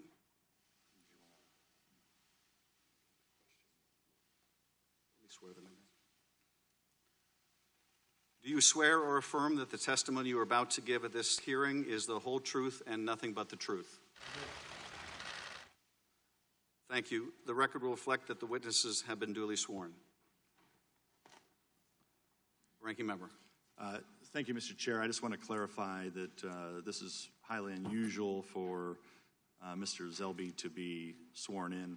We're here to ask Director Mueller questions. He's here as counsel. Our side is not going to be directing any questions to Mr. Zebley, and we have concerns about his prior representation of the Hillary Clinton campaign aide. So I just want to voice that concern that we do have, and we will not be addressing any questions to Mr. Zebley today. I thank the ranking member. I realize, as you probably do, Mr. Zebley, that there is an angry man down the street who's not happy about your being here today, but it is up to this committee and not anyone else who will be allowed to be sworn in and testify, and you are welcome as a private citizen to testify, and members may direct their questions to whoever they choose. With that, Director Mueller, you are recognized for any opening remarks you'd like to make. Good afternoon, Chairman Schiff, Ranking Member Nunes, and members of the committee. I testified this morning before the House Judiciary Committee. I ask that the opening statement I made before that committee be incorporated into the record here. Without objection, Director. I understand that this committee has a unique jurisdiction and that you are interested in further understanding the counterintelligence implications of our investigation. So let me say a word about how we handled the potential impact of our investigation on counterintelligence matters. As we explained in our report, the special counsel regulations effectively gave me the role of United States Attorney. As a result, we structured our investigation around evidence for possible use in prosecution of federal crimes. We did not reach what you would call counterintelligence conclusions. We did, however, set up processes in the office to identify and pass counterintelligence information onto the FBI. Members of our office periodically briefed the FBI about counterintelligence information. In addition, there were agents and analysts from the FBI who were not on our team, but whose job it was to identify counterintelligence information in our files and to disseminate that information to the FBI. For these reasons, questions about what the FBI has done with the counterintelligence information obtained from our investigation should be directed to the FBI. I also want to reiterate a few points that I made this morning. I am not making any judgments or offering opinions about the guilt or innocence in any pending case. It is unusual for a prosecutor to testify about a criminal investigation, and given my role as a prosecutor, there are reasons why my testimony will necessarily be limited. First, public testimony could affect several ongoing matters. In some of these matters, court rules or judicial orders limit the disclosure of information to protect the fairness of the proceedings. And consistent with longstanding Justice Department policy, it would be inappropriate for me to comment in any way that could affect an ongoing matter. Second, the Justice Department has asserted privileges concerning investigative information and decisions, ongoing matters within the Justice Department, and deliberations within our office. These are Justice Department privileges that I will respect. The Department has released a letter discussing the restrictions on my testimony. But I therefore will not be able to answer questions about certain areas that I know are of public interest. For example, I am unable to address questions about the opening of the FBI's Russia investigation, which occurred months before my appointment, or matters related to the so-called Steele dossier. These matters are the subject of ongoing review by the Department. Any questions on these topics should therefore be directed to the FBI or the Justice Department. Third, as I explained this morning, it is important for me to adhere to what we wrote in our report. The report contains our findings and analysis and the reasons for the decisions we made. We stated the results of our investigation with precision. I do not intend to summarize or describe the results of our work in a different way in the course of my testimony today. And as I stated in May, I also will not comment on the actions of the Attorney General or of Congress. I was appointed as a prosecutor, and I intend to adhere to that role and to the Department standards that govern. Finally, as I said this morning, over the course of my career, I have seen a number of challenges to our democracy. The Russian government's efforts to interfere in our election is among the most serious, and I am sure that the committee agrees. Now, before we go to questions, I want to add one correction to my testimony this morning. I want to go back to one thing that was said this morning by Mr. Liu, who said, and I quote, "You didn't charge the president because of the OLC opinion." That is not the correct way to say it. As we say in the report, and as I said at the opening, we did not reach a determination as to whether the president committed a crime. And with that, Mr. Chairman, I'm ready to answer questions. Thank you, Director Mueller. I recognize myself for 5 minutes. Director Mueller, your report describes a sweeping and systematic effort by Russia to influence our presidential election. Is that correct? That is correct. And during the course of this Russian interference in the election, the Russians made outreach to the Trump campaign, did they not? That occurred over the course of, yeah, that occurred. It's also clear from your report that during that Russian outreach to the Trump campaign, no one associated with the Trump campaign ever called the FBI to report it. Am I right? I don't know that for sure. In fact, the campaign welcomed the Russian help, did they not? I think we report in the report indications that that occurred, yes. The president's son said when he was approached about dirt on Hillary Clinton that the Trump campaign would love it? That is generally what was said, yes. The president himself called on the Russians to hack Hillary's emails? There was a statement by the president in those general lines. And numerous times during the campaign, the president praised the releases of the Russian-hacked emails through WikiLeaks. That did occur. Your report found that the Trump campaign planned, quote, a press strategy, communications campaign, and messaging, unquote, based on that Russian assistance. I am not familiar with that. That language comes from Volume 1, page 54. Apart from the Russians wanting to help Trump win, several individuals associated with the Trump campaign were also trying to make money during the campaign and transition. Is that correct? That is true. Paul Manafort was trying to make money or achieve debt forgiveness from a Russian oligarch? Generally, that is accurate. Michael Flynn was trying to make money from Turkey? True. Donald Trump was trying to make millions from a real estate deal in Moscow? To the extent you're talking about the hotel in Moscow? Yes. Yes. When your investigation looked into these matters, numerous Trump associates lied to your team, the grand jury, and to Congress? Number of persons that we interviewed in our investigation, it turns out, did lie. Mike Flynn lied? He was convicted of lying, yes. George Papadopoulos was convicted of lying? True. Paul Manafort was convicted of lying? True. Paul Manafort was, in fact, went so far as to encourage other people to lie? That is accurate. Manafort's deputy, Rick Gates, lied? That is accurate. Michael Cohen, the president's lawyer, was indicted for lying? True. He lied to stay on message with the president? Allegedly by him. And when Donald Trump called your investigation a witch hunt, that was also false, was it not? I'd like to think so, yes. Well, your investigation is not a witch hunt, is it? It is not a witch hunt. When the president said the Russian interference was a hoax, that was false, wasn't it? True. When he said it publicly, it was false? He did say publicly that it was false, yes. And when he told it to Putin, that was false too, wasn't it? That I'm not familiar with. When the president said he had no business dealings with Russia, that was false, wasn't it? I'm not going to go into the details of the report that along those lines. But when the president said he had no business dealings with Russia, in fact, he was seeking to build a Trump Tower in Moscow, was he not? I think there is some question about when this was accomplished.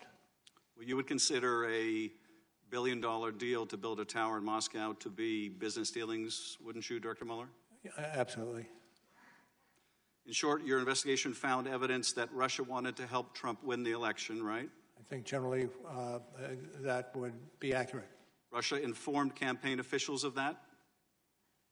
I'm not certain to what conversations you're referring to. Well, through an intermediary, they informed Papadopoulos that they could help with the anonymous release of stolen emails? Accurate. Russia committed federal crimes in order to help Donald Trump? When you're talking about the computer crimes in the charge in our case, absolutely. The Trump campaign officials built their strategy, their messaging strategy around those stolen documents? Generally, that's true. And then they lied to cover it up? Generally, that's true. Thank you, Mr. Nunes. Thank you. Welcome, Director. As a former FBI director, you'd agree that the FBI is the world's most capable law enforcement agency. I would say yes. The FBI claims the counterintelligence investigation of the Trump campaign began on July 31st, 2016. But in fact, it began before that. In June 2016, before the investigation officially opened, Trump campaign associates Carter Page and Stephen Miller, a current Trump advisor, were invited to attend a symposium at Cambridge University in July 2016. Your office, however, did not investigate who was responsible for inviting these Trump associates to this symposium. Your investigators also failed to interview Stephen Schrage, an American citizen who helped organize the event and invited Carter Page to it. Is that correct? Can you repeat the question? Whether or not you interviewed Stephen Schrage, who organized the Cambridge. Okay, in those areas, I am going to stay away from. The first Trump associate to be investigated was General Flynn. Many of the allegations against him stem from false media reports that he had an affair with a Cambridge academic, Svetlana Lokova, and that Lokova was a Russian spy. Some of these allegations were made public in a 2017 article written by British intelligence historian Christopher Andrew. Your report fails to reveal how or why Andrew and his collaborator, Richard Dearlove, former head of Britain's MI6, spread these allegations. And you failed to interview Svetlana Lokova about these matters. Is that correct? I'm not going to get into those matters to which you refer. You had a team of 19 lawyers, 40 agents, and an unlimited budget, correct, Mr. Mueller? I would not say we had an unlimited budget. Let's continue with the opening of the investigation, supposedly on July 31st, 2016. The investigation was not opened based on an official product from Five Eyes Intelligence, but based on a rumor conveyed by Alexander Downer. On Volume 1, page 89, your report describes him blandly as a representative of a foreign government. But he was actually a long-time Australian politician, not a military or intelligence official, who had previously arranged a $25 million donation to the Clinton Foundation and has previous ties to Dearlove. So Downer conveys a rumor he supposedly heard about a conversation between Papadopoulos and Joseph Mifsud. James Comey has publicly called Mifsud a Russian agent, yet your report does not refer to Mifsud as a Russian agent. Mifsud has extensive contacts with Western governments and the FBI. For example, there is a recent photo of him standing next to Boris Johnson, the new Prime Minister of Great Britain. What we're trying to figure out here, Mr. Mueller, is if our NATO allies or Boris Johnson have been compromised. So we're trying to figure out Comey says Mifsud is a Russian agent. You do not. So do you stand by what's in the report? I stand by that which is in the report, and not so necessarily with that which is not in the report. I want to return to Mr. Downer. He denies that Papadopoulos mentioned anything to him about Hillary Clinton's emails, and in fact, Mifsud denies mentioning to them that to Papadopoulos. He denies that Papadopoulos mentioned anything to him about Hillary Clinton's emails. And in fact, Mifsud denies mentioning them to Papadopoulos in the first place. So how does the FBI know to continually ask Papadopoulos about Clinton's emails for the rest of 2016? Even more strangely, your sentencing memo on Papadopoulos blames him for hindering the FBI's ability to potentially detain or arrest Mifsud. But the truth is, Mifsud waltzed in and out of the United States in December 2016. The U.S. media could find him, the Italian press found him, and he's a supposed Russian agent at the epicenter of the purported collusion conspiracy. He's the guy who knows about Hillary Clinton's emails and that the Russians have them. But the FBI failed to question him for a half a year after officially opening the investigation. And then, according to Volume 1, page 193 of your report, once Mifsud finally was questioned, he made false statements to the FBI. But you declined to charge him. Is that correct? You did not indict Mr. Mifsud? I'm not going to speak to the series of happenings as you articulated them. But you did not indict Mr. Mifsud? Time of the gentleman has expired. Pardon? You did not indict Mr. Mifsud? True. Mr. Himes. Director Mueller, thank you for your lifetime of service to this country, and thank you for your perseverance and patience today. Director, your report opens with two statements of remarkable clarity and power. The first statement is one that is, as of today, not acknowledged by the President of the United States, and that is, quote, the Russian government interfered in the 2016 presidential election in sweeping and systematic fashion. The second statement remains controversial amongst members of this body, same page on your report, and I quote, the Russian government perceived it would benefit from a Trump presidency and worked to secure that outcome. Do I have that statement right? I believe so. Director Mueller, this attack on our democracy involved, as you said, two operations. First, a social media disinformation campaign. This was a targeted campaign to spread false information on places like Twitter and Facebook. Is that correct? That's correct. Facebook estimated, as per your report, that the Russian fake images reached 126 million people. Is that correct? I believe that's the sum that we record. Director, who did the Russian social media campaign ultimately intend to benefit? Hillary Clinton or Donald Trump? Donald Trump. The second operation, Director... Let me just say Donald Trump, but there were instances where Hillary Clinton was subject to much the same behavior. The second operation in the Russian attack was a scheme, what we call the hack and dump, to steal and release hundreds of thousands of emails from the Democratic Party and the Clinton campaign. Is that a fair summary? That is. Did your investigation find that the releases of the hacked emails were strategically timed to maximize impact on the election? I'd have to refer you to our report on that question. Page 36, I quote, the release of the documents was designed and timed to interfere with the 2016 U.S. presidential election. Mr. Mueller, which presidential candidate was Russia's hacking and dumping operation designed to benefit, Hillary Clinton or Donald Trump? Mr. Trump. Mr. Mueller, is it possible that this sweeping and systematic effort by Russia actually had an effect on the outcome of the presidential election? Those issues are being or have been investigated by other entities. 126 million Facebook impressions, fake rallies, attacks on Hillary Clinton's health. Would you rule out that it might have had some effect on the election? I'm not going to speculate. Mr. Mueller, your report describes a third avenue of attempted Russian interference. That is the numerous links and contacts between the Trump campaign and individuals tied to the Russian government. Is that correct? Could you repeat that question? Your report describes what is called a third avenue of Russian interference, and that's the links and contacts between the Trump campaign and individuals tied to the Russian government. Yes. let's bring up slide 1, which is about George Papadopoulos, and it reads, on May 6, 2016, 10 days after that meeting with Mifsud, much discussed today, Papadopoulos suggested to a representative of a foreign government that the Trump campaign had received indications from the Russian government that it could assist the campaign through the anonymous release of information that would be damaging to Hillary Clinton. And Director, that's exactly what happened 2 months later, is it not? Well, I can speak to the excerpt that you have on the screen as being accurate from the report, but not the second half of your question. Well, the second half, just to refer to page 6 of the report, is that on July 22nd, through WikiLeaks, thousands of these emails that were stolen by the Russian government appeared, correct? That's on page 6 of the report.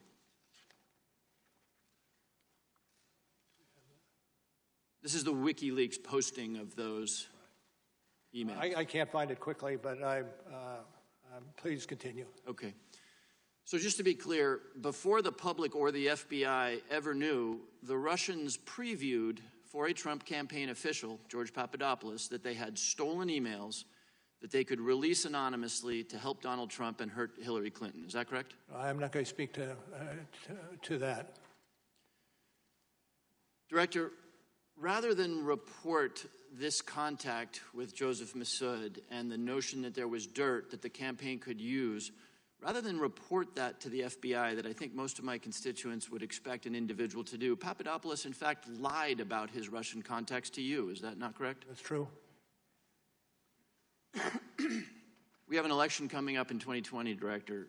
If a campaign receives an offer of dirt from a foreign individual or a government, generally speaking, should that campaign report those contacts? Should be. It can be, depending on the circumstances of crime. I will yield back the balance of my time. Mr. Conaway. Thank you. Mr. Mueller, did anyone ask you to exclude anything from your report that you felt should have been in the report? I don't think so, but it's not a small report. But no one asked you specifically to exclude something that you believe should have been in there? Not that I can recall, no. I yield the balance of my time to Mr. Ratcliffe. Thank you. Thank the gentleman for yielding. Good afternoon, Director Mueller. In your May 29th press conference, and again in your opening remarks this morning, you made it pretty clear you wanted the special counsel report to speak for itself.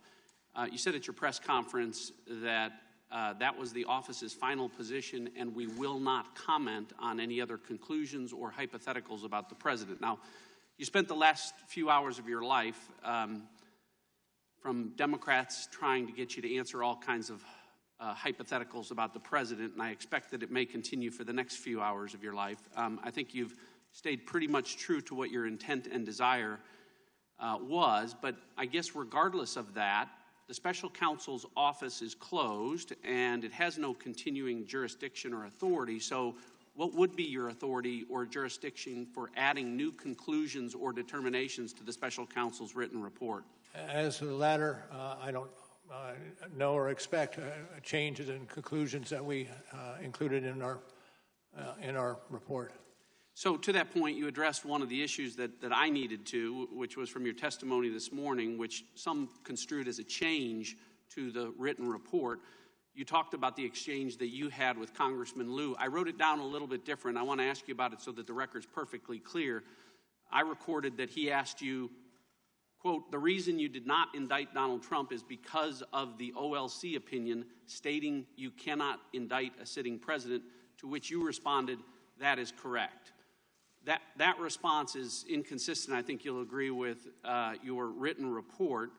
I want to be clear that it is not your intent to change your written report. It is your intent to clarify the record to that effect. As I started today, this afternoon, and added either a footnote or an endnote, what I wanted to clarify is the fact that we did not make any determination with regard to culpability in any way. We did not start that process down the road.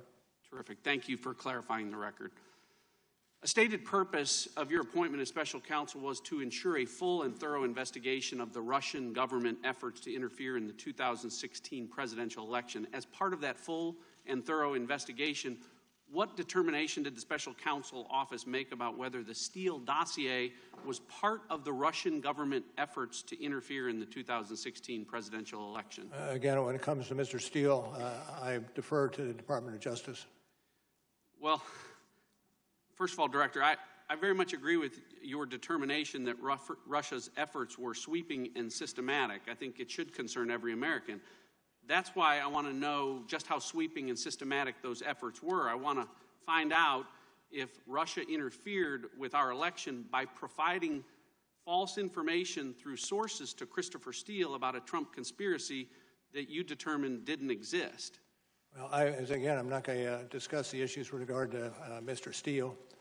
And in terms of a portrayal of the conspiracies, we returned 2 indictments in the computer crimes arena, one GRU and another active measures, in which we lay out in excruciating detail what occurred in those 2 rather large conspiracies. I agree with respect to that, but why this is important is an application and 3 renewal applications were submitted by the United States government to spy or surveil on Trump campaign Carter associate, or Carter Page, and on all 4 occasions, the United States government submitted the Steele dossier as a central piece of evidence with respect to that. Now, the basic premise of the dossier, as you know, was that there was a well-developed conspiracy of cooperation between the Trump campaign and the Russian government, but the special counsel investigation didn't establish any conspiracy, correct? Well, what I can tell you is that the events that you are characterizing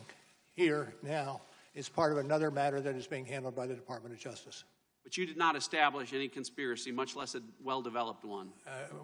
Again, I pass on answering that question. The special counsel did not charge Carter Page with anything, correct? Special counsel did not. All right. My time has expired. I yield back. Ms. Sewell. Director Mueller, I'd like to turn your attention to the June 9th, 2016 Trump Tower meeting.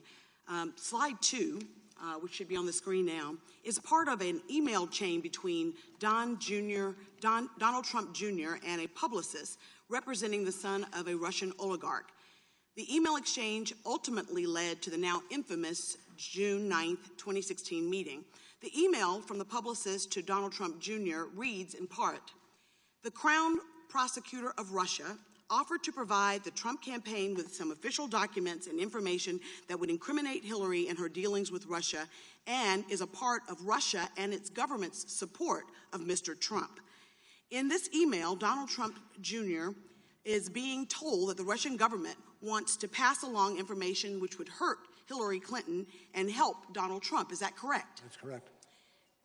Now, Trump Jr.'s response to that email is slide 3. He said, and I quote, "If it is what you say, I love it, especially later in the summer." Then Donald Jr. Invited senior campaign officials, Paul Manafort and Jared Kushner, to the meeting, did he not? He did. This email exchange is evidence of an offer of illegal assistance, is it not? I cannot adopt that characterization. But isn't it against the law for a presidential campaign to accept anything of value from a foreign government? Generally speaking, yes, but generally the cases are unique. Well, you say in page 184 in Volume 1 that the federal campaign finance law broadly prohibits foreign nationals from making contributions, etc. And then you say that foreign nationals may not make a contribution or donation of money or anything of value. It says clearly in the report itself. Yeah, thank you. Now, let's turn to what actually happened at the meeting. When Donald Trump Jr. and the others got to the June 9th meeting, they realized that the Russian delegation didn't have the promised, quote-unquote, dirt. In fact, they got upset about that, did they not? Generally, yes. You say in Volume 1, page 118, that Trump Jr. asked, what are we doing here? What do they have on Clinton? And during the meeting, Kushner actually texted Manafort saying it was, quote, a waste of time, end quote. Is that correct? I believe it's in the report along the lines you specify. So to be clear, top Trump campaign officials learned that Russia wanted to help Donald Trump's campaign by giving him dirt on his opponent. Trump Jr. said, loved it. then he and senior officials held a meeting with the Russians to try to get that Russian help. But they were disappointed because the dirt wasn't as good as they had hoped. So to the next step, did anyone, to your knowledge, in the Trump campaign ever tell the FBI of this offer? I don't believe so. Did Donald Trump Jr. tell the FBI that they received an offer of help from the Russians? That's about all I'll say on this aspect of it. Wouldn't it be true, sir, that if they had reported it to the FBI or anyone in that campaign during the course of your 2-year investigation, you would have uncovered such a... I would hope, yes. Yes. Sir, is it not the responsibility of political campaigns to inform the FBI if they receive information from a foreign government? I would think that that's something they would and should do. Well, not only did the campaign not tell the FBI, they sought to hide the existence of the June 9th meeting for over a year. Is that not correct? On the general characterization, I would question it. If you're referring to later initiative that flowed from the media, then... No, what I'm suggesting is that you've said in Volume 2, page 5, on several occasions the President directed aides not to publicly disclose the email setting up the June 9th meeting. Yes, that's accurate. Thanks. Sir, given this illegal assistance by Russians, you chose, even given that, you did not charge Donald Trump Jr. or any of the other senior officials with conspiracy. Is that right? Correct. And while it when may you're not... talking about, if you're talking about other individuals, you're talking about the attendees. Yes, that's on right. June 9, and That's right. accurate. So, Mr. Mueller, even though you didn't charge them with conspiracy, don't you think that the American people would be concerned that these 3 senior campaign officials eagerly sought a foreign adversary's help to win elections? And don't you think that reporting that is important, that we don't set a precedent for future elections? I can't accept that characterization. Well, listen, I think that it seems like a betrayal of American values to me, sir, that someone with, if not being criminal, is definitely unethical and wrong. And I would think that we would not want to set a precedent that political campaigns should not divulge of information if it's foreign government assistance. Thank you, sir. Mr. Turner. Mr. Mueller, I have your opening statement, and in the beginning of your opening statement, you indicate that pursuant to Justice Department regulations that you submitted a confidential report to the Attorney General at the conclusion of the investigation. What I'd like you to confirm is the report that you did, that is the subject matter of this hearing, was to the Attorney General. Yes. Now, you also state in this opening statement that you threw overboard the word collusion because it's not a legal term. You would not conclude because collusion was not a legal term. Well, it depends on how you want to use the word. In the general parlance, people can think of it that way, but if you're talking about in the criminal statute arena, you can't, because it really is much more aptly and accurately described as conspiracy. Right, so in your words are it's not a legal term, so you didn't put it in your conclusion, correct? That's what your opening statement is. Mr. Mueller, I want to talk about your powers and authorities. Now, the Attorney General in the appointment order gave you powers and authorities that reside in the Attorney General. Now, the Attorney General has no ability to give you powers and authority greater than the powers and authority of the Attorney General, correct? No, I don't believe, I think that is correct. Mr. Mueller, I want to focus on one word in your report. It's the second to the last word in the report. It's exonerate. The report states, accordingly, while this report does not conclude that the president committed a crime, it does not exonerate him. Now, in the judiciary hearing, in your prior testimony, you've already agreed with Mr. Radcliffe that exonerate is not a legal term, that there is not a legal test for this. So I have a question for you, Mr. Mueller. Mr. Mueller, does the Attorney General have the power or authority to exonerate? Now, what I'm putting up here is the United States Code. This is where the Attorney General gets his power, and the Constitution, and the annotated cases of these, which we've searched. We even went to your law school, because I went to Case Western, but I thought maybe your law school teaches it differently, and we got the criminal law textbook from your law school. Mr. Mueller, nowhere in these, because we had them scanned, is there a process or description on exonerate. There's no office of exoneration at the Attorney General's office. There's no certificate at the bottom of his desk. Mr. Mueller, would you agree with me that the Attorney General does not have the power to exonerate? I'm going to pass on that. Why? Because it embroils us in a legal discussion, and I'm not prepared to do a legal discussion in that arena. Well, Mr. Mueller, you would not disagree with me when I say that there is no place that the Attorney General has the power to exonerate, and he's not been given that authority. You would not. Again, I'm not going to. I take your question. Great. Well, the one thing that I guess is that the Attorney General probably knows that he can't exonerate either, and that's the part that kind of confuses me. Because if the Attorney General doesn't have the power to exonerate, then you don't have the power to exonerate, and I believe he knows he doesn't have the power to exonerate. And so this is the part that I don't understand. If your report is to the Attorney General, and the Attorney General doesn't have the power to exonerate, and he knows that you do not have that power, you don't have to tell him that you're not exonerating the President. He knows this already. So then that kind of changed the context for the report. No, we included in the report for exactly that reason. He may not know it, and he should know it. So you believe that the Attorney Bill Barr believes that somewhere in the hallways of the Department of Justice there's an Office of Exoneration? No, that's not what I said. Well, I believe he knows, and I don't believe you put that in there for Mr. Barr. I think you put that in there for exactly what I'm going to discuss next, and that is, so the Washington Post yesterday, when speaking of your report, the article said Trump could not be exonerated of trying to obstruct the investigation itself. Trump could not be exonerated. Now, that statement is correct, Mr. Mueller, isn't it, in that no one can be exonerated? The reporter wrote this. This reporter can't be exonerated. Mr. Mueller, you can't be exonerated. In fact, in our criminal justice system, there is no power or authority to exonerate.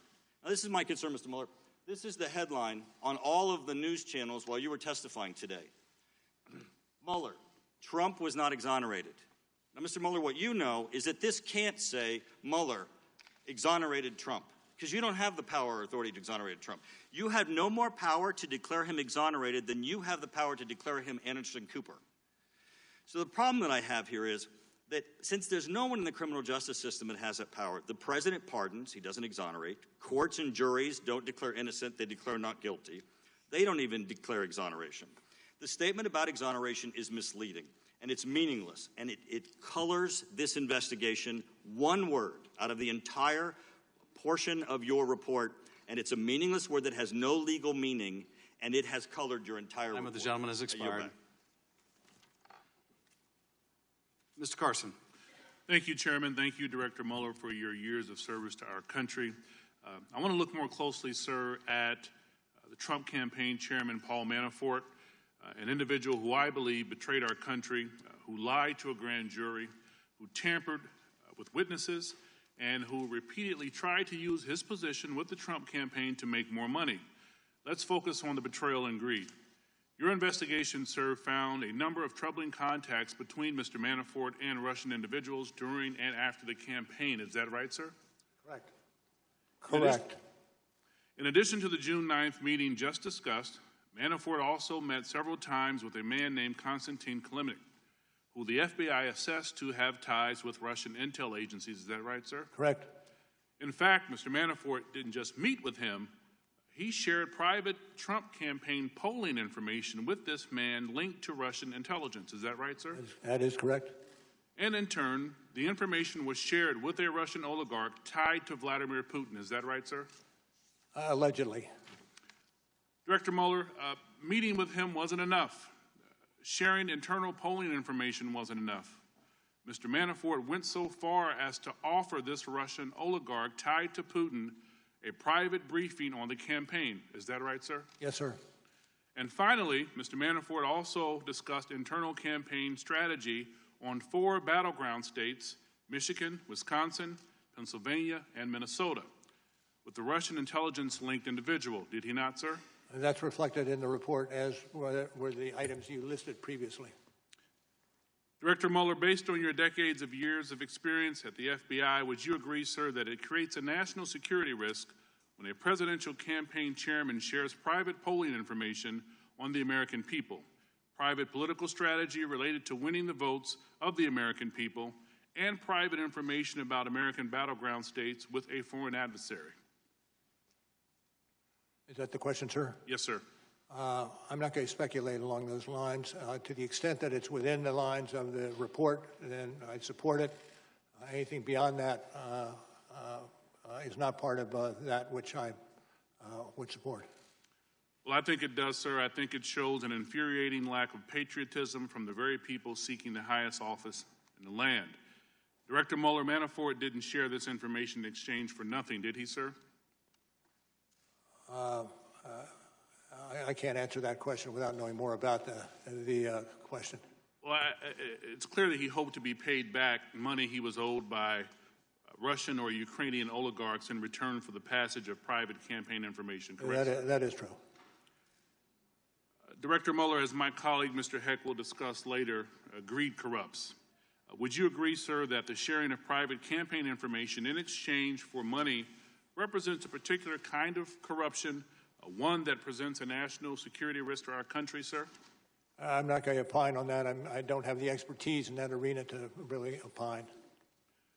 Would you agree, sir, that Manafort's contacts with Russians close to Vladimir Putin and his efforts to exchange private information on Americans for money left him vulnerable to blackmail by the Russians? I think generally so, that would be the case.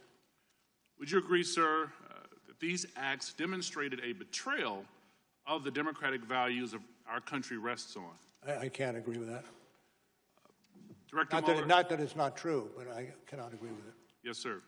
Director Mueller, well, I can tell you that in my years of experience as a law enforcement officer and as a member of Congress, fortunate to serve on the Intel Committee, I know enough to say yes.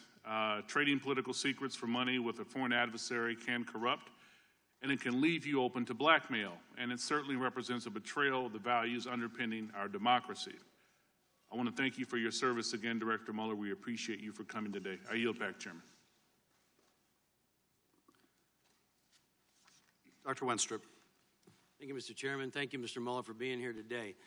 Mr. Mueller, is it accurate to say your investigation found no evidence that members of the Trump campaign were involved in the theft or publication of Clinton campaign-related emails?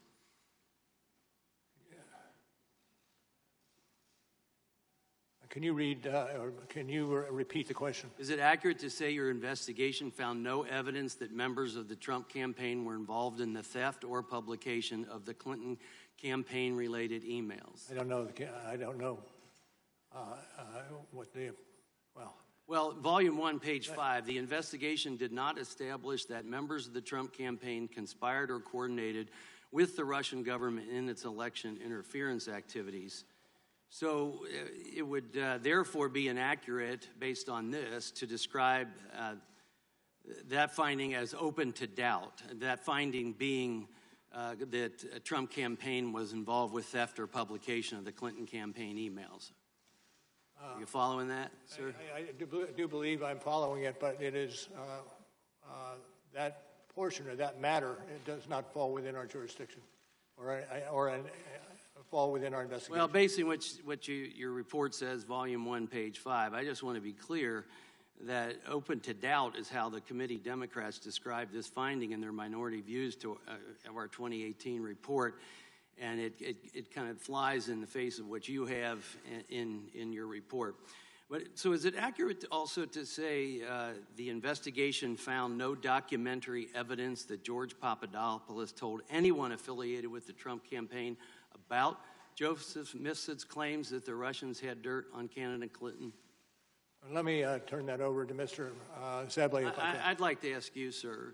This is your report, and that's what I'm basing this on. And then could you repeat the question for me again? Yeah, is it accurate to say the investigation found no documentary evidence that George Papadopoulos told anyone affiliated with the Trump campaign about Joseph Mifsid's claims that the Russians had dirt on candidate Clinton? I believe it appearing in the report that it's accurate.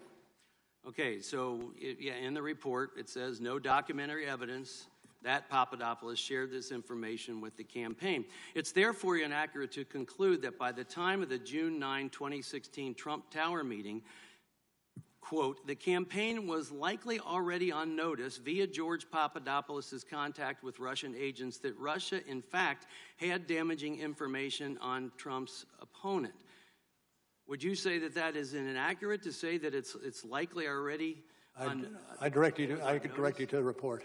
Well, I appreciate that, because the Democrats jumped to this incorrect collusion in their minority views, again, which contradicts what you have in your report. I'm concerned about a number of statements I'd like you to clarify, because a number of Democrats have made some statements that I have concerns with, and maybe you can clear them up. So a member of this committee said President Trump was a Russian agent after your report was publicly released. That statement is not supported by your report, correct? That is accurate. It's not supported. Multiple Democrat members have asserted that Paul Manafort met with Julian Assange in 2016 before WikiLeaks released DNC emails implying Manafort colluded with Assange. Because your report does not mention finding evidence that Manafort met with Assange, I would assume that means you found no evidence of this meeting. Is that assumption correct? I'm not certain I agree with that assumption. But you make no mention of it in your report. Would you agree with that? Yes, I would agree with that. Okay, Mr. Mueller, does your report contain any evidence that President Trump was enrolled in the Russian system of compromat as a member of this committee once claimed? Well, what I can speak to is information, evidence that we picked up as the special counsel, and I think that's accurate as far as it goes. Thank you. I appreciate that. So let's go for a second to scope. Did you ask the Department of Justice to expand the scope of the special counsel's mandate related to August 2nd, 2017 or August 20th, 2017 scoping memoranda? Well, without looking at the memoranda, I could not answer that Well, question. let me ask you, did you ever make a request to expand your office's mandate at all?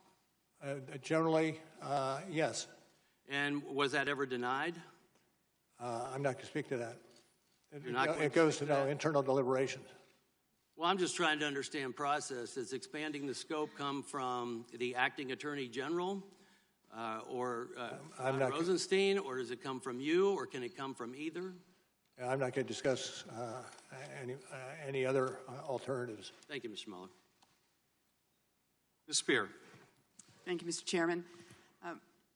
Mr. Mueller, I think I can say without fear of contradiction that you're the greatest patriot in this room today, and I want to thank you for being here. Thank you. You said in your report, and I'm going to quibble with your words, that the Russian intervention was sweeping and systematic.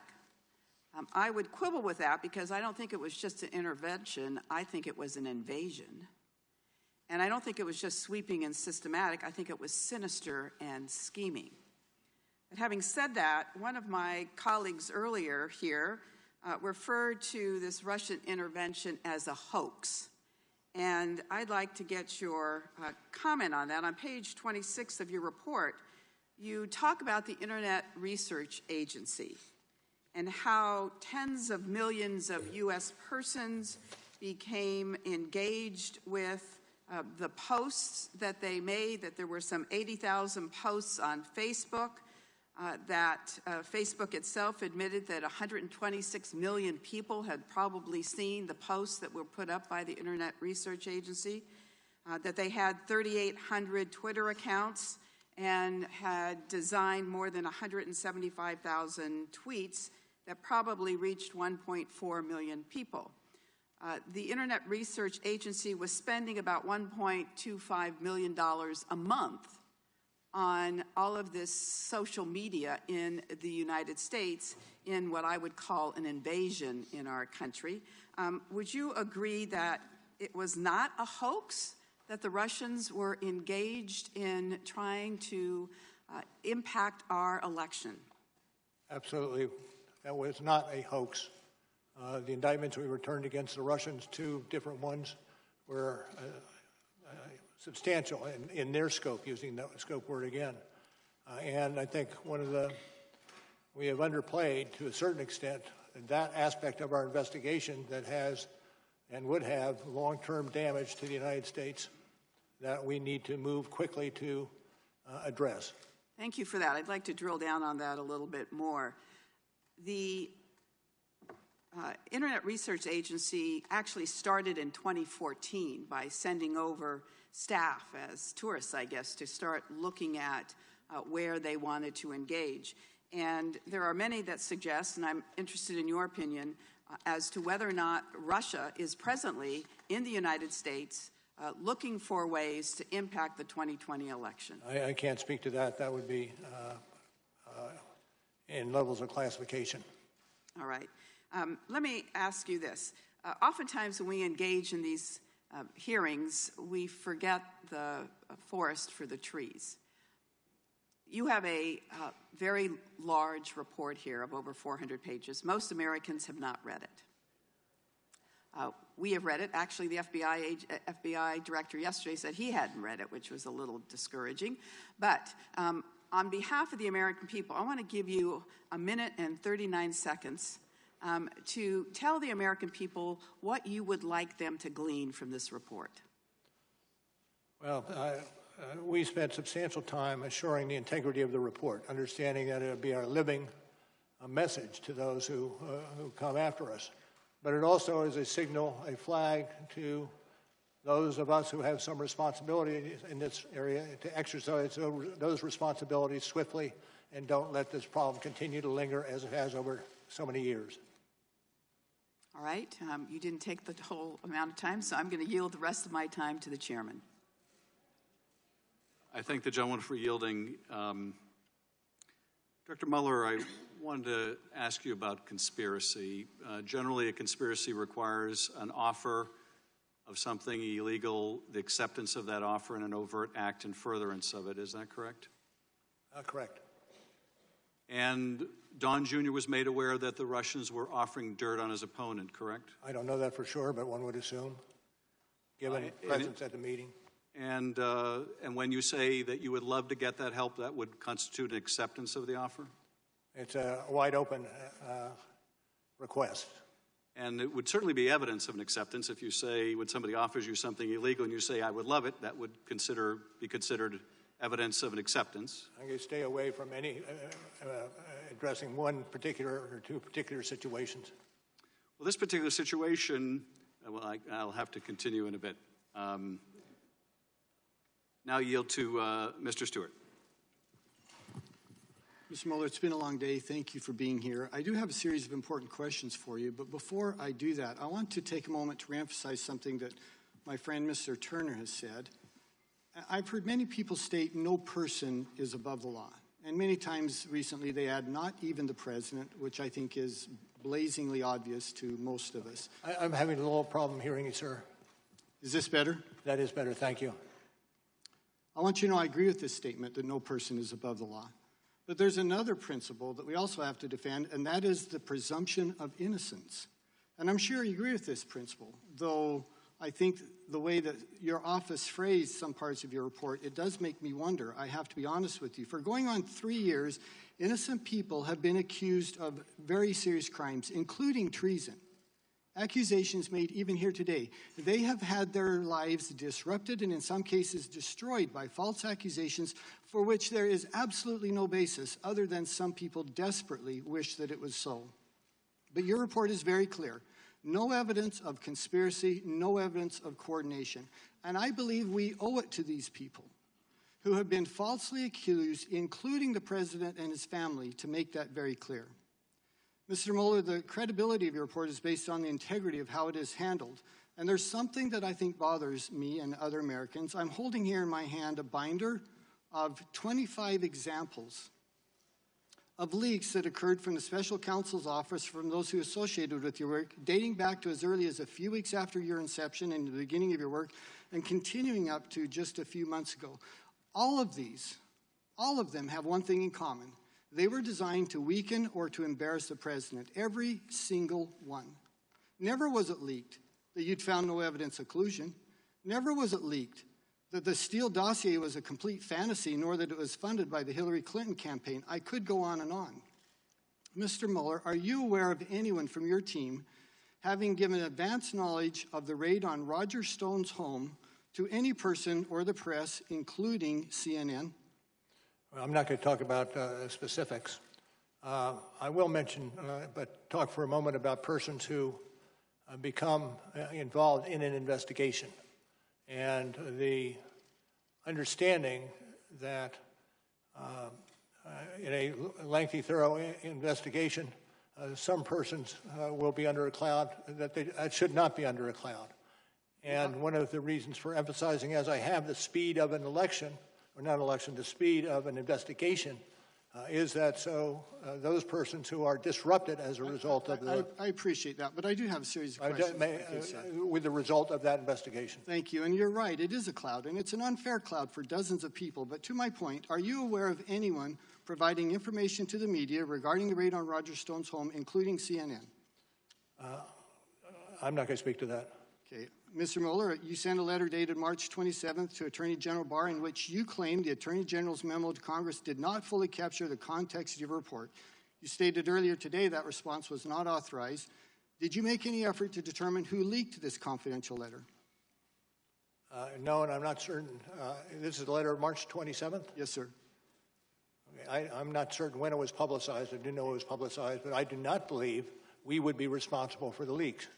Well, I do believe that we have done a good job in assuring that no leaks occur. We have 25 examples here of where you did not do a good job. Not you, sir. I'm not accusing you at all. But where your office did not do a good job in protecting this information. One more example. Do you know anyone who anonymously made claims to the press that Attorney General Barr's March 24th letter to Congress had been misrepresented or misrepresented the basis of your report? And what was the question? Do you know who anonymously made claims to the press that Attorney General Barr's March 24th letter to Congress had misrepresented the findings of your report? No. Sir, given these examples as well as others, you must have realized that leaks were coming from someone associated with the special counsel's office. What I'd like to ask is, I do not believe that. Well, sir, this was your work. You're the only one, your office is the only one who had information regarding this that had to come from your office. Putting that aside, which leads me to my final question, did you do anything about it? From the outset, we've undertaken to make certain that we minimize the possibility of leaks.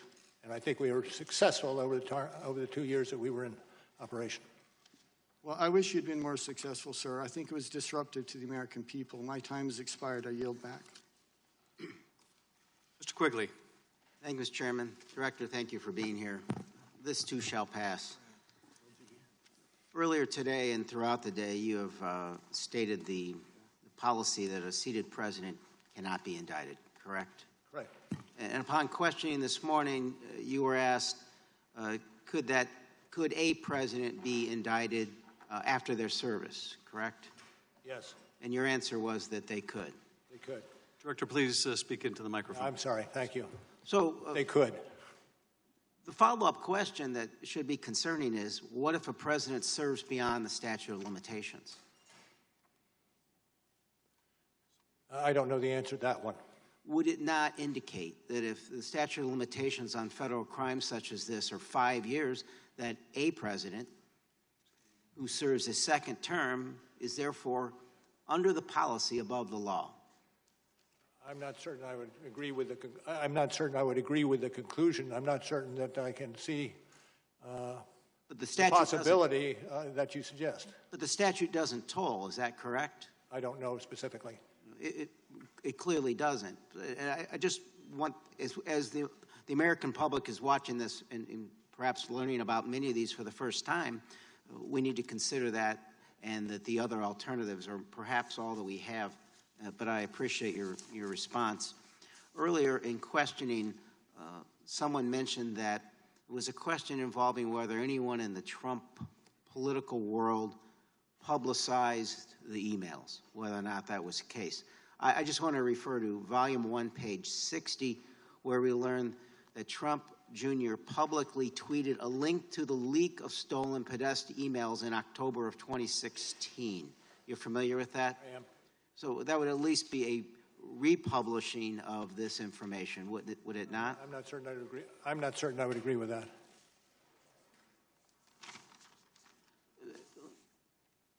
Director Pompeo assessed WikiLeaks in one point as a hostile intelligence service.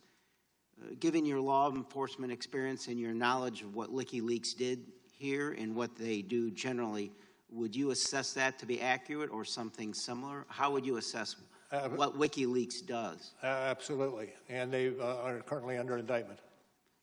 It's Julian Assange. Would it be fair to describe them as, you would agree with Mr. Director Pompeo, that's what he was when he made that remark, that it's a hostile intelligence service, correct? Yes. If we could put up slide 6. This just came out, WikiLeaks. I love WikiLeaks. Donald Trump, October 10th, 2016. This WikiLeaks stuff is unbelievable. It tells you the inner heart. You got to read it. Donald Trump, October 12th, 2016. This WikiLeaks is like a treasure trove. Donald Trump, October 31st, 2016. Boy, I love reading those WikiLeaks. Donald Trump, November 4th, 2016. Do any of those quotes disturb you, Mr. Director? I'm not certain I would say. How do you react to that? Well, it's probably problematic is an understatement in terms of what it displays, in terms of giving some, I don't know, hope or some boost to what is and should be illegal activity. Volume 1, page 59. Donald Trump Jr. had direct electronic communications with WikiLeaks during the campaign period. On October 3rd, 2016, WikiLeaks sent another direct message to Trump Jr. asking you guys to help disseminate a link alleging candidate Clinton had advocated a drone to attack Julian Assange. Trump Jr. responded that, quote, he had already done so. Same question. This behavior, at the very least, disturbing your reaction? Disturbing and also subject to investigation. Could it be described as aid and comfort to a hostile intelligence service, sir? I wouldn't categorize it with any specificity. I yield the balance to the chairman, please. Not sure I can make good use of 27 seconds, but Director, I think you made it clear that you think it unethical, to put it politely, to tout a foreign service like WikiLeaks publishing stolen political documents in a presidential campaign? Certainly calls for investigation. Thank you, Director. We're going to go now to Mr. Crawford, and then after Mr. Crawford's 5 minutes, we'll take a 5 or 10 minute break. Thank you, Mr. Chairman. Thank you, Mr. Mueller, for being here. Days after your appointment, Peter Strzok texted about his concern that there's, quote, no big there in the Trump campaign investigation. Did Strzok or anyone else who worked on the FBI's investigation tell you that around 10 months into the investigation, the FBI still had no case for collusion? Who? Can you repeat that? Peter Strzok. Could you, I'm sorry, can you move the microphone up a little closer? Sure. There's a quote attributed to Peter Strzok. He texted about his concern that there is, quote, no big there in the Trump campaign investigation. Did he or anyone else who worked on the FBI's investigation tell you that around 10 months into the investigation, the FBI still had no case for collusion? No. Is the Inspector General report correct that the text messages from Peter Strzok and Lisa Page's phones from your office were not retained after they left the special counsel's office? Well, I don't, it depends on what you're talking about. The investigation into those Peter Strzok went on for a period of time, and I'm not certain what it encompasses. It may well have encompassed what you're adverting to. Okay, let me move on just real quickly. Did you ask the department to authorize your office to investigate the origin of the Trump-Russia investigation? I'm not going to get into that. It goes to internal deliberations. So the circumstances surrounding the origin of the investigation have yet to be fully vetted then. I'm certainly glad that Attorney General Barr and U.S. Attorney Durham are looking into this matter. With that, I'd like to yield the balance of my time to the ranking member, Nunes. Thank the gentleman for yielding. Mr. Mueller, I want to make sure you're aware of who Fusion GPS is. Fusion GPS is a political operations firm that was working directly for the Hillary Clinton campaign and the Democrat National Committee. They produced the dossier. So they paid Steele, who then went out and got the dossier. And I know you don't want to answer any dossier questions, so I'm not going there. But your report mentions Natalia Vesnitskaya 65 times. She meets in the Trump Tower. It's this infamous Trump Tower meeting. It's in your report. You've heard many of the Democrats refer to it today. The meeting was shorter than 20 minutes, I believe. Is that correct? I think what we have in our report reflects it was about that length. So, do you know, so Fusion GPS, the main actor at Fusion GPS, the president of the company, or the owner of the company, is a guy named Glenn Simpson who's working for Hillary Clinton. Glenn Simpson, do you know how many times Glenn Simpson met with Natalia Vlesnskaya? Myself? No. Would it surprise you that the Clinton campaign dirty ops arm met with Natalia Vlesnskaya more times than the Trump campaign did? Well, this is an area that I'm not going to get into, as I indicated at the outset. Did you ever interview Glenn Simpson? I'm going to pass on that. According to, I'm going to change topics here. According to notes from the State Department official Kathleen Kavalak, Christopher Steele told her that former Russian intelligence head Trubnikov and Putin advisor Surkov were sources for the Steele dossier. Now, knowing that these are, not getting into whether these sources were real or not real, was there any concern that there could have been disinformation that was going from the Kremlin into the Clinton campaign and then being fed into the FBI? As I said before, this is an area that I cannot speak to. Is that because it's not in the report, or or because of an ongoing internal investigation? deliberations, other proceedings, and the like. Okay. When Andrew Weissman and Zaneb Ahmed joined your team, were you aware that Bruce Orr, Department of Justice top official, directly briefed the dossier allegations to them in the summer of 2016? Again, I'm not going to speak to that issue. Okay. Before you arrested George Papadopoulos in July of 2017, he was given $10,000 in cash in Israel. Do you know who gave him that cash? Again, it's outside our ambit, and questions such as that should go to the FBI or the department. But it involved your investigation. It involved persons involved in my investigation. Thank you, Mr. Chairman. Committee will stand in recess for 5 or 10 minutes. Please, folks, remain in your seats. Allow the director, Mr. Zebley, to exit the chamber.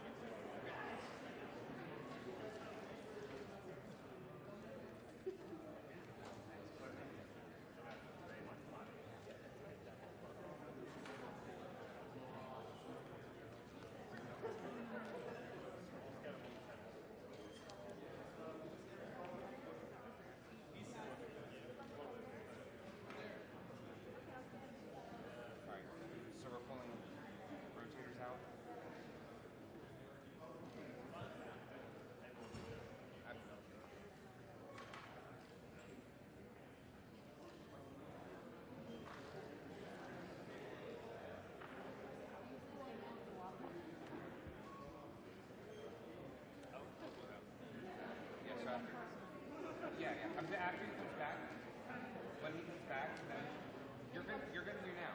When he comes back.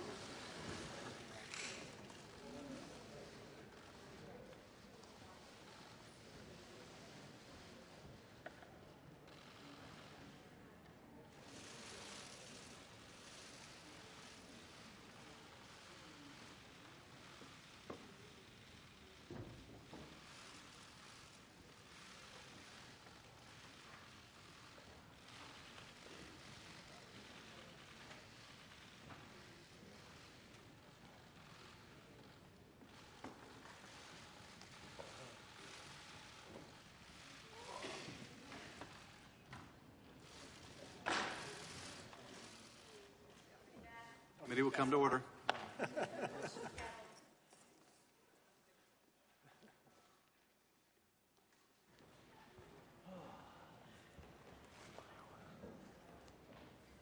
Thank you, sir. Thank you, Director. Mr. Swalwell, you are recognized. Thank you.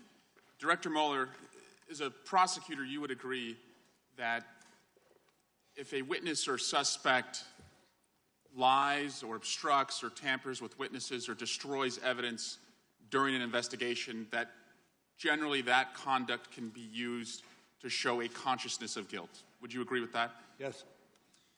Let's go through the different people associated with the Trump campaign and this investigation who lied to you and other investigators to cover up their disloyal and unpatriotic conduct. If we could put Exhibit 8 up. Director Mueller, I'm showing you Campaign Chairman Paul Manafort, Political Advisor Roger Stone, Deputy Campaign Manager Rick Gates, National Security Advisor Michael Flynn, Donald Trump's personal attorney Michael Cohen, and Foreign Policy Advisor George Papadopoulos. These 6 individuals have each been charged, convicted, or lied to your office or other investigators. Is that right? Yes, although I look askance at Mr. Stone because he is he is in a different case here in D.C. So National Security Advisor Flynn lied about discussions with Russian ambassador related to sanctions. Is that right? That's correct. Michael Cohen lied to this committee about Trump Tower Moscow. Is that correct? Yes. George Papadopoulos, the president's senior foreign policy advisor, lied to the FBI about his communications about Russia's possession of dirt on Hillary Clinton. Is that right? Correct. Yes. The president's campaign chairman, Paul Manafort, lied about meetings that he had with someone with ties to Russian intelligence. Is that correct? That's true. And your investigation was hampered by Trump campaign officials' use of encryption communications. Is that right? We believe that to be the case. You also believe to be the case that your investigation was hampered by the deletion of electronic messages. Is that correct?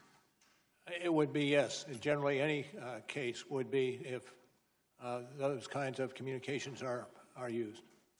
For example, you noted that Deputy Campaign Manager Rick Gates, who shared internal campaign polling data with the person with ties to Russian intelligence at the direction of Manafort, that Mr. Gates deleted those communications on a daily basis. Is that right?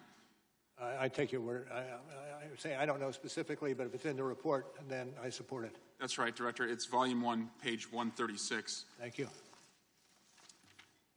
In addition to that, other information was inaccessible because your office determined it was protected by attorney-client privilege. Is that correct? That is true. That would include that you do not know whether communications between Donald Trump and his personal attorneys, Jay Sekulow, Rudy Giuliani, and others discouraged witnesses from cooperating with the government. Is that right? I'm not going to talk to that.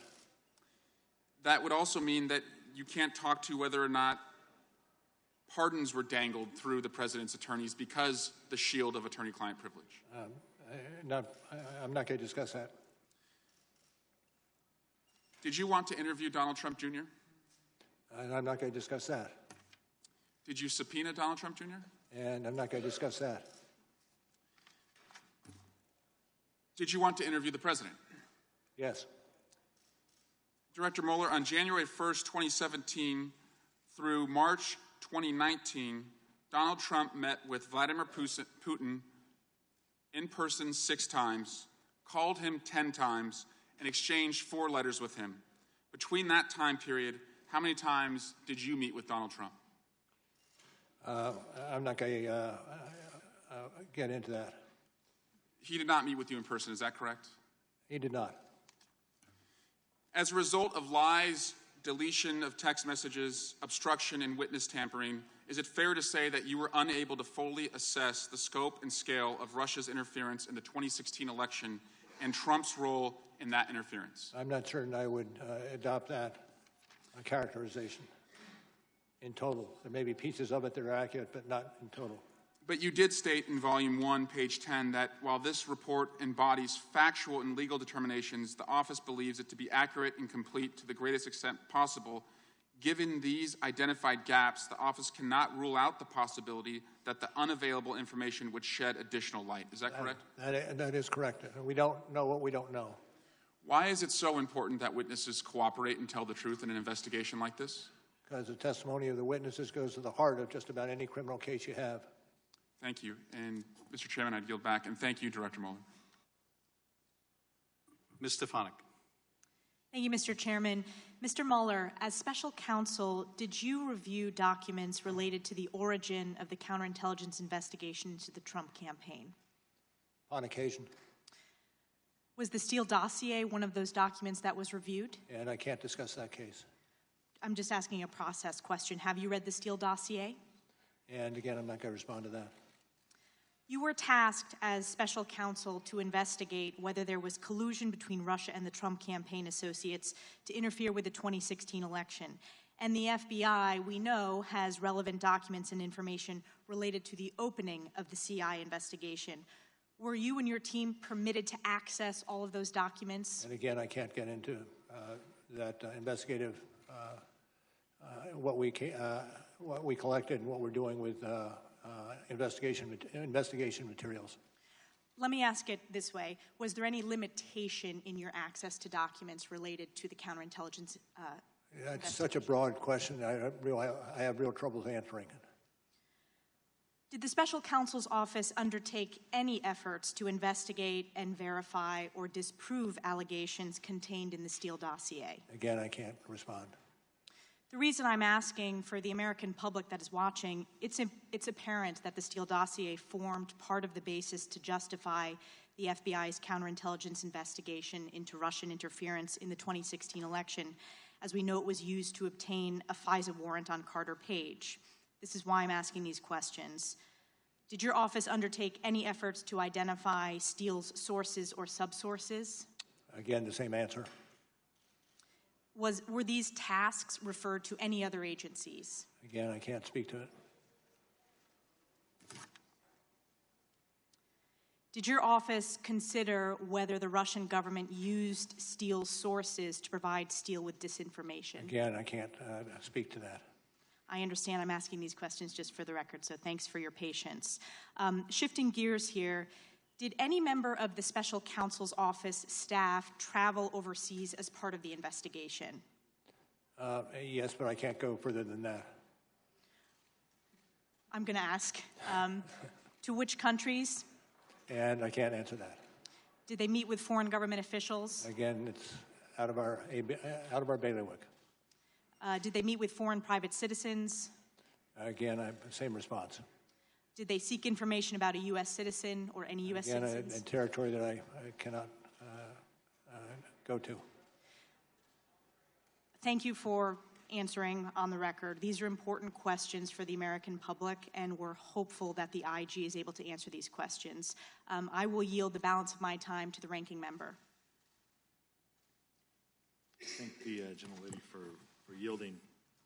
Mr. Mueller, I want to go back to, we started off with Joseph Mifsud, who's at the center of this investigation. He appears in your report a dozen times or more.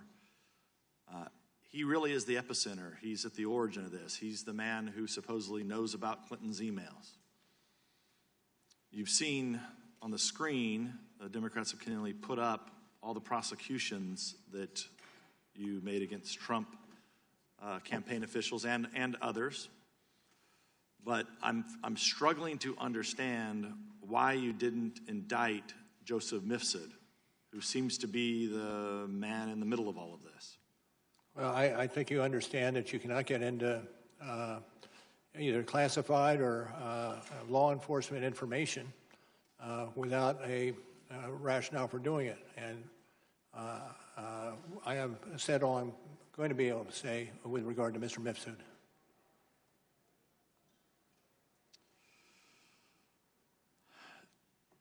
Were you aware of Kathleen Kavalek's involvement, that she had met with Ms. Steele, the State Department official? Again, I can't respond to that question. It's outside my jurisdiction. Okay. The Carter Page FISA warrant was re-upped 3 times. The last time it was re-upped was under your watch. So were you in the approval process of that last time that the Carter Page warrant was Well, I can't speak specifically about that warrant, but if you ask, was I in the approval chain, the answer is no. Okay, that's very helpful. Thank you, Mr. Chairman. Yield back. Mr. Castro. Thank you, Chairman. Thank you, Special Counsel Mueller, for your testimony and for your service to our country. Donald Trump over the years has surrounded himself with some very shady people, people that lied for him, people that covered up for him, people that helped him enrich himself. I want to talk specifically about one of those instances that's in your report.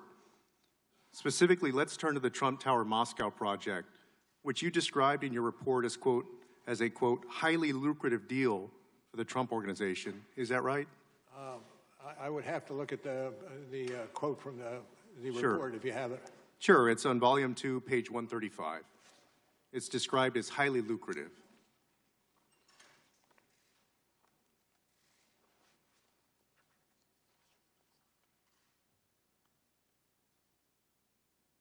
Okay, I have it. Sure. I have it. Thank you, sir. Yeah, no problem.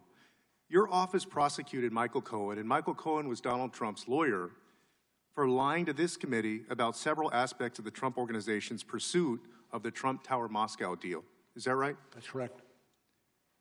According to your report, Cohen lied to, quote, minimize links between the project and Trump, unquote, and to, quote, stick to the party line, unquote, in order not to contradict Trump's public message that no connection existed between Trump and Russia. Is that right? That's yes, that's correct. Now, when you're talking about the party line here, the party line in this case... If I can interject, the one thing I should have said at the outset, if it was in the report, and consequently, I do believe it to be true. Thank you. The party line in this case was that the deal ended in January 2016. In other words, they were saying that the deal ended in January 2016 before the Republican primaries. In truth, though, the deal extended to June 2016, when Donald Trump was already the presumptive Republican nominee. Is that correct? That's correct. The party line was also that Cohen discussed the deal with Trump only 3 times, when in truth, they discussed it multiple times. Is that right? Also true, and part of the basis for the plea that he entered for lying to this entity. Thank you, and thank you for prosecuting that. The party line was also that Cohen and Trump never discussed traveling to Russia during the campaign, when in truth, they did discuss it. Is that right? That's accurate. And the party line was that Cohen never received a response from the Kremlin to his inquiries about the Trump Tower Moscow deal. In fact, Cohen not only received a response from the Kremlin to his email, but also had a lengthy conversation with a Kremlin representative who had a detailed understanding of the project. Is that right? If it's in the report, that is accurate. Recitation of that piece of the report. So you have the candidate Trump at the time saying he had no business dealings with Russia, his lawyer who was lying about it, and then the Kremlin who during that time was talking to President Trump's lawyer about the deal. Is that right? I can't adopt your characterization. Not only was Cohen lying on Trump's behalf, but so was the Kremlin. On August 30th, 2017, 2 days after Cohen submitted his false statement to this committee, claiming that he never received a response to his email to the Kremlin, Vladimir Putin's press secretary told reporters that the Kremlin left the email unanswered. That statement by Putin's press secretary was false, wasn't it? I can't speak to that. Although it was widely reported in the press. Again, I can't speak to that, particularly if it was dependent upon media sources. But it was consistent with the lie that Cohen had made to the committee. Is that right? I'm not certain I could go that far. So Cohen, President Trump, and the Kremlin were all telling the same lie. I defer to you on that. I can't get into the details. Special Counsel Mueller, I want to ask you something that's very important to the nation. Did your investigation evaluate whether President Trump could be vulnerable to blackmail by the Russians because the Kremlin knew that Trump and his associates lied about connections to Russia related to the Trump Tower deal? I can't speak to that. I yield back, Chairman. Mr. Hurd. Thank you, Mr. Chairman. Director Mueller, you've been asked many times this afternoon about collusion, obstruction of justice, and impeachment and the Steele dossier, and I don't think your answers are going to change if I ask you about those questions. So I'm going to ask about a couple of press stories, because a lot of what the American people have received about this have been on press stories, and some of that has been wrong, and some of those press stories have been accurate. On April 13th, 2018, McClatchy reported that you had evidence Michael Cohen made a secret trip to Prague during the 2016 presidential election. I think he told one of the committees here in Congress that was incorrect. Is that story true? I can't go into it. Got you. On October 31st, 2016, Slate published a report suggesting that a server at Trump Tower was secretly communicating with Russia's Alpha Bank, and I quote, akin to what criminal syndicates do. Do you know if that story is true? Do not. Do not. You do not? Know whether it's true. So did you not investigate these allegations which are suggestive of potential Trump-Russia? Because I believe it's not true doesn't mean it would not be investigated. It may well have been investigated, although my belief at this point is not true. Good copy. Thank you. As a former CIA officer, I want to focus on something I think both sides of the political aisle can agree on. That is, how do we prevent Russian intelligence and other adversaries from doing this again? And after overseeing counterintelligence operations for 12 years as FBI director, and then investigating what the Russians have done in the 2016 election, you've seen tactics, techniques, and results of Russian intelligence operations.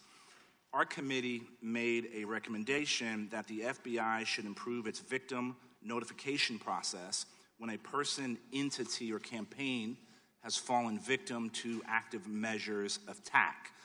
Would you agree with this?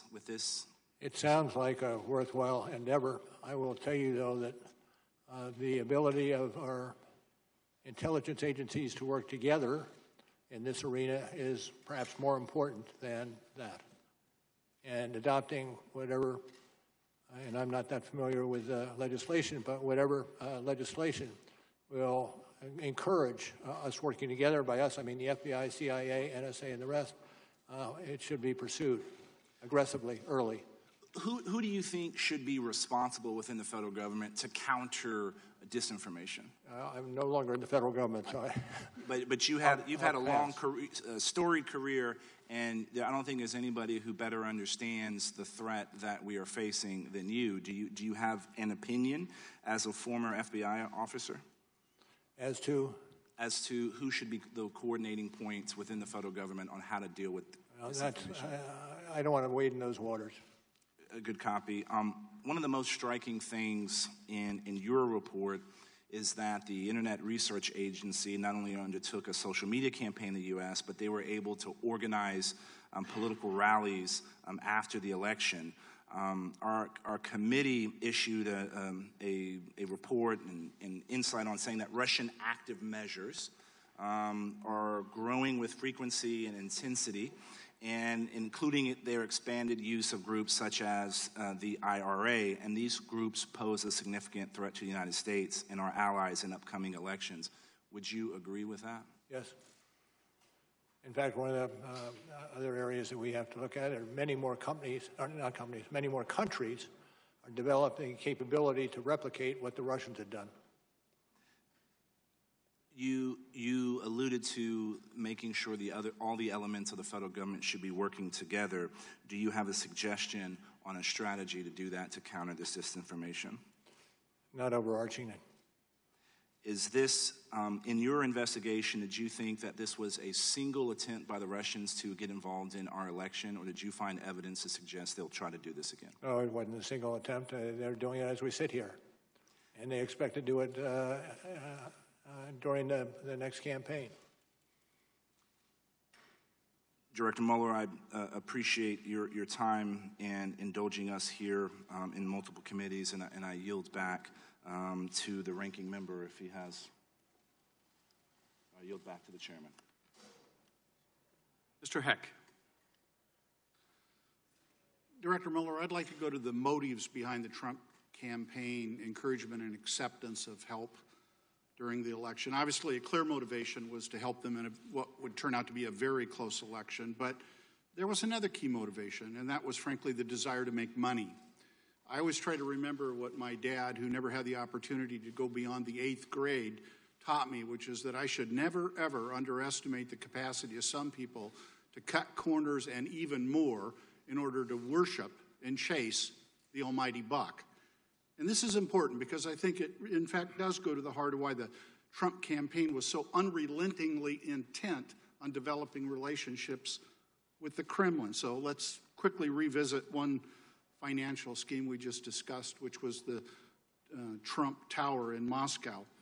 We indicated earlier that it was a lucrative deal. Trump, in fact, stood, he and his company, to earn many millions of dollars on that deal. Did they not, sir?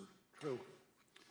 And Cohen, Mr. Cohen, his attorney, testified before this committee that President Trump believed the deal required Kremlin approval. Is that consistent with what he told you? I'm not certain whether it's Mr. Trump himself or others associated with that enterprise that had discussed the necessity of having the input from the state, meaning the Russian government, in order for it to go forward successfully. Isn't it also true that Donald Trump viewed his presidential campaign, as he told top campaign aides, that the campaign was an infomercial for the Trump organization and his properties? I'm not familiar with that. Then let's turn to Trump campaign chair Paul Manafort. Did, in fact, your investigation find any evidence that Manafort intended to use his position as Trump's campaign chair for his own personal financial benefit? I will say there was some indication of that, but I won't go further. I think you'll find it on page 135 of Volume 1. During the transition, Trump's son-in-law, Jared Kushner, met with Sergei Gorkov, the head of a Russian-owned bank that is under U.S. sanctions. And according to the head of the bank, he met with Kushner in his capacity as CEO of Kushner Companies to discuss business opportunities. Is that correct, sir? I'm not certain. I'm not certain about that. Let me just put it that way. It was asserted thusly in your report, Volume 1, 160, pages 161 and 162. Your report notes that at the time, Kushner Companies were trying to renegotiate a billion, with a B, $1 billion lease of their flagship building at 666 Fifth Avenue, correct? I'm not familiar with those financial arrangements. Also on page 162, where Kushner Companies, it was asserted, had debt obligations coming due on the company. Eric Prince, a supporter close to Trump, a supporter, campaign and administrative. A supporter. I was. Yes, he met in the Seychelles during the transition with Kirill Dmitriev, who was the head of a sanctioned Russian government investment arm, which had close ties to Vladimir Putin. Correct, sir? Yes. Your investigation determined that Mr. Prince had not known nor conducted business with Dmitriev before Trump won the election, correct? Well, I defer to the report on that. Yet it does, and yet Prince, who had connections to top administration, Trump administration officials, met with Dmitriev during the transition period to discuss business opportunities, among other things. But it wasn't just Trump and his associates who were trying to make money off this deal, nor hide it, nor lie about it. Russia was too. That was the whole point, to gain relief from sanctions, which would hugely benefit their incredibly wealthy oligarchs. For example, sanctions relief was discussed at that June 9th meeting in the Trump Tower, was it not, sir? Yes, but it was not a main subject for discussion. Trump administration National Security Advisor designate Michael Flynn also discussed sanctions in a secret conversation with the Russian ambassador, did he not? Correct. So to summarize, Donald Trump, Michael Cohen, Paul Manafort, Jared Kushner, Eric Prince, and others in the Trump orbit all tried to use their connections with the Trump organization to profit from Russia, which was openly seeking relief from sanctions. Is that true, sir? I'm not certain I can adopt what you are. I will, and I'd further assert that was not only dangerous, it was un-American. Greed corrupts. Greed corrupts, and it is a terrible foundation for developing American foreign policy. Mr. Ratcliffe.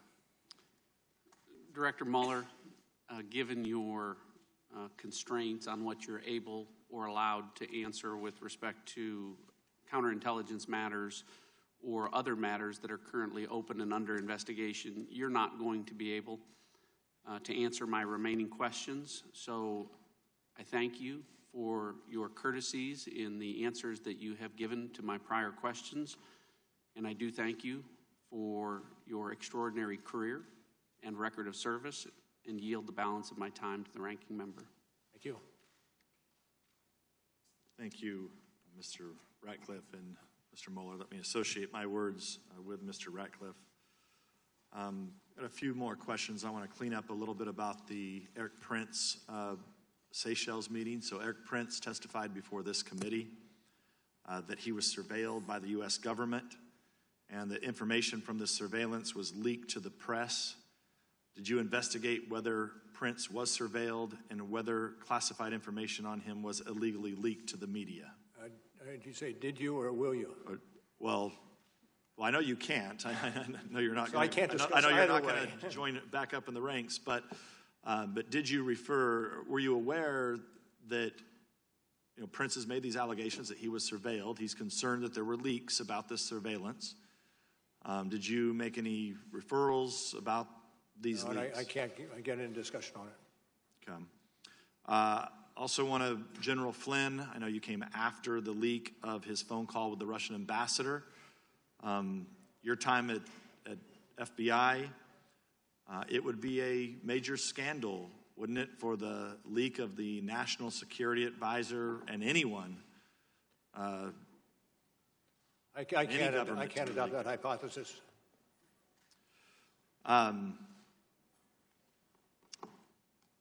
Did your report name any people who were acting as U.S. government informants or sources without disclosing that fact? I can't answer that. On Volume 1, page 133 of your report, you state that Konstantin Kilimnik has ties to Russian intelligence. His name came up quite often today, but your report omits to mention that Kilimnik has long-term relationships with U.S. government officials, including our own State Department. I can't get into that. I know it's not in the report, but if Kilimnik is being used in the report to say that he was possibly some type of Russian agent, and I think it is important for this committee to know if Kilimnik has ties to our own State Department, which it appears that he does. Again, it's the same territory that I'm loath to get into. You were asked this earlier about Trump attorney John Dowd, that pieces of his phone call were omitted from the report. It was what Mr. Dowd calls exculpatory evidence. Are you concerned about? I'm not certain I would agree with that characterization. I think I said that before. Yes. An American citizen from the Republic of Georgia, who your report misidentifies as a Russian, claims that your report omitted parts of a text message he had with Michael Cohen about stopping the flow of compromising tapes of Donald Trump. In the omitted portions, he says he did not know what the tapes actually showed. Was that portion of the exchange left out of the report for a reason? No, we got an awful lot into the report, but we did not get every intersection or conversation and the like. So I am not familiar with that particular episode you're talking about. Thank you, Mr. Mueller, and thank you, Mr. Chairman. Mr. Welch. Director Mueller, did you find there was no collusion between the Trump campaign and Russia? Well, we don't use the word collusion. The word we usually use is well, not collusion, but one of the other terms that that fills in when collusion is not used. In any event, we decided not to use the word collusion inasmuch as it has no relevance to the criminal law arena. The term is conspiracy that you prefer to use? That's a conspiracy, exactly right. You help me, I'll help you. Thank you. There's an agreement. Thank you. And in fact, you had to then make a charging decision after your investigation where unless there was enough evidence to prove beyond a reasonable doubt, you wouldn't make a charge, correct? Generally, that's the case. But making that decision does not mean your investigation failed to turn up evidence of conspiracy. Absolutely correct. And in fact, I'll go through some of the significant findings that your exhaustive investigation made. You found, as I understand it, that from May 2016 until the end of the campaign, campaign chairman, Mr. Manafort, gave private polling information to Russian agents, correct? Correct. Could you speak in the microphone? Yep, I will. My apologies. Thank you. And your investigation found that in June 2016, Donald Trump Jr. made an arrangement to meet at Trump Tower along with Jared Kushner and others, expecting to receive dirt on the Hillary Clinton campaign, correct? Correct. And you found in your investigation that on July 27th, candidate Trump called on Russia to hack Hillary Clinton's email, something that for the first time they did about 5 hours later, correct? That's correct. And you also found that on August 2nd, Mr. Manafort met with a person tied to Russian intelligence, Mr. Kalimnik, and gave him internal campaign strategy, aware that Russia was intending to do a misinformation social media campaign, correct? I'm not certain of the tie there. But the fact of that meeting you agree with? The fact of the meeting took place is accurate. In your investigation, as I understand it, also found that in late summer of 2016, the Trump campaign, in fact, devised its strategy and messaging around WikiLeaks releases of materials that were stolen from the Democratic National Committee, correct? Is that from the report? Yes. It's according to Mr. Gates. Yes. Yes, thank you.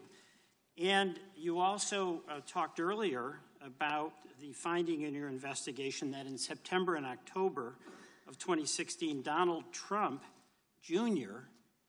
had email communications with WikiLeaks, now indicted, about releasing information damaging to the Clinton campaign, correct? True. So, True. All right. So I understand you made a decision, prosecutorial decision, that this would not rise to proof beyond a reasonable doubt. But I ask if you share my concern. And my concern is, have we established a new normal from this past campaign that is going to apply to future campaigns so that if any one of us running for the U.S. House, any candidate for the U.S. Senate, any candidate for the presidency of the United States, aware that if a hostile foreign power is trying to influence an election, has no duty to report that to the FBI or other authorities? Well, I hope. Go ahead. I hope this is not the new normal, but I fear it is. And would, in fact, have the ability, without fear of legal repercussion, to meet with agents of that foreign entity hostile to the American election? I'm sorry, what is the question? Is that an apprehension that you share with me? Yes. And that there would be no repercussions whatsoever to Russia if they did this again. And as you stated earlier, as we sit here, they're doing it now. Is that correct? You're absolutely right. Do you have any advice to this Congress as together what we should do to protect our electoral system and accept responsibility on our part to report to you or your successor when we're aware of hostile foreign engagement in our elections? I would say the basis, the first line of defense really is the ability of the various agencies who have some piece of this to not only share information, but share expertise, share targets, and use the full resources that we have to address this problem. Thank you, Director Mueller. I yield back. Mr. Maloney. Mr. Mueller, thank you. I know it's been a long day, and I want to make clear how much respect I have for your service and for your extraordinary career. And I want you to understand my questions in that context, sir. I'm going to be asking you about Appendix C to your report, and in particular, the decision not to do a sworn interview of the president. It's really the only subject I want to talk to you about, sir. Why didn't you subpoena the president? Well, at the outset, after we took over and initiated the investigation. If I could ask you to speak on the microphone. Yeah, of course. At the outset, after we took over the investigation and began it and pursued it, quite obviously one of the things we anticipated wanting to accomplish, that is having the interview of the president. We negotiated with him for a little over a year, and I think what you adverted to in the appendix lays out our expectations as a result of those negotiations. But finally, when we were almost towards the end of our investigation and we'd had little success in pushing to get the interview of the president, we decided that we did not want to exercise the subpoena powers because of the necessity of expediting the end of the investigation. Was that, excuse me, did you want I was going to say, the expectation was if we did subpoena the president, he would fight the subpoena and we would be in the midst of the investigation for a substantial period of time. Right, but as we sit here, you've never had an opportunity to ask the president in-person questions under oath, and so obviously that must have been a difficult decision. And you're right, Appendix C lays that out, and indeed, I believe you described the in-person interview as vital. That's your word. And of course, you make clear you had the authority and the legal justification to do it. As you point out, you waited a year. You put up with a lot of negotiations. You made numerous accommodations, which you lay out so that he could prepare and not be surprised. I take it you were trying to be fair to the president. And by the way, you were going to limit the questions when you got to written questions to Russia only. And in fact, you did go with written questions after about 9 months, sir, right? And the president responded to those, and you have some hard language for what you thought of those responses. What did you think of the president's written responses, Mr. Mueller? Certainly not as useful as the interview would be. In fact, you pointed out, and by my count, there were more than 30 times when the president said he didn't recall, he didn't remember, no independent recollection, no current recollection. And I take it by your answer that it wasn't as helpful. That's why you used words like incomplete, imprecise, inadequate, insufficient. Is that a fair summary of what you thought of those written answers? That is a fair summary. And I presume that comes from the report. And yet, sir, and I ask this respectfully, by the way, the president didn't ever claim the Fifth Amendment, did he? I'm not going to talk to that. Well, from what I can tell, sir, at one point it was vital, and then at another point it wasn't vital.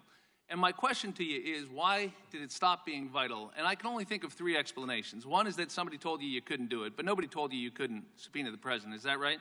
No, we understood we could subpoena the president. Rosenstein didn't tell you, Whitaker didn't tell you, Barr didn't tell you couldn't. We could serve a subpoena. So the only other explanation, well, there's 2 others, I guess. One, that you just flinched, that you had the opportunity to do it and you didn't do it. But sir, you don't strike me as the kind of guy who flinches. I hope not.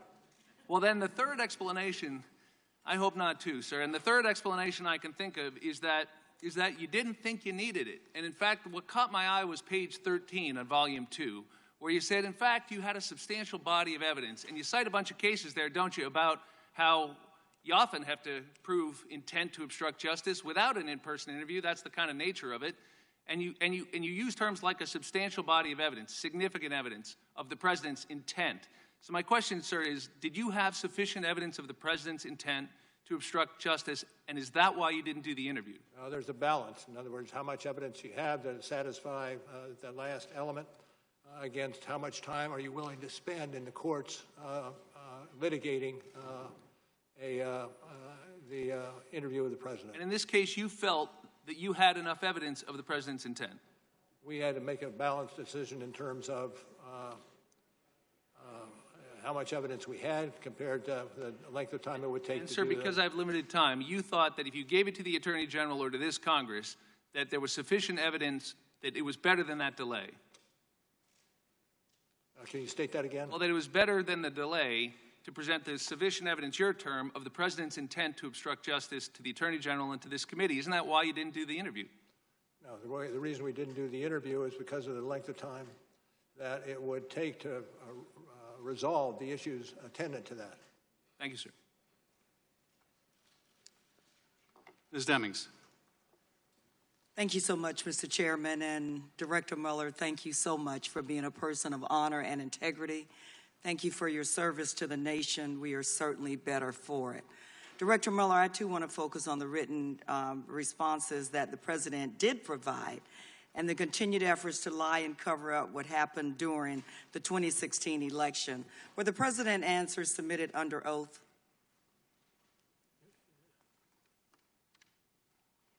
Yes, yes. Thank you, they were. Were these all the answers your office wanted to ask the President about Russia interference in the 2016 election? No, not necessarily. So there were other Yes. questions that you wanted to answer. Did you analyze his written answers on Russia interference to draw conclusions about the President's credibility? No, it was perhaps one of the factors, but nothing more than that. It was one of the factors. So what did you determine about the President's credibility? And that I can't get into. Director Mueller, I know based on your decades of experience, you probably had an opportunity to analyze the credibility of countless witnesses, but you weren't able to do so with this witness. Well, with every witness, particularly a leading witness, one assesses the credibility day by day, witness by witness, document by document. And that's what happened in this case. So we started with very little, and by the end, we ended up with a fair amount. Yeah, fair amount. Thank you. Well, let's go through some of the answers to take a closer look at his credibility, because it seems to me, Director Mueller, that his answers were not credible at all. Do some of President Trump's incomplete answers relate to Trump Tower Moscow? Yes. For example, did you ask the President whether he had at any time directed or suggested that discussions about Trump Moscow project should cease? Should what? Cease. Do you have a citation? Yes, we're still in Appendix C, Section 1-7. The first page? Uh-huh. Says the President did not answer whether he had at any time directed or suggested that discussions about the Trump Moscow project should cease, but he has since made public comments about this topic. Okay. And the question was? Did the President, let me go on to the next question. Did the President fully answer that question in his written statement to you about the Trump Moscow project ceasing? Again, in Appendix C. And can you direct me to the particular paragraph you're adverting to? It would be Appendix C-C1, but let me move forward. 9 days after he submitted his written answers, didn't the President say publicly that he, quote, decided not to do the project, unquote? And that is in your report. I'd ask you if you would to point out the particular paragraph that you're focused on. We can move on. Did the President answer your follow-up questions?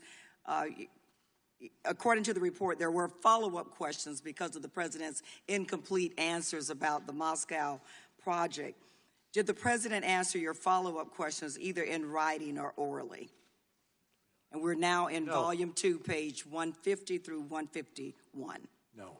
He did not.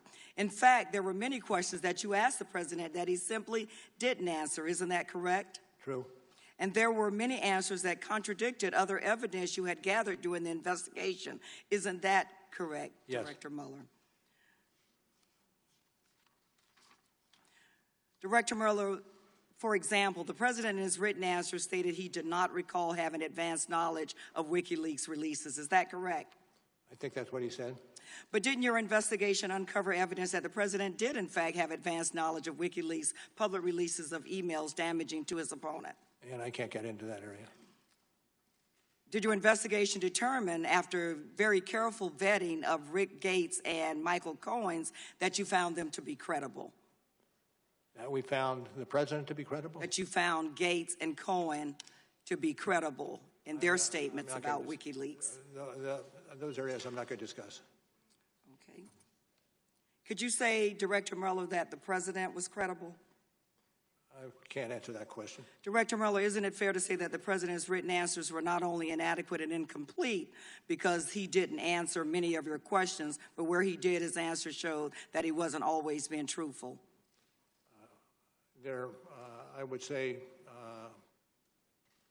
generally. Generally. Director Mueller, it's one thing for the president to lie to the American people about your investigation, falsely claiming that you found no collusion and no obstruction, but it's something else altogether for him to get away with not answering your questions and lying about them. And as a former law enforcement officer of almost 30 years, I find that a disgrace to our criminal justice system. Thank you so much. I yield back to the chairman. Mr. Krishnamurthy. Director Mueller, thank you for your devoted service to your country. Earlier today, you described your report as detailing a criminal investigation, correct? Yes. Yes. Director, since it was outside the purview of your investigation, your report did not reach counterintelligence conclusions regarding the subject matter of your report. That's true.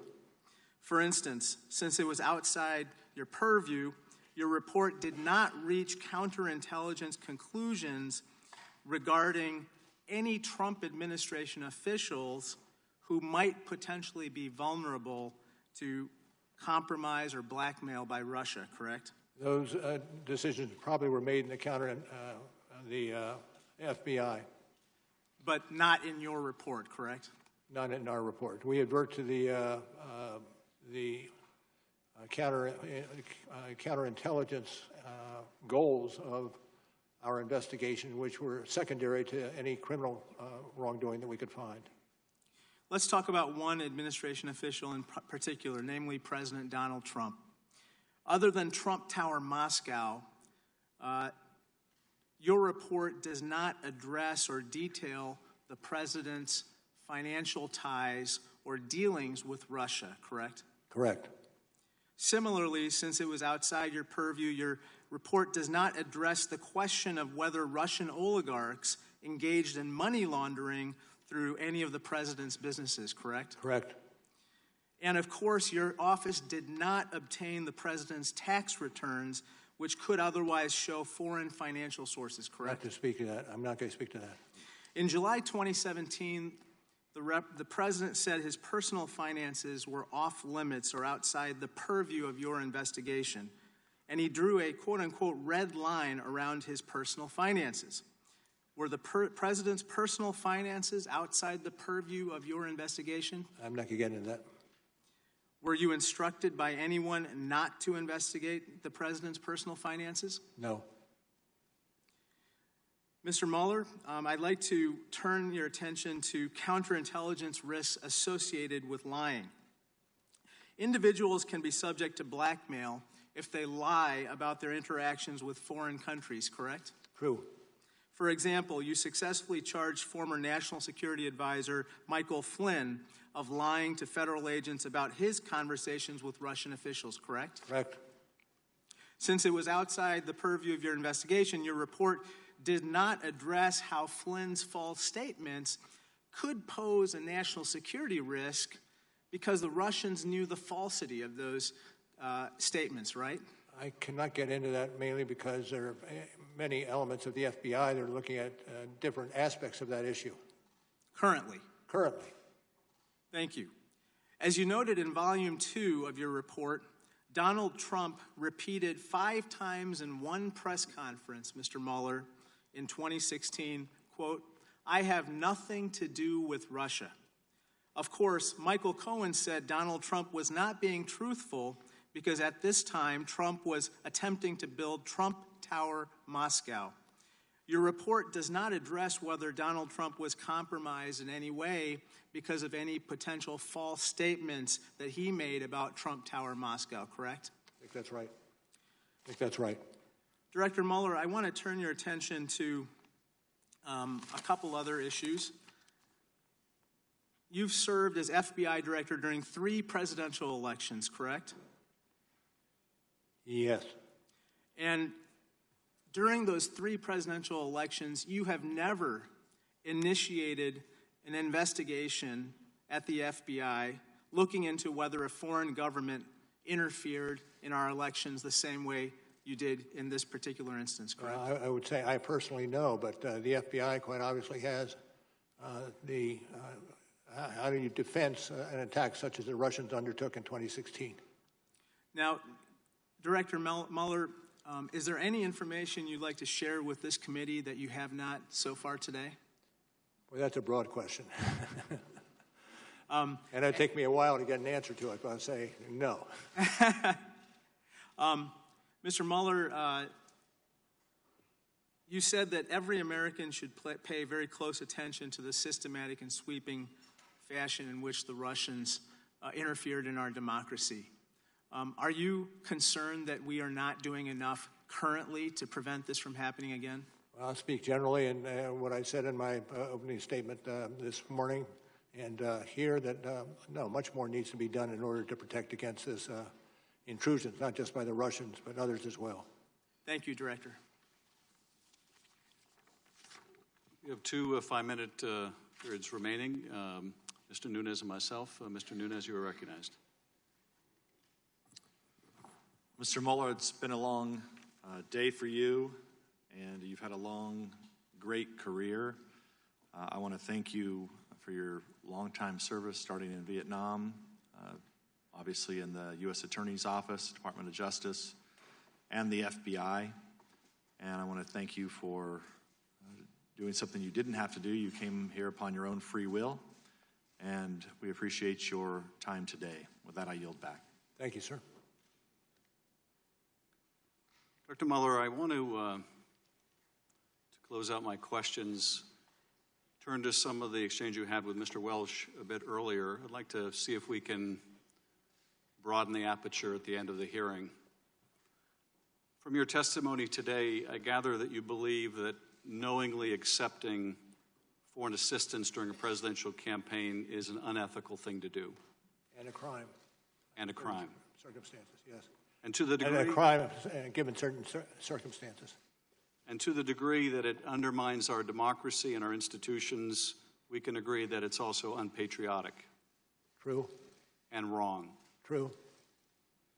The standard of behavior for a presidential candidate, or any candidate for that matter, shouldn't be merely whether something is criminal. There should be held to a higher standard. You would agree? Yeah, I will not get into that because it goes to the standards to be applied by other institutions besides ours. Well, I'm just referring to ethical standards. We should hold our elected officials to a standard higher than mere avoidance of criminality, shouldn't we? Absolutely. You have served this country for decades. You've taken an oath to defend the Constitution. You hold yourself to a standard of doing what's right. I would hope. You have. I think we can all see that. And befitting the times, I'm sure your reward will be unending criticism. But we are grateful. The need to act in an ethical manner is not just a moral one, but when people act unethically, it also exposes them to compromise, particularly in dealing with foreign powers. Is that true? True.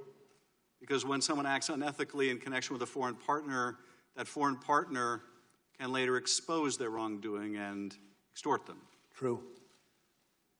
And that conduct, that unethical conduct, can be of a financial nature if you have a financial motive or an illicit business dealing. Am I right? Yes. But it can also just involve deception. If you are lying about something that can be exposed, then you can be blackmailed. Also true. In the case of Michael Flynn, he was secretly doing business with Turkey, correct? Yes. And that could open him up to compromise that financial relationship. I presume. He also lied about his discussions with the Russian ambassador. And since the Russians were on the other side of the conversation, they could have exposed that, could they not? Yes. If a presidential candidate was doing business in Russia and saying he wasn't, Russians could expose that too, could they not? I leave that to you. Well, let's look at Dmitry Peskov, the spokesperson for the Kremlin, someone that the Trump organization was in contact with to make that deal happen. Your report indicates that Michael Cohen had a long conversation on the phone with someone from Dmitry Peskov's office. Presumably the Russians could record that conversation, could they not? Yes. And so if candidate Trump was saying, I have no dealings with the Russians, but the Russians had a tape recording, they could expose that, could they not? Yes. That's the stuff of counterintelligence nightmares, is it not? Well, it has to do with counterintelligence and the need for a strong counterintelligence entity. It does indeed. And when this was revealed that there were these communications, notwithstanding the president's denials, the president was confronted about this, and he said two things. First of all, that's not a crime. But I think you and I have already agreed that that shouldn't be the standard, right, Mr. Mueller? True. And the second thing he said was, why should I miss out on all those opportunities? I mean, why indeed? Merely running a presidential campaign, why should you miss out on making all that money? Was the import of his statement. Were you ever able to ascertain whether Donald Trump still intends to build that tower when he leaves office? Is that a question, sir? Yes, were you able to ascertain, because he wouldn't answer your questions completely, whether or if he ever ended that desire to build that tower? I'm not going to speculate on that. If the president was concerned that if he lost his election, he didn't want to miss out on that money, might he have the same concern about losing his re-election and missing out on that money? Speculation. The difficulty with this, of course, is we are all left to wonder whether the president is representing us or his financial interests. That concludes my questions. Mr. Nunes, do you have any concluding remarks? Dr. Mueller, let me close by returning to where I began. Thank you for your service, and thank you for leading this investigation. The facts you set out in your report and have elucidated here today tell a disturbing tale of a massive Russian intervention in our election, of a campaign so eager to win, so driven by greed that it was willing to accept the help of a hostile foreign power in a presidential election decided by a handful of votes in a few key states. Your work tells of a campaign so determined to conceal their corrupt use of foreign help that they risk going to jail by lying to you, to the FBI, and to Congress about it, and indeed, some have gone to jail over such lies. And your work speaks of a president who committed countless acts of obstruction of justice that, in my opinion, and that of many other prosecutors, had it been anyone else in the country, they would have been indicted. Notwithstanding the many things you have addressed today and in your report, there were some questions you could not answer given the constraints you're operating under. You would not tell us whether you would have indicted the president but for the OLC opinion that you could not. And so the Justice Department will have to make that decision when the president leaves office, both as to the crime of obstruction of justice and as to the campaign finance fraud scheme that individual one directed and coordinated and for which Michael Cohen went to jail.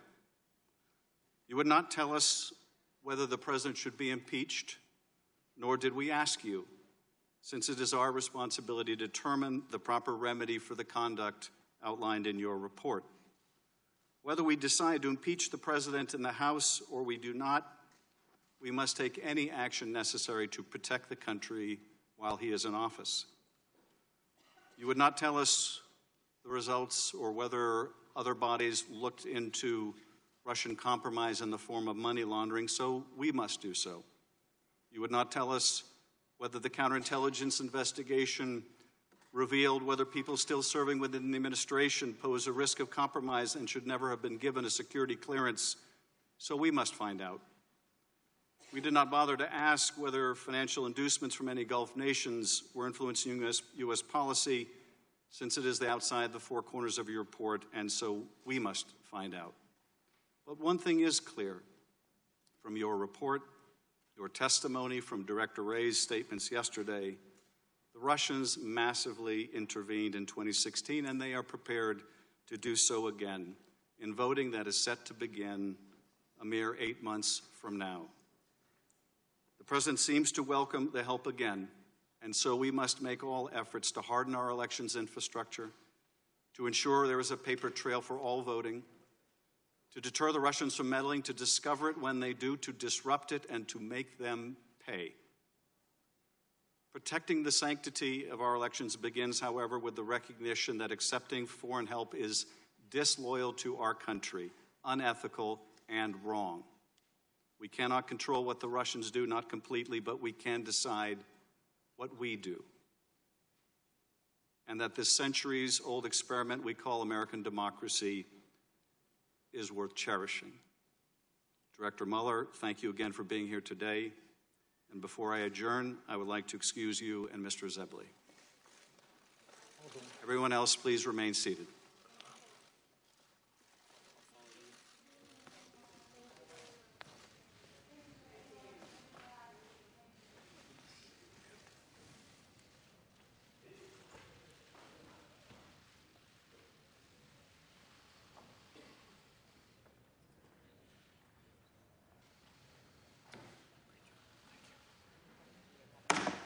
This hearing is adjourned.